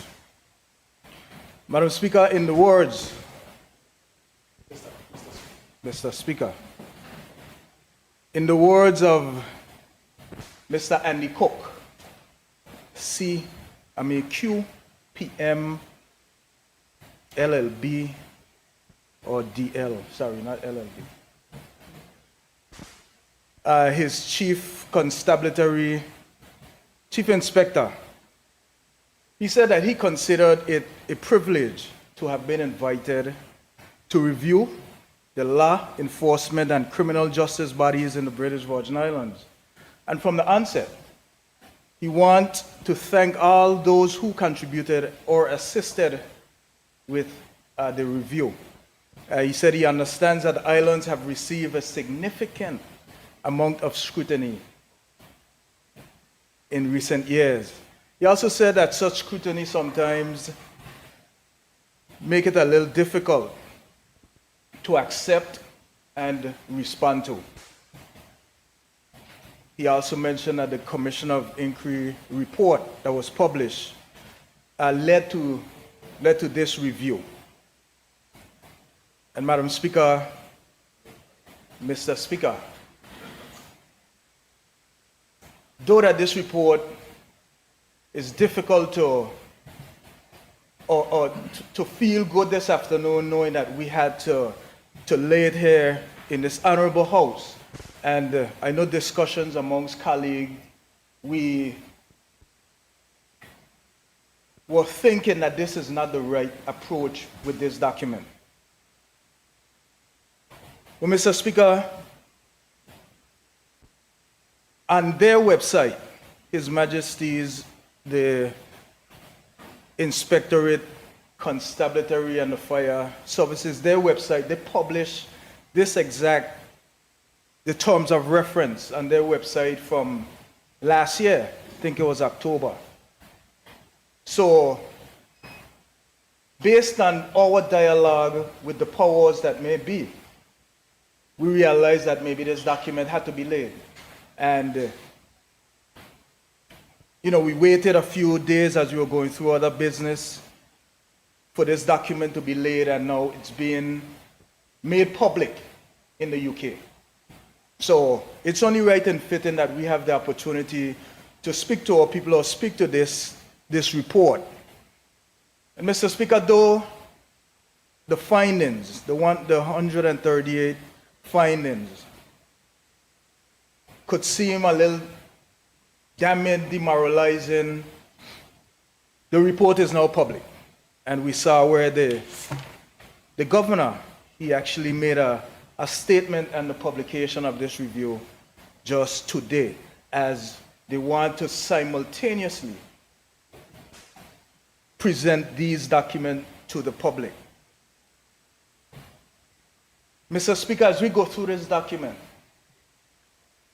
what I think is important for us to understand is despite the included, the customs, immigration, the chambers, and all the other agencies, most of the recommendations spoke to the police, right? And we have to be prepared as to what may come in Volume 2. Volume 2, this is on page 5. It says in Volume 2 of our report, we will provide a more detailed assessment of how the current arrangements might be improved, along with recommendations and options for change.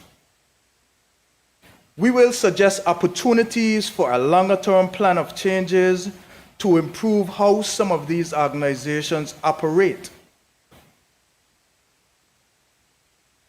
and how some functions might be delivered more efficiently and effectively.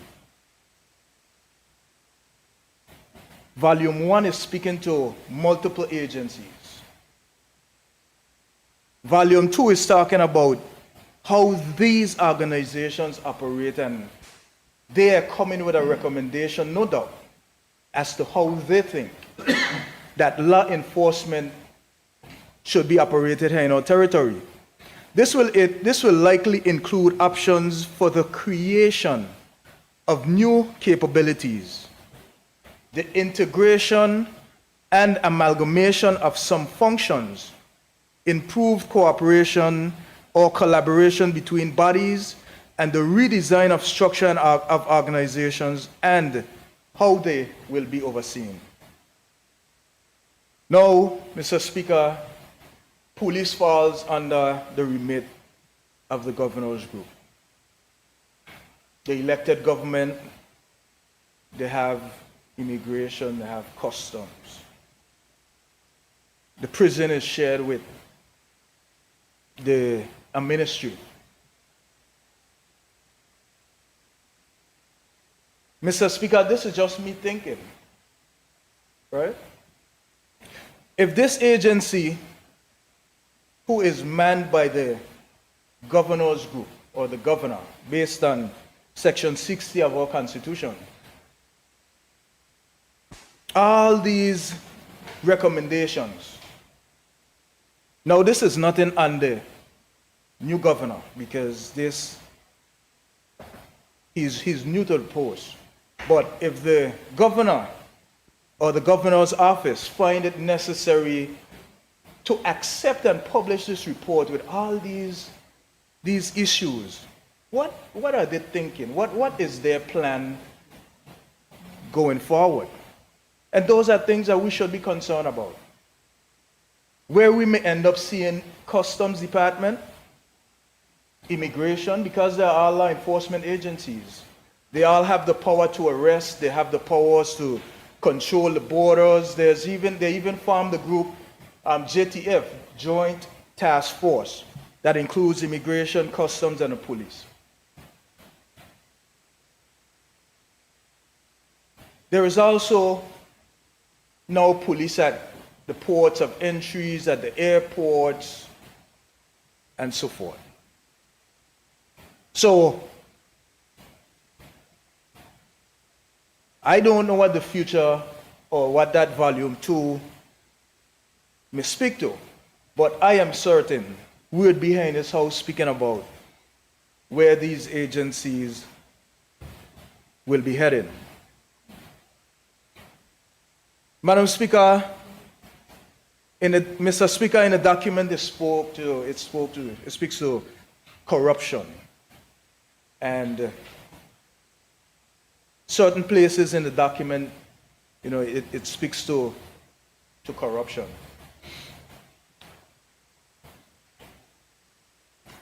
What I've learned is in order to fight corruption, we must embrace transparency. It's the first step to curbing corruption. So, Mr. Speaker, with these recommendations, we are hoping that these matters, and the governor said it, he said some of what is recommended is already being done. Mr. Speaker, you know, in my research, I was trying to understand, you know, we are labeled this way about corruption. So I went and I did a search to see if, you know, we are on the internet, if we are that corrupt like how they're making it seem. And I found something called CPI, Corruption Perception Index. Corruption Perception Index. And this is some group, a group I think they're called Transparency International. And I went and I looked at that and I tried to see where the BVI would be on this list.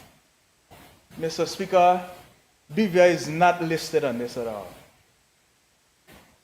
They have 183 different countries. And from number 20 onward to number 50, you have various countries in there, like the UK and the United States, and even some of our Caribbean islands are on there. We have about 5 of them. I sat them there and I was trying to just compare how we would fit in based on that. But we are nowhere there. But then, you know, based on this report, I wonder if we are tied into the UK, if we are tied under that umbrella.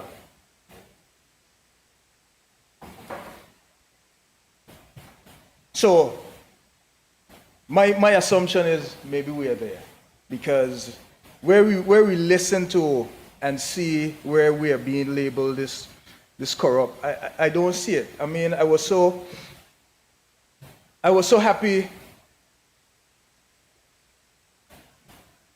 in last year, even, you know, as we were going through all our trials and all our tribulation, we were listed at the number 8 place on Forbes' list to visit.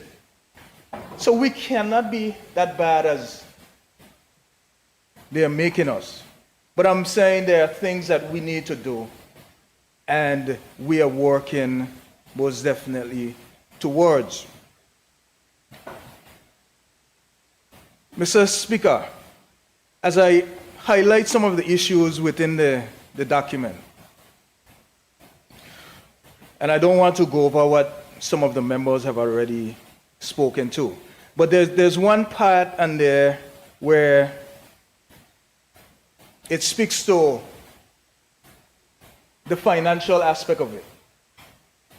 And it says, in this part of the document, there are too many layers of approval in the financial system. And Mr. Cook is saying he said there's bureaucracy and multiple layers of approval that leads to lengthy delays. And he speaks to the bureaucracy and hope that, you know, each agency would get more autonomy in terms of being able to do certain things. He also spoke to the Procurement Act. And you know what is funny here, Mr. Speaker? He cited single source. He said accountable officers should be able to buy the goods and services needed to provide the public services that they are responsible for without undue delays and layers for approval. The Section 8 of the Public Procurement Act permits single source procurement in specific circumstances. Mr. Speaker, you know, I'm happy to see this on this paper, because even with the passage of this, and we have had single source document presented to Cabinet for approval, there is always an issue.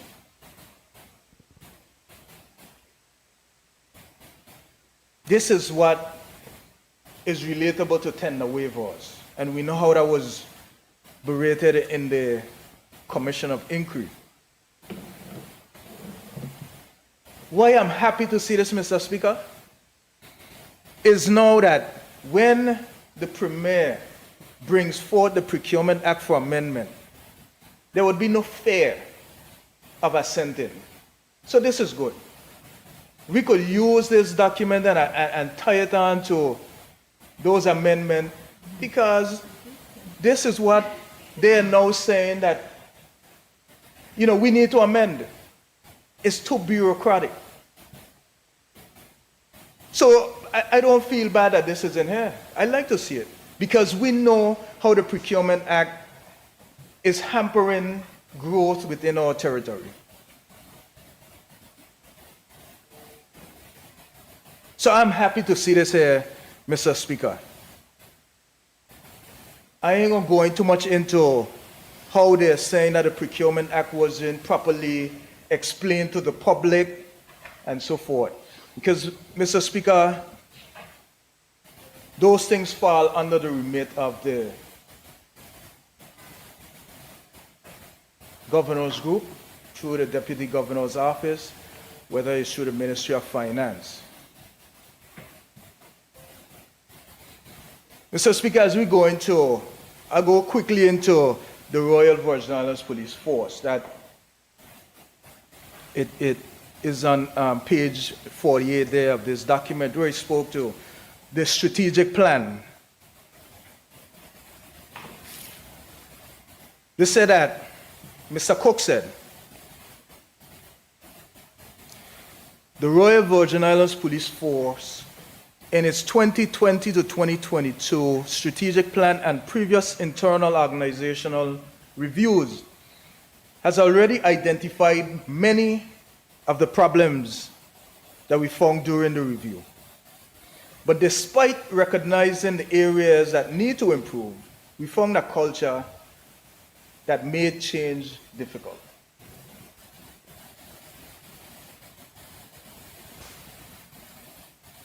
We heard examples of officers and staff, including those at senior levels, who actively block change and refuse to follow instruction and order.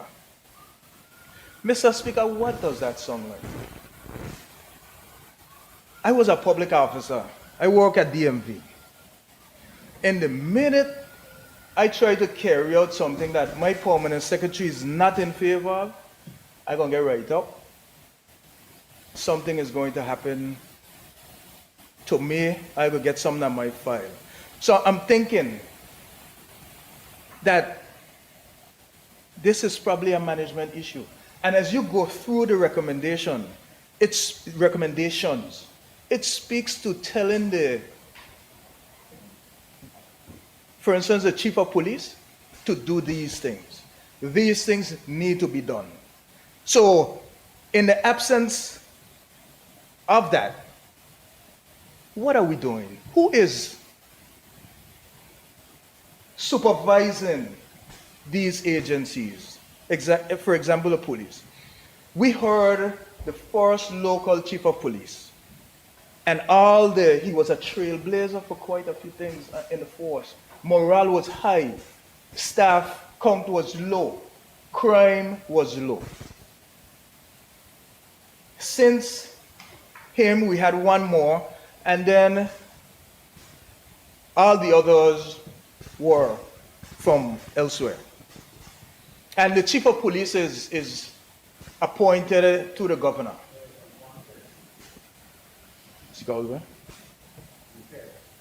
So all the other chief of police, commissioners of police,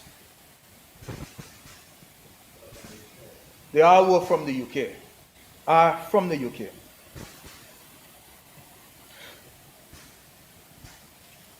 Mr. Speaker, who does the performance appraisals?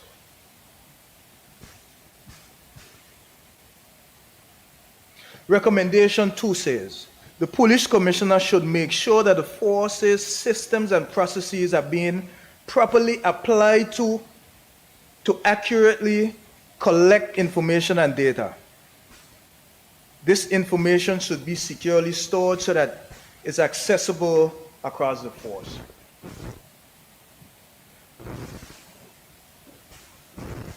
Mr. Speaker,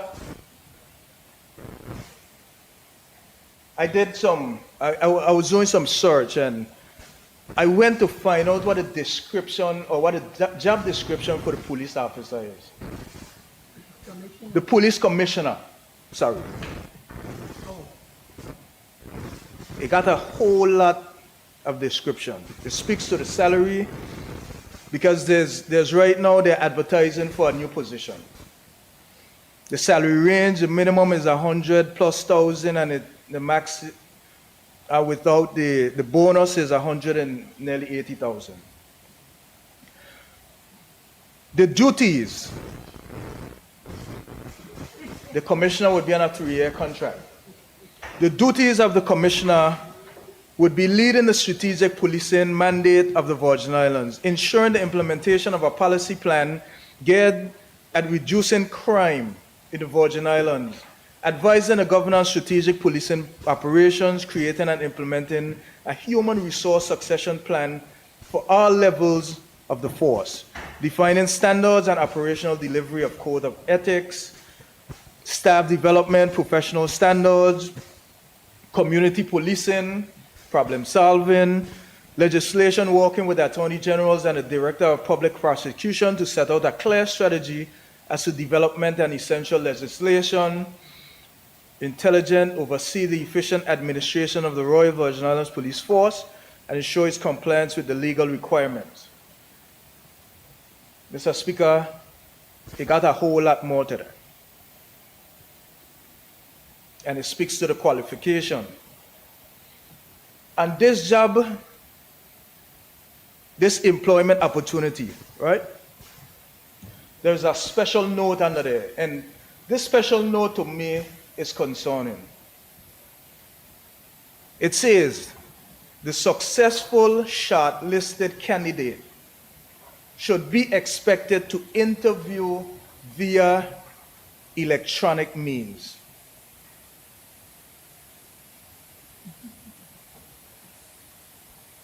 So, Mr. Speaker, if we have a local applicant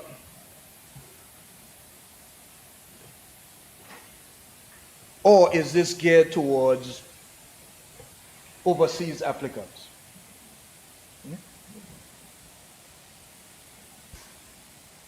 I just think that is a bit concerning. But I go back to the report, Mr. Speaker.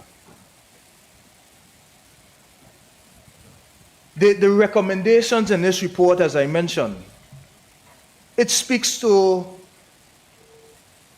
management in certain aspects, leadership of these departments. Recommendation 4, said by the 1st of May, the Commissioner shall make sure that all officers and staff are aware of and comply with the victim's charter. Those are things that made these recommendations.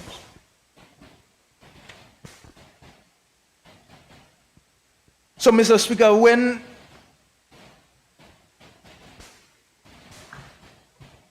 this report is here, and members spoke about various aspects of this, and unfortunately we have to come in and speak on it because it paints such a gloomy picture of our territory when it comes to law enforcement. But again, we are thinking that some of these things could be done based on the level of management that is at these agencies. Mr. Speaker, it says the force needs to improve its approach to crime prevention.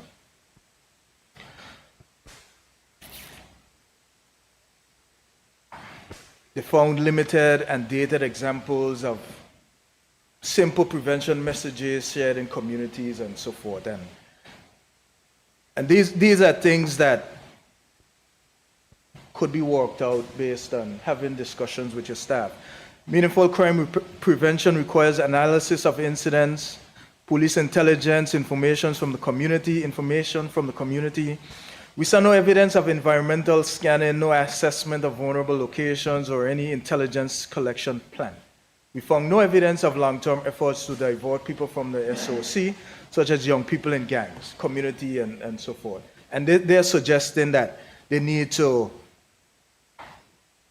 bring in more people into the force to fill some of these roles. Mr. Speaker, I remember back in the day, the complement of the police force was not as high as it is today.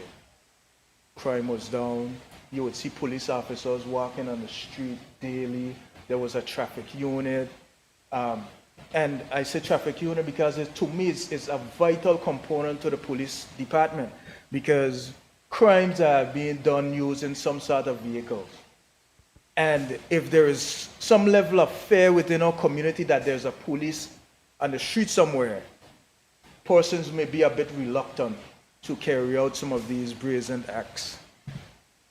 Mr. Speaker, I remember the day when you would be on your cell phone speaking and you're holding the phone knowing that it's going to drop out your hand, because if you see a police, you're quick to drop it.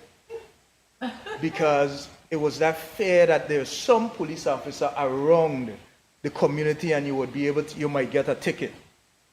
Now, you passing on the street, the police next to you, you're on your phone, you're even paying no attention to the police. That level of respect has gone out the door. And I think we need to start by the public being able to respect the police. You have motor riders, no helmet, no plates, police that pass by is no problem. Loud noise, vehicles not licensed, those are things that we are okay with. But Mr. Speaker, the question to me is, why are the persons who are involved or over these agencies not trying to do more? Is it some ulterior plan or ulterior motive in terms of letting this country go to the brink of disaster and coming in to say that we have done this? Mr. Speaker, we have been crying out. We've been in this house speaking about crime. We've been in the road, we're speaking about crime. Why aren't there, more modern day policing? More CCTVs. We are just a little 2x4 island. When you go in the UK and you walk from one street to the next, those cameras could tell you how many times you blinked. But we're here and we have no such technology. And who do we blame for that? But this report is highlighting some administrative stuff that I think could be addressed quite easily.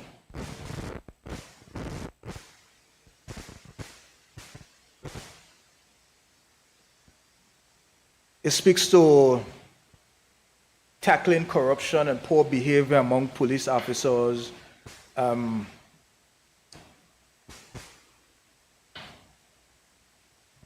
And there is some call a professional standards department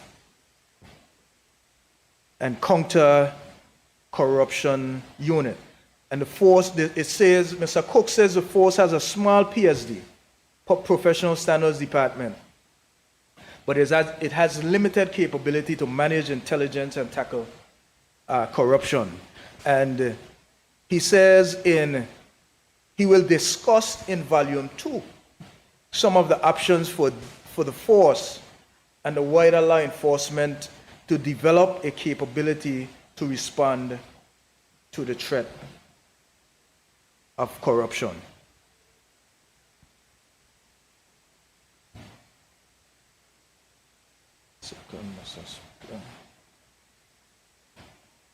Well, Mr. Speaker, again, with this report, it's unfortunate that it's here. And I reach out to the powers that may be. It seems like they want to blame the victims.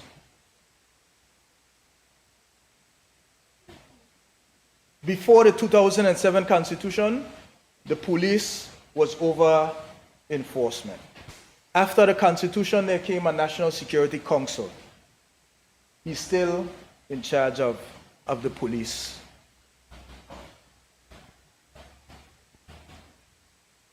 And law enforcement, internal security based on the Constitution. Well, Mr. Speaker, what I want for us to do is, for all 13 members of us, encourage the law enforcement agencies to read this document, to understand how they see, how they're looked at. But I want us to speak though in solidarity here in this house, because this affects us all. You know, we come in here and we talk about, you know, issues, and, you know, we have those persons overseas looking at us and are happy that we are here in this house talking about each other, and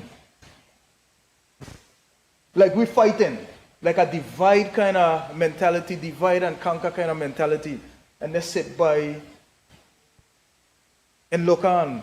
Mr. Speaker, I don't even think that they believe that this house is willing to meet the objectives of the COA report that they give us the extension for. Well, Mr. Speaker, I'm happy that we are all committed to getting the laws passed once they get to this house, so that we could move on with our territory. Because right now, it's all COI, but we have persons out here struggling. The territory is hurting. Trying to balance the COI and still trying to balance the day-to-day operations of this territory. The roads we need to be addressed, water.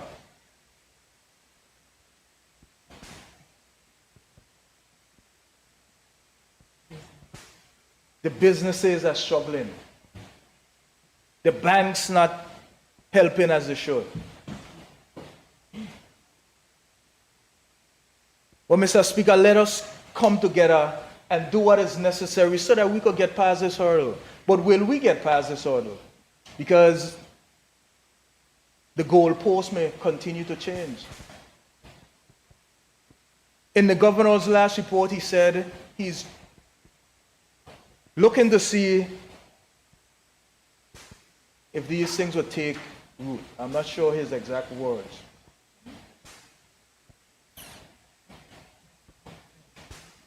Well, Mr. Speaker, in this document, this same report is saying that they're seeing some of the things already in place.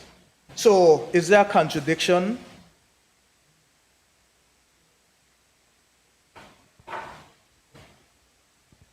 You know, after the law enforcement officers read this document, I wonder if they're going to feel compelled, to even go out there and walk. Because this document ain't nothing encouraging in this document.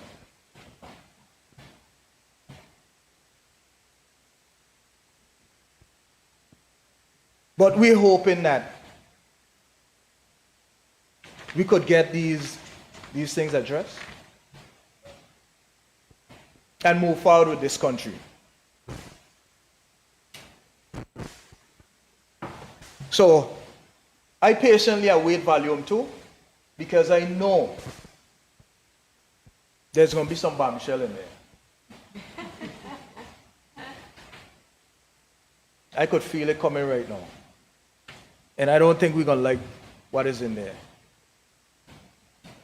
But, you know, before I wrap up, though, Mr. Chair, you know, I'm sitting down and trying, Mr. Speaker, trying to understand what is the purpose that the governor feel that we had to lay this report. This report talking about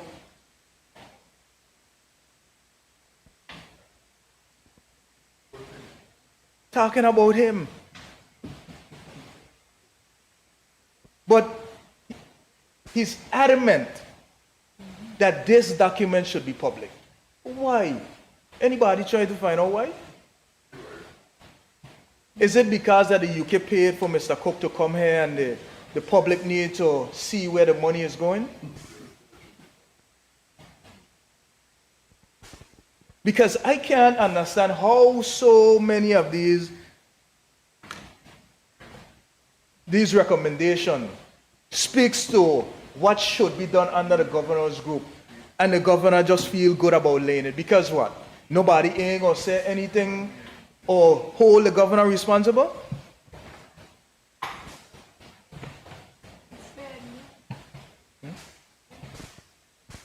Oh, he said nobody gonna hold him responsible?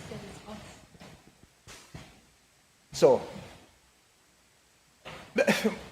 it just still bothers me why we feel good publishing this. So, Mr. Speaker, I mean, with those few words, I think I encourage the law enforcement agencies to read this document, get familiar with it, have a dialogue with the heads, and try to see how best they can make sure that these things are implemented so all law enforcement within our country would be up to par, and we would try to weed out some of this corruption that was highlighted in this document. Thank you, Mr. Speaker. Thank you, Minister. The floor is now open. I recognize the Junior Minister for Culture, Honorable Luz Hart-Smith.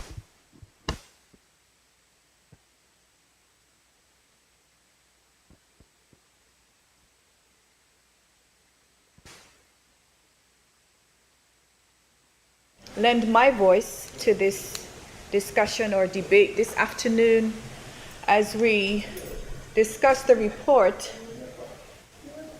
I concur, or I should say, it's probably best for me to just say I agree with all that was said before, because I do.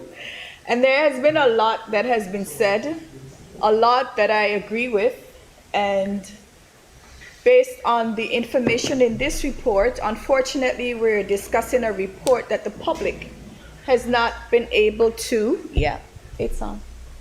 the public has not been able to read for themselves. But like the other colleagues on both sides, I would also like to encourage everyone to read this report for themselves, and especially the agencies that are involved, that are being written upon, and the recommendations or the findings by the author of the report. The things that were said, and yes, I agree with my colleagues that it's a very negative report. It highlights all the negative things about the agencies.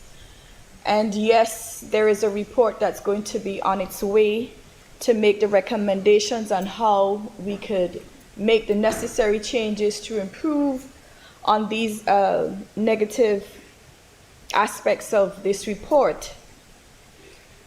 But Mr. Speaker, the fact that also the report is going to be published in the UK, my concern is that there's no opportunity for recourse in terms of us defending ourselves once it's published in the UK.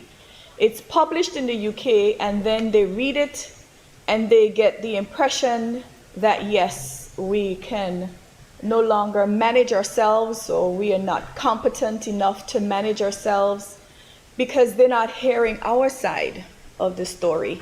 They're not hearing the things that we are making strides with, especially with the COI, to the recommendations of the COI coming to the House on a regular basis and going through all the things that we need to do to carry out their recommendations for the COI. So my concern is there's going to be an image out there on the British Virgin Islands or the Virgin Islands And it's been an image that has been tarnished for quite some time. And every time you think that you are getting over something, something else comes up, like the goalpost moves. Okay, you've done this, but then you need to do this because we're not satisfied that this is enough. So that's one of my major concerns when I look at this whole situation, that when is the opportunity going to arrive where we can address the things that we're talking about? Yes, it's good for us to debate this or to express our views, because yes, it was said that it needed to be tabled in the House today and not be dealt with behind closed doors. But the report and looking at the agencies, it demoralizes. As a manager and my background in management, one of the things that you definitely don't want to do is to demoralize your staff. And you find other ways in which to tell them the things that you want to tell them that they're not doing right, but you find it in a positive roundabout way to encourage, to make them feel motivated, to make them feel a part of the team, to make them feel that what they're doing is valued, but we can do things a little different to get our goals accomplished, to get our objectives accomplished. But this report, all these agencies, of all the agencies that was reported earlier, that are highlighted in this report, especially the security agencies that deal with our policing, our security, national security, is it that they're all doing wrong things? That there's nothing good that could have been highlighted in this report as well? Yes, you can highlight the things that need to be improved, but there must be something good that's coming out of the Virgin Islands. And all of these agencies can't be not doing anything, not even one thing good. So yes, my colleagues have mentioned some of the recommendations or some of the highlights. I won't go into them because it's really time consuming, but I think they have highlighted a lot of the important ones, the ones that are salient in terms of, the impression that you get from this report is that we are doomed. And there's no way to uplift ourselves out of this situation. And to top it off, we're going through the bills and the recommendations for the COI, and to add another 138 recommendations. When does it come to an end? When does it come to an end? When do we get over the hump to say that, okay, you can relax? You're getting somewhere. And who is actually going to tell us? At which point are they going to tell us that you have made the necessary changes, that we are now satisfied, that you have made the necessary changes for us to be recognized as moving forward, recognized as doing good, recognized as, yes, we are ready to move on to the next phase of our lives? To me, it seems as if we're just here dealing with all of these recommendations, and we have a country to run.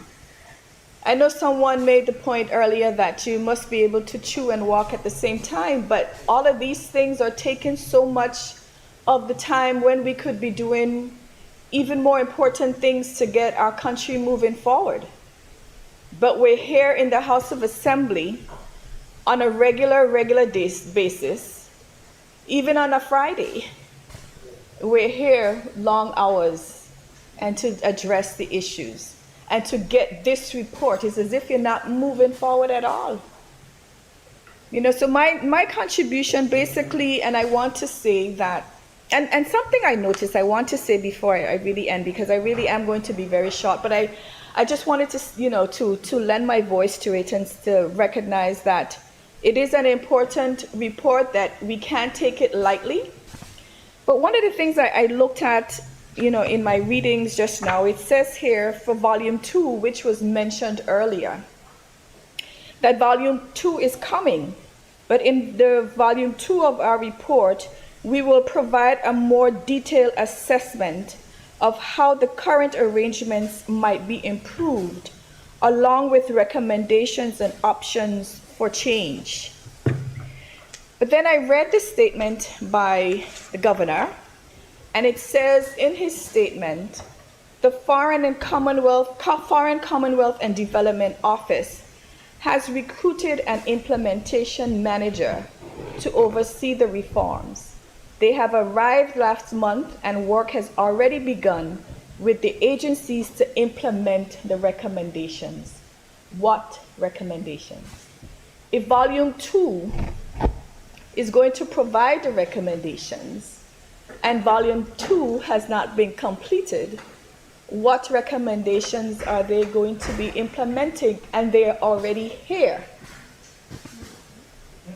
So is Volume 2 completed and we just don't know that it's completed? So that's my question and that's my concern. How could you hire someone to implement recommendations when you don't know what the recommendations are? So I just end with that question, that query. But before I actually sit down, I just want us as Virgin Islanders and those of us who decide to make the Virgin Islanders your home to be mindful of what we're going through. Ask the questions that you need to ask of your representatives so you can get a clear understanding of what is actually going on in our territory, what is actually taking place, and don't, take these things lightly, but ask the necessary questions so that you can be informed and you can make the decisions and for yourself as to whether your government is representing you in the correct way that it should, and whether we are addressing the concerns of our territory at this point. So I just want us to stay focused, stay woke, and understand what's going on around us and be a part of the situation. Don't just stay on the sidelines and say, well, that's not my responsibility, that's not my concern. But as a territory, as a people, we all have to be concerned of what's going on and what's happening in our territory, particularly with these recommendations in this particular report. And again, chin up to all the agencies. Yes, it's a bit negative, but the future is bright for us here in the Virgin Islands. I believe very strongly that we're going to get over all of these hurdles, and eventually at the end of the day we will say, well, remember when. Thank you, Mr. Speaker. Thank you, Honorable Junior Minister. Any other member would like to debate? All right, I call on the Premier to wrap up, please. Thank you, Mr. Speaker. Mr. Speaker, we had very valuable contributions from the members of the House. Members spoke very passionately about the report, and rightly so, Mr. Speaker. Members spoke about whether this report should have been laid at all and made public at all. And members have very valid concerns, which these concerns were aired before through the proper channels. And while there were very passionate views that indeed the publication of this report was against our best interests, of course it was put that this is the process followed by the organization that conducted the review. And this was the approach that they will go forward with. And as was said before, of course, regardless of whether we laid it or not, it would have been published in the UK. And therefore, of course, we cannot allow a document such as this to be public without comment.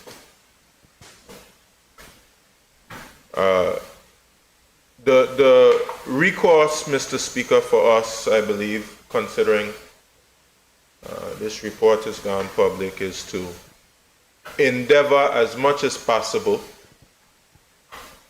in collaboration with the Governor, the Foreign and Commonwealth and Development Office, the United Kingdom government, who are responsible for security,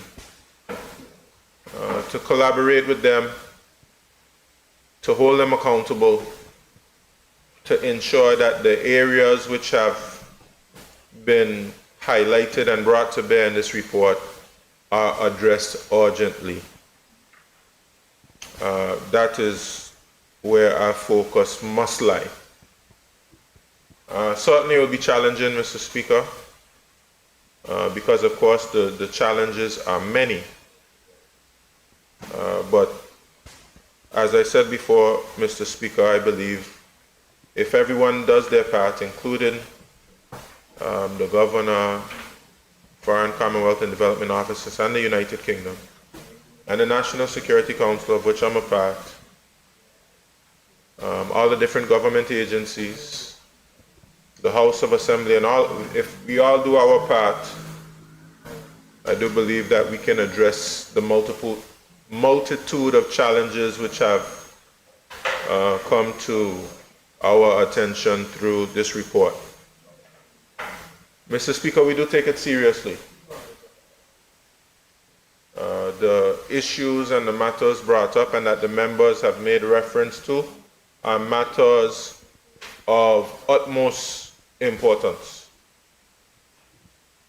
And solving these challenges, Mr. Speaker, similarly to the Commission of Inquiry, solving these challenges, in my view,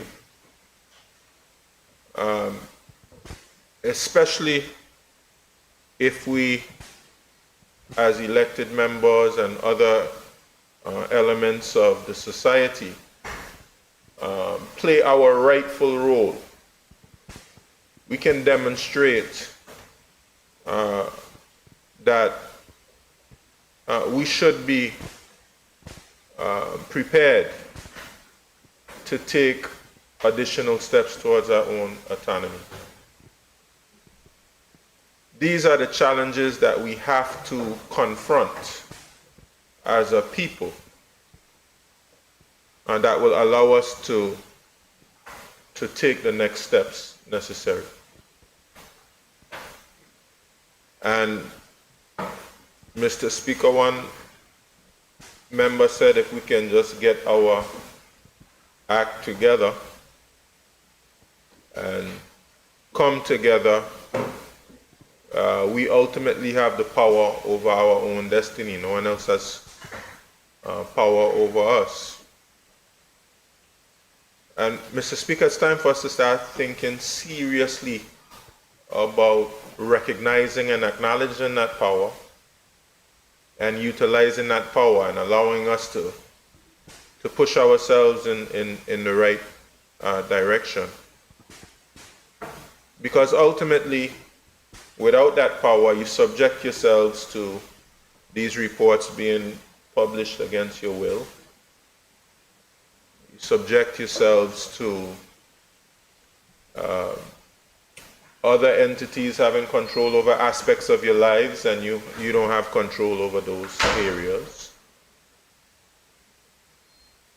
You subject yourselves to processes and procedures you deem to be unfair. And we have to start asking ourselves the questions, is this where we want to stay for perpetuity? Is this the type of existence and type of struggle that we want to continue with? So whether it's time to see these struggles and challenges as something of the past, you know, something that you tell your children that we used to go through.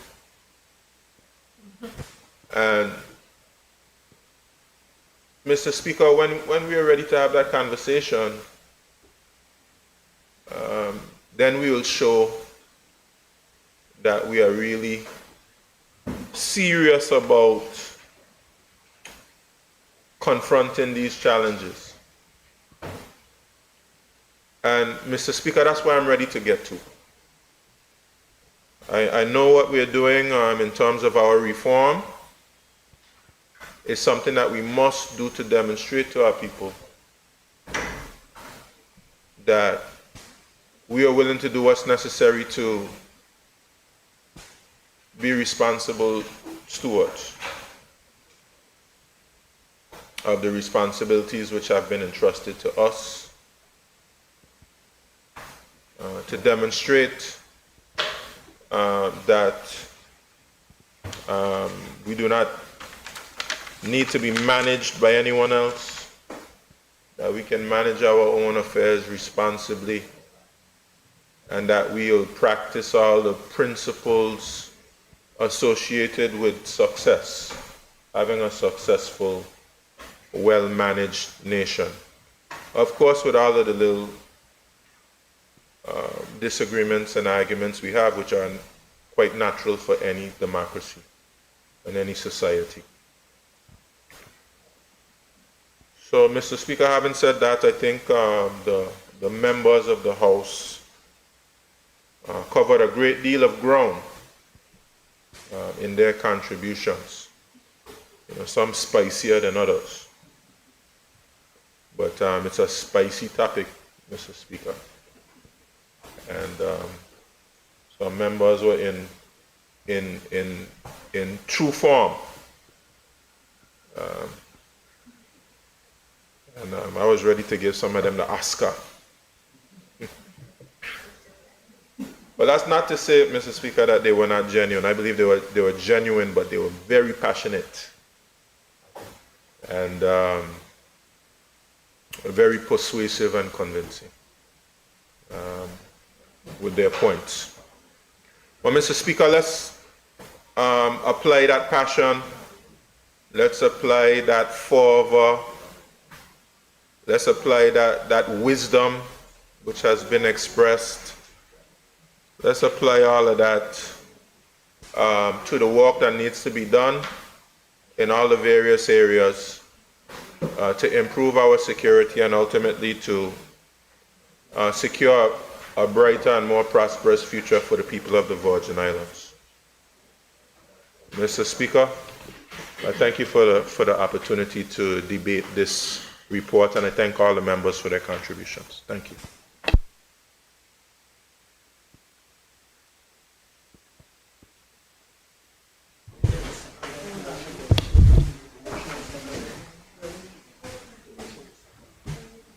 Members, the motion has been moved and seconded.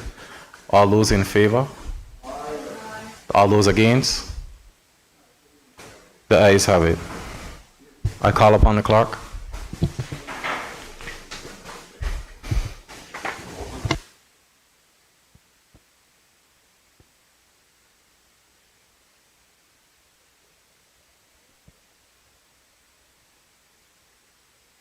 No, we're ready.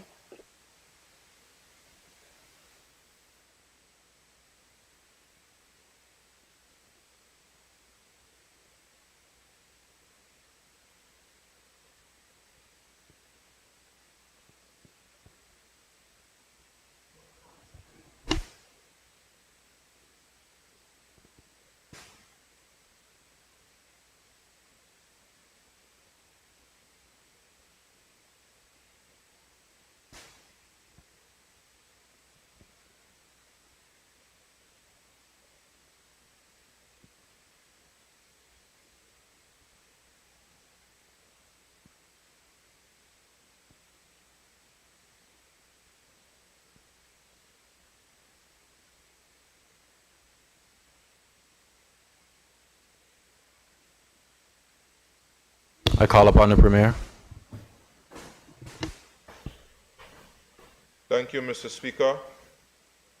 Mr. Speaker, I rise to give notice that at a later stage in the proceedings, I will seek leave to move the motion standing in my name Under item 8.1, Roman numeral 1 through Roman numeral 4, under order of the day. Thank you, Mr. Speaker.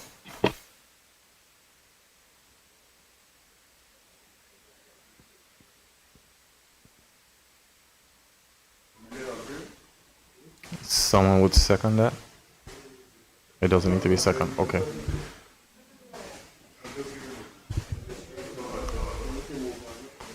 I call upon the clerk. Item number 8, public business, government business.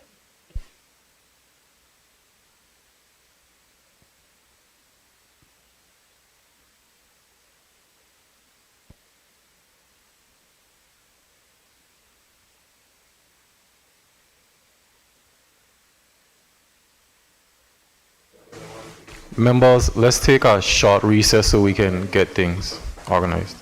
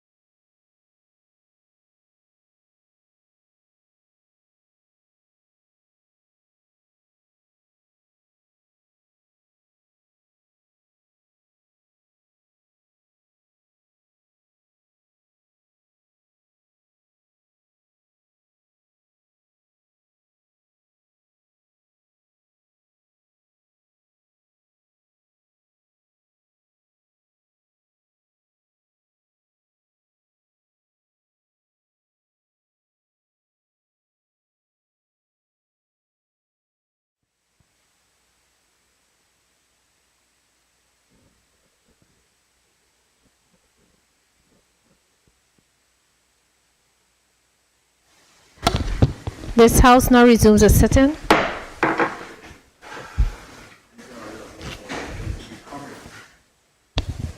Madam Clerk, you called 8 already? Okay. I call upon the Premier. Thank you, Madam Speaker. Madam Speaker, I move a motion to amend the order paper under public business, government business, second and third readings by removing 8.1 Roman numeral 1 from the order paper, which is the second and third reading for the Beneficial Ownership Secure System Amendment Act 2023. And the order paper can be renumbered sequentially. So the new 8.1 Roman numeral 1 would be Stamps Amendment Bill 2024, and then thereon. I so move,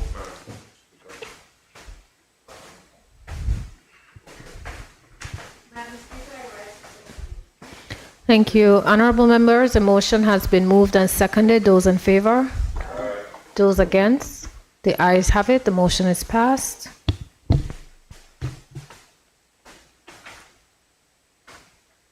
I call upon the Premier.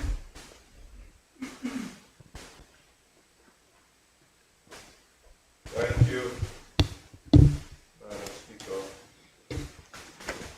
Madam Speaker. Madam Speaker.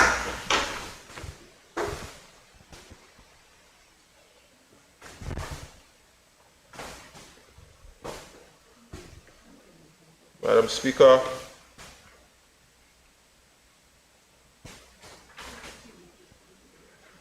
I move that the bill shortly entitled Stamps Amendment Bill 2024 be read a second time.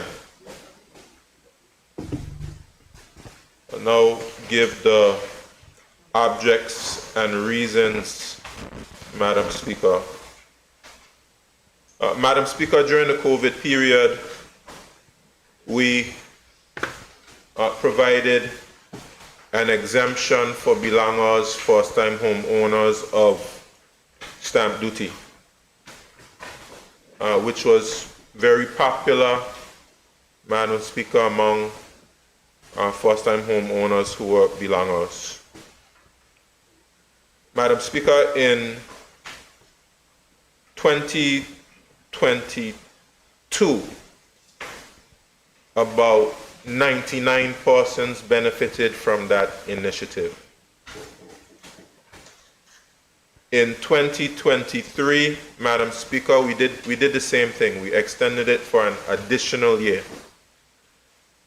And 93 persons benefited.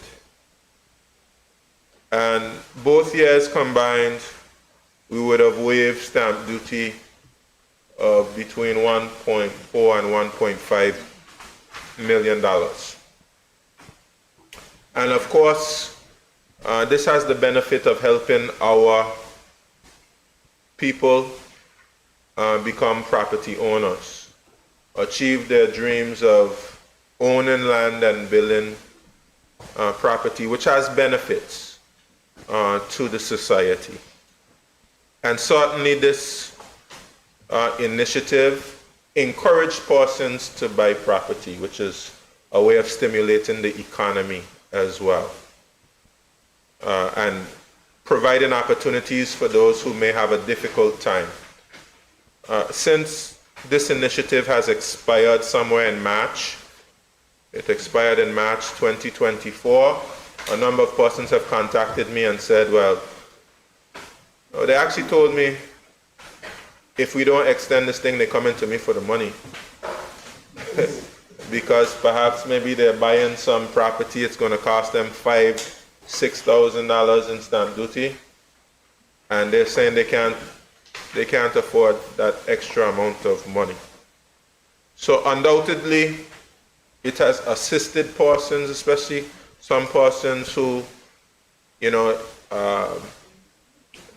they don't have the means So therefore, we are happy to extend this initiative for an additional year. And of course, these persons, they end up having to pay property taxes, and they have to contribute to the government in a number of other ways and areas once becoming property owners. And Madam Speaker, I hope to have the support of the House in extending this initiative for another year. Madam Speaker, I so move. Thank you.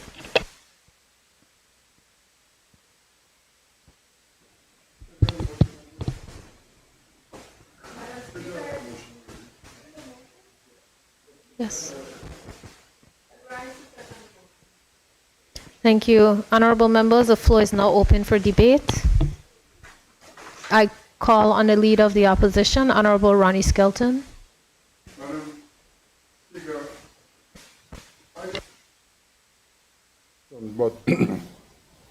what the Premier mentioned, he says this is for a period for a year. But this amendment doesn't speak to any period for a year. I don't know if it's someplace else, but what I have before me doesn't say so. And I don't understand, Madam Speaker, 2A, who is the instrument for the sale or transfer of property to a belonger, who is the first-time property owner, and then it has in the end for a period of not less than 1 year. I don't understand. Is that meant to be the 1 year period you're talking about, Madam Speaker? What is written here is not clear to me. You can explain it, but it doesn't say it needs a B.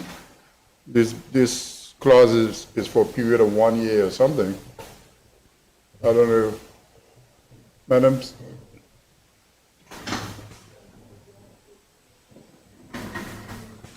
Go first.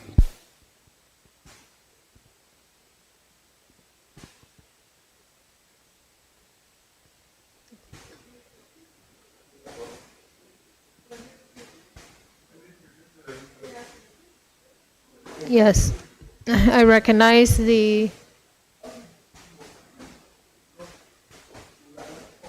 No, we're not wrapping up. I recognize the Minister for Health and Social Development.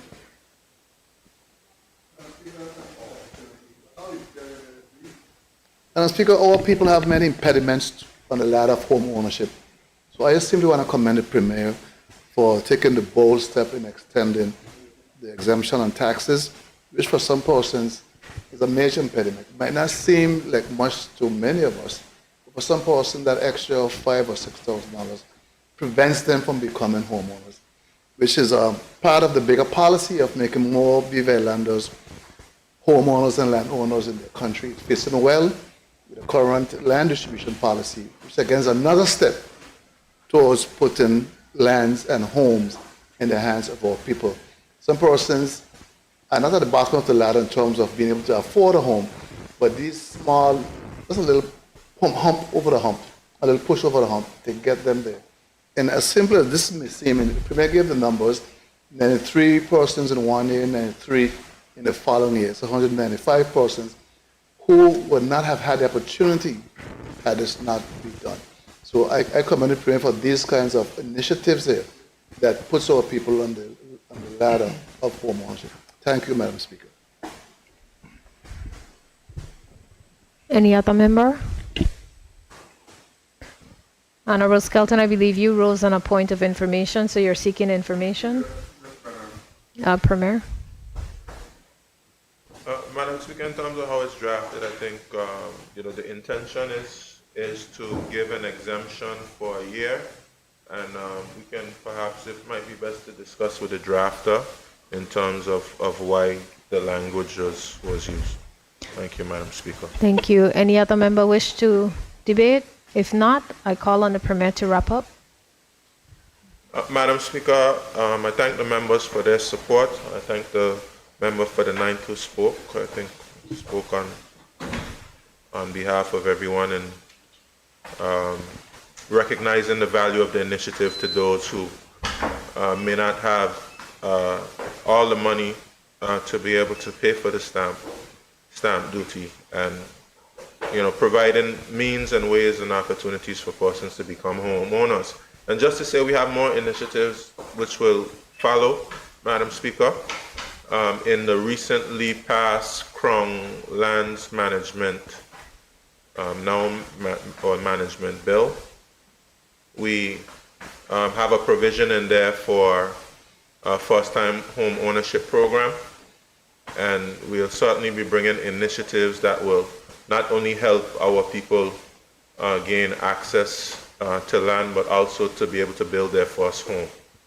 So that is something to stay tuned to, Madam Speaker. But I thank the members for the support and looking forward to going through committee stage. Thank you, Madam Speaker. Thank you. Honorable members, it has been moved and seconded that the bill shortly entitled Stamps Amendment Bill 2024 be now read a second time. Those in favor? Those against? The ayes have it. I call upon the clerk to read the bill a second time. This bill may be cited as the Stamps Amendment Bill 2024. Thank you.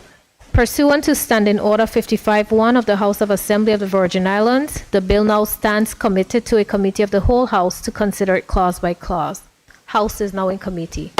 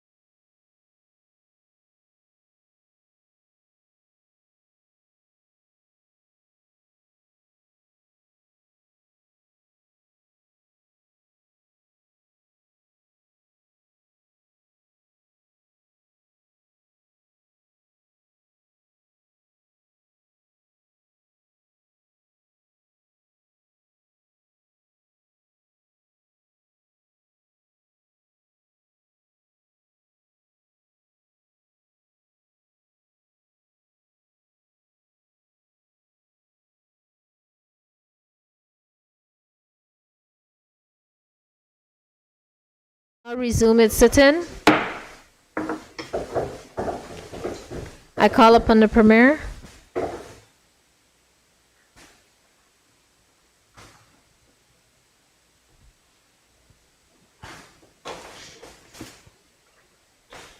Thank you, Madam Speaker. I beg to report that the bill entitled Stamps Amendment Bill 2024 has passed through committee with amendments.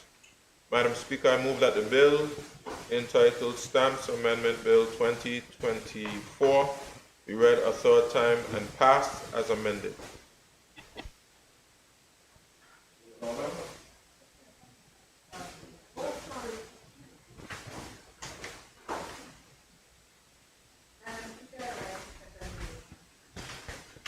Thank you. Honorable members, it has been moved and seconded that the bill entitled Stamps Amendment Bill 2024 be now read a third time and passed as amended. Those in favor? Those against? The ayes have it. I call upon the clerk to read the bill a third time. This act may be cited as Stamps Amendments Act 2024. Thank you. The bill has been read a third time and passed with amendments. I call upon the clerk.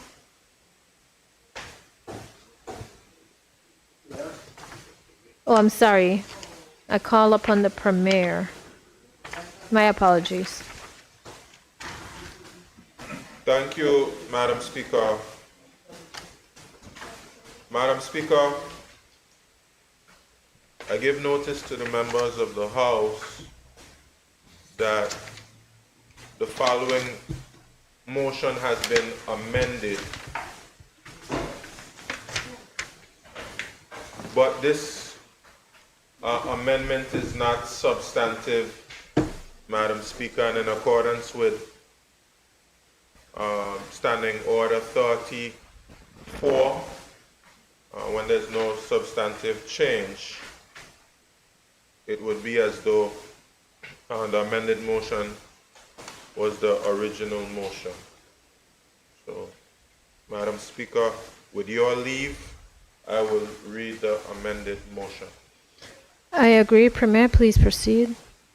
Thank you, Madam Speaker. I rise to move the following motion. Whereas the House of Assembly passed Resolution number 17 of 2022, which approved the policy on constituency offices as prepared by the Committee of Privileges, a standing select committee of the House of Assembly. Whereas the policy on constituency offices governs the use of funds allocated to members in respect of the operation of constituency offices within their respective districts to aid in the execution of their parliamentary duties. Whereas the third paragraph of Clause 2.3 of the Policy on Constituency Offices provides that the basic budget is capped at $60,000 per annum for all electoral district constituencies.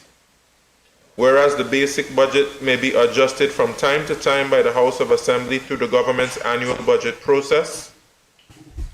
Whereas the House of Assembly increased the basic budget from $60,000 to $86,000 per annum for each electoral district constituency office to the government's annual budget for the year 2024.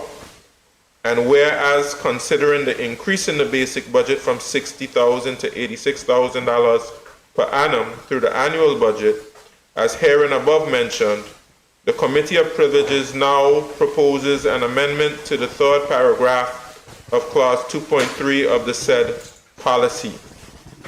Now therefore be it resolved that the House of Assembly of the Virgin Islands hereby approves that the third paragraph of Clause 2.3 of the Policy on Constituency Offices be amended as proposed by the Committee of Privileges by deleting the current wording, which reads, basic budget.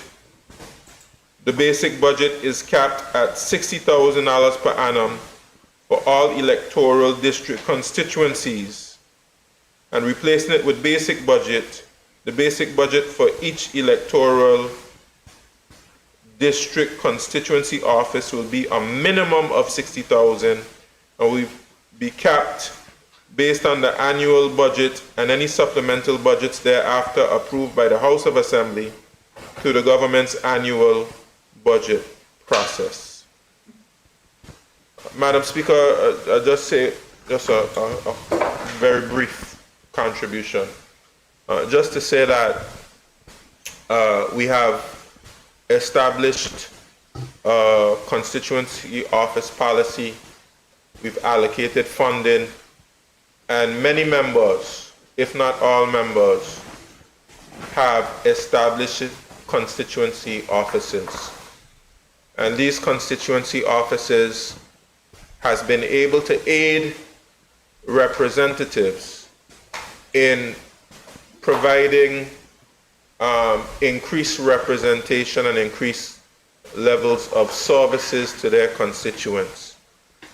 And certainly, Madam Speaker, 60,000 was not enough because, of course, you have individuals in the offices who you would like to employ at a decent rate of salary. And of course, you want to be able to do certain things for your constituents. And I noticed that many members have been able to provide excellent services to their constituents. And of course, we all should look at what each other is doing and learn from it and see how we can help our constituents sometimes to navigate government processes, sometimes to be able to help them educationally or otherwise. Lots of different things that members have introduced in their constituency offices. It's a good thing. It's good for the people of the Virgin Islands, for the persons in the individual constituencies. And given the availability of funds, we should even see how we can increase it so that we can provide greater services to the people in the various constituencies. There's nothing wrong with serving the people within their constituencies. There's some countries, I've been studying this, Madam Speaker, some countries, they even have community empowerment offices or ministries, departments concerned with empowering communities. And if you empower communities, you empower the Virgin Islands. And certainly there'll be more to be said about this because, of course, it's an area of focus for me. As was said before, we're focusing a lot on Commission of Inquiry. And so we don't necessarily have all the time to focus on some of these areas. But it's a focus of mine to see how we can empower our communities more, how we can invest more in our communities. So there'll be more to come, Madam Speaker. So, Madam Speaker, I so move.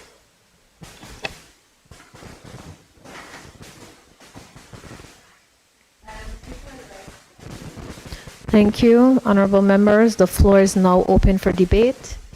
I call on the member for the 6th District, Honorable Myron Walwyn. Thank you very much, Madam Speaker. Madam Speaker, I rise certainly first to thank the Premier, Minister of Finance, for bringing this motion to increase the monies given to district offices from $60,000 to $86,000. I started off that way by thanking him, lest he says I'm ungrateful with what will come after I just made that statement. Now, Madam Speaker, it is a good thing that representatives can have an area where their constituents can come and meet them. We didn't have that structure before, except, sometimes I would imagine those persons who were on the opposition would have used the House of Assembly chambers, and those persons who were ministers would have appointments by their constituents at the ministry office. It's good and it's more convenient that you have a space in the district where persons can come to meet with their district representative.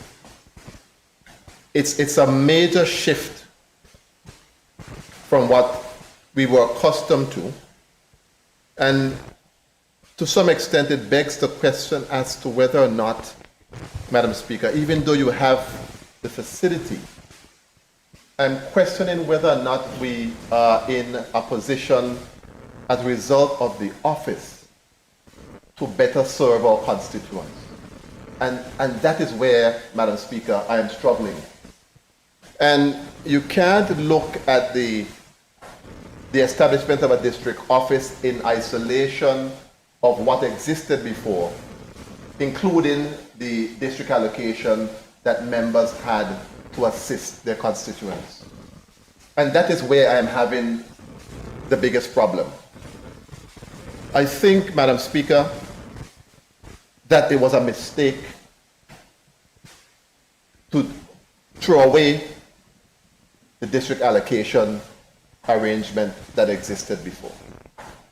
And I don't think that any one of us in this room, regardless of what side of the aisle they might sit on, could say that they are better off in terms of serving their constituents with that allocation being gone.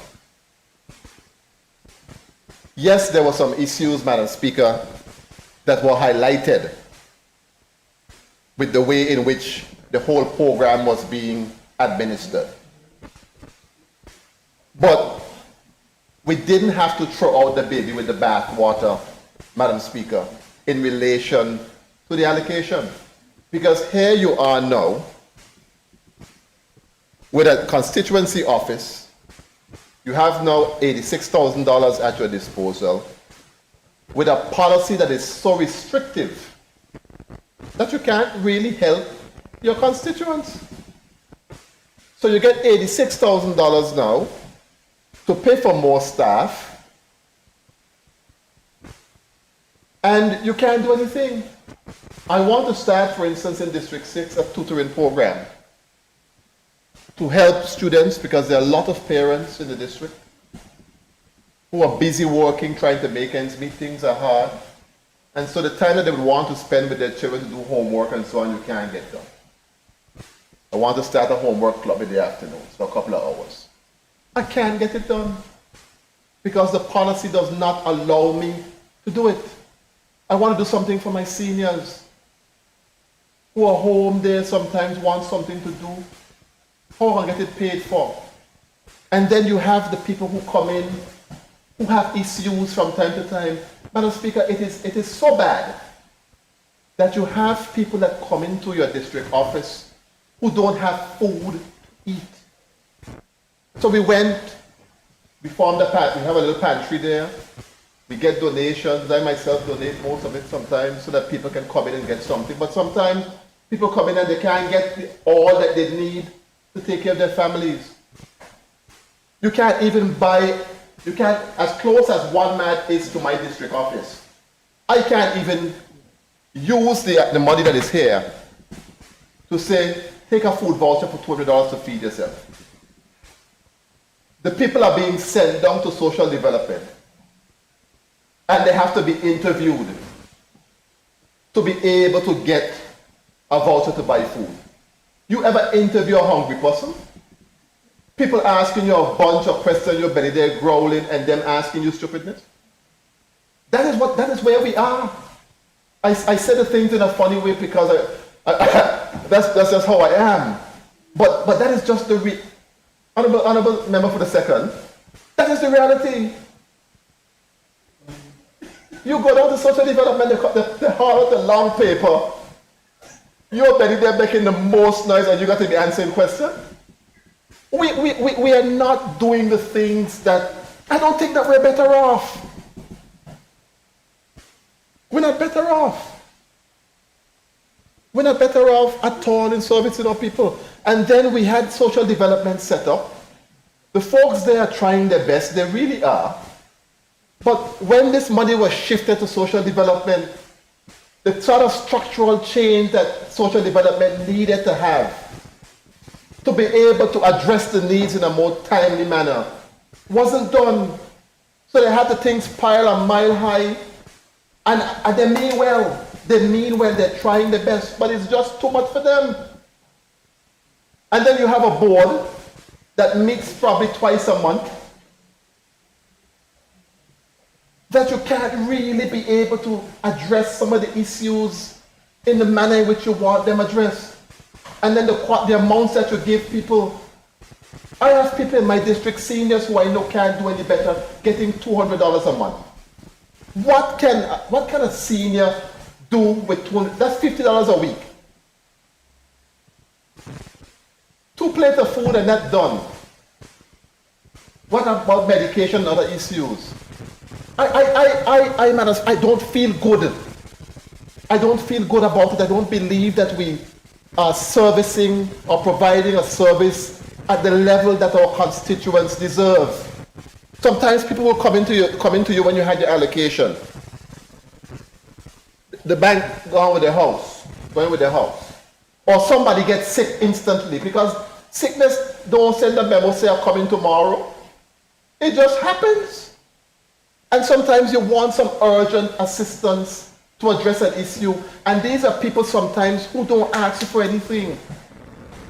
But things happen to us and we cannot respond when the time comes.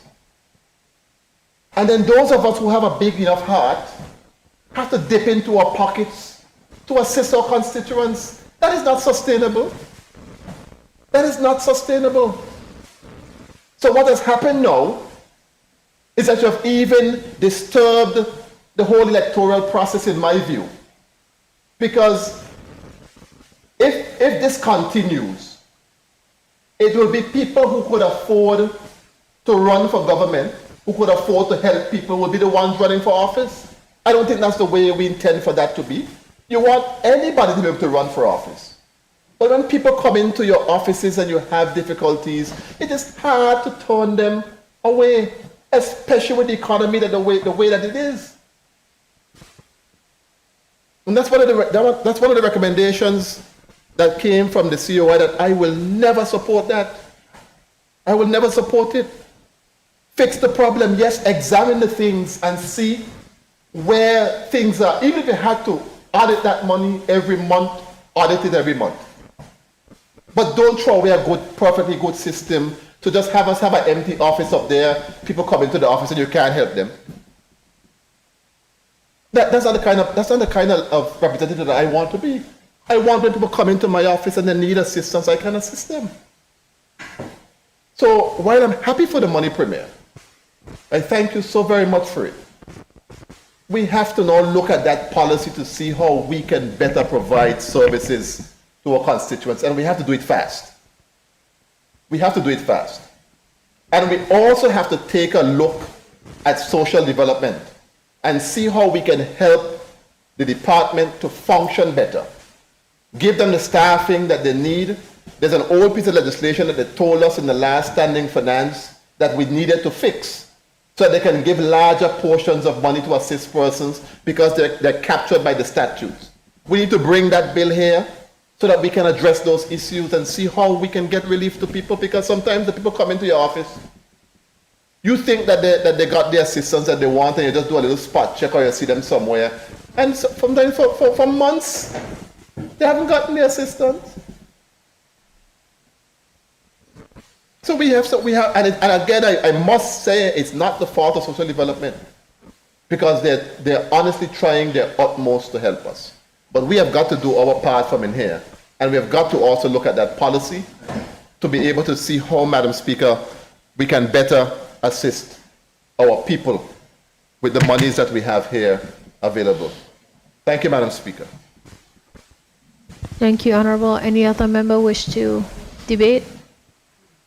If not, I recognize the Deputy Premier, Honorable Lorna Smith.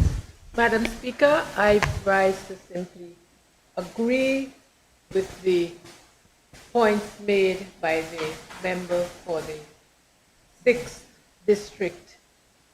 I only wish he could tell us how we could move the ball forward in terms of getting the kind of support that we need, even within that $80,000. I have established an office on Anegada, and it is great to sit with Anegadians in that office, have a discussion with them. And 2 Fridays ago I did so and had an excellent meetings with them in terms of one related to tourism and how we could better serve the increasing number of tourists that were coming to Anegada. One of my meetings, incidentally, was also with a couple, again, seniors, 80s, whatever it is, both of them, and who would really like some support.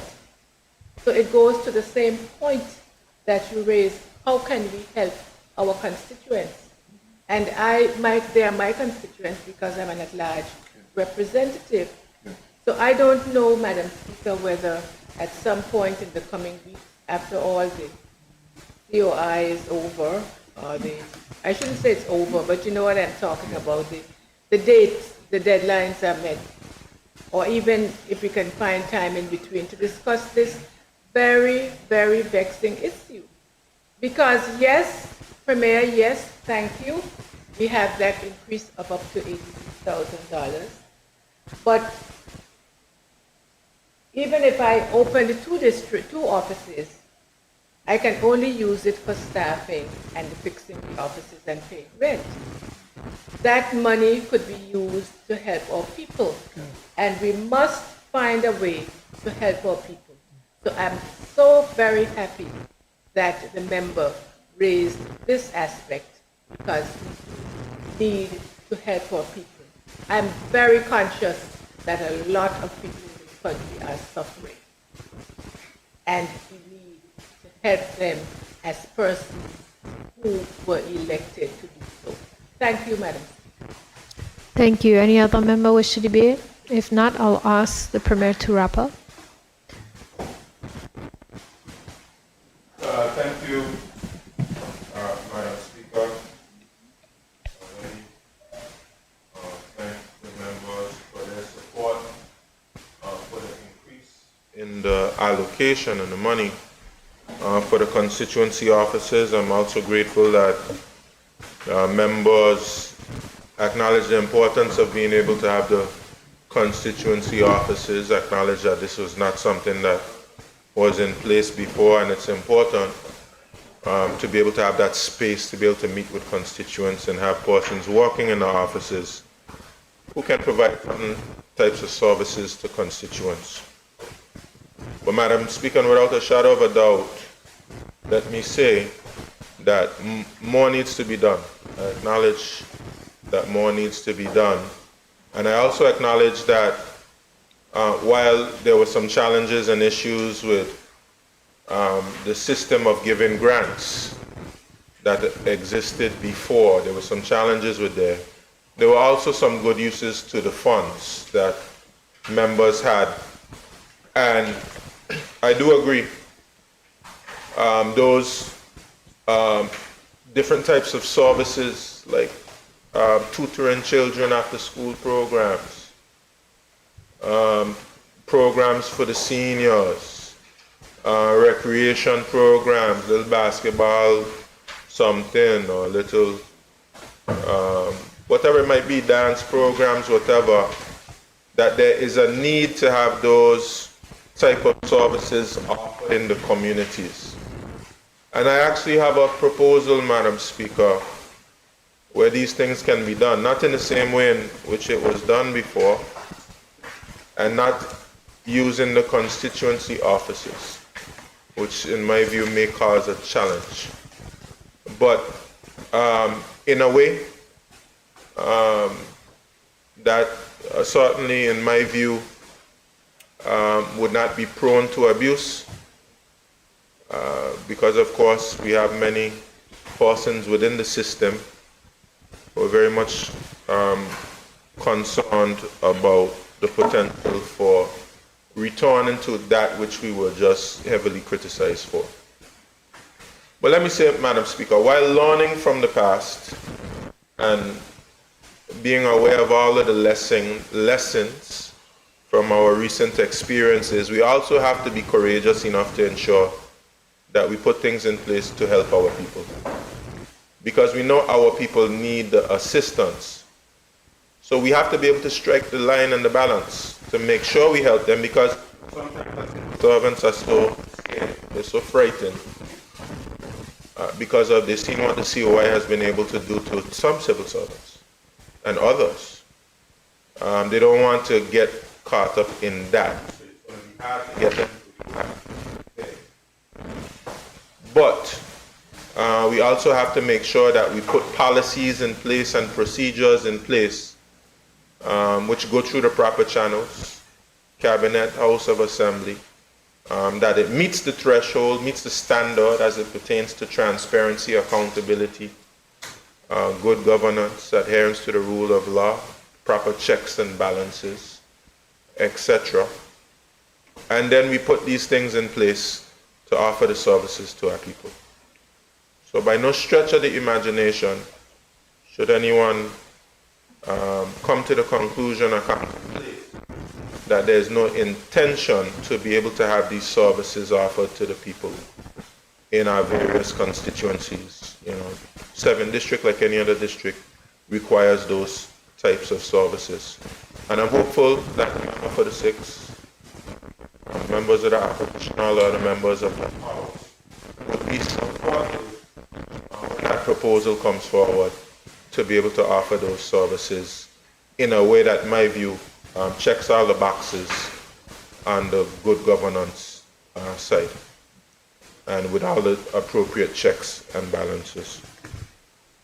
So, Madam Speaker, having said that, I'm grateful for the members' support, and of course, I look forward to further work in this area to empower the people of the Virgin Islands who live in the various communities. Thank you, Madam Speaker. Thank you. Honorable members, a motion has been moved and seconded. Those in favor? Aye. Those against? The ayes have it. The motion is passed. Thanks.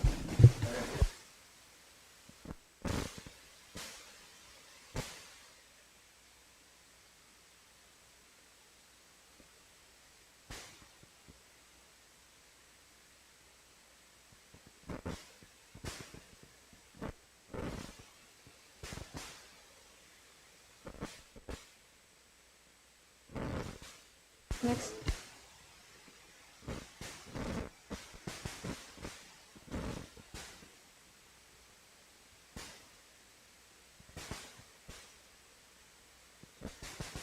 Yes, I call upon the Premier.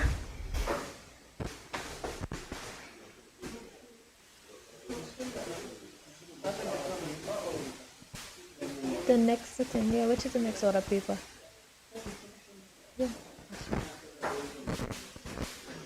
Thank you, Madam Speaker. Madam Speaker, I move a motion to remove the final resolution on the order paper, which would now be 8.1 Roman numeral 3. Move a motion to remove that from the order paper. Madam Speaker, I so move.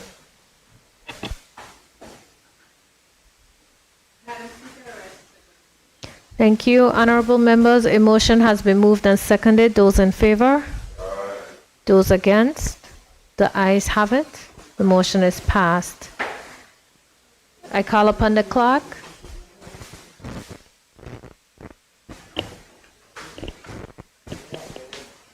Item number private business. Next. Item number 9, other business. Any other business? Go ahead, Madam Clerk. Next Tuesday. Next Tuesday.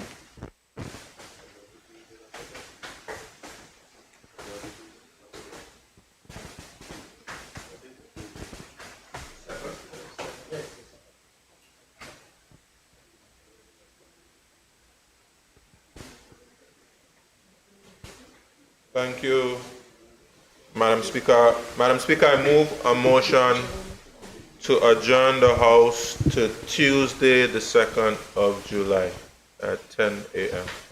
Thank you, Madam Speaker.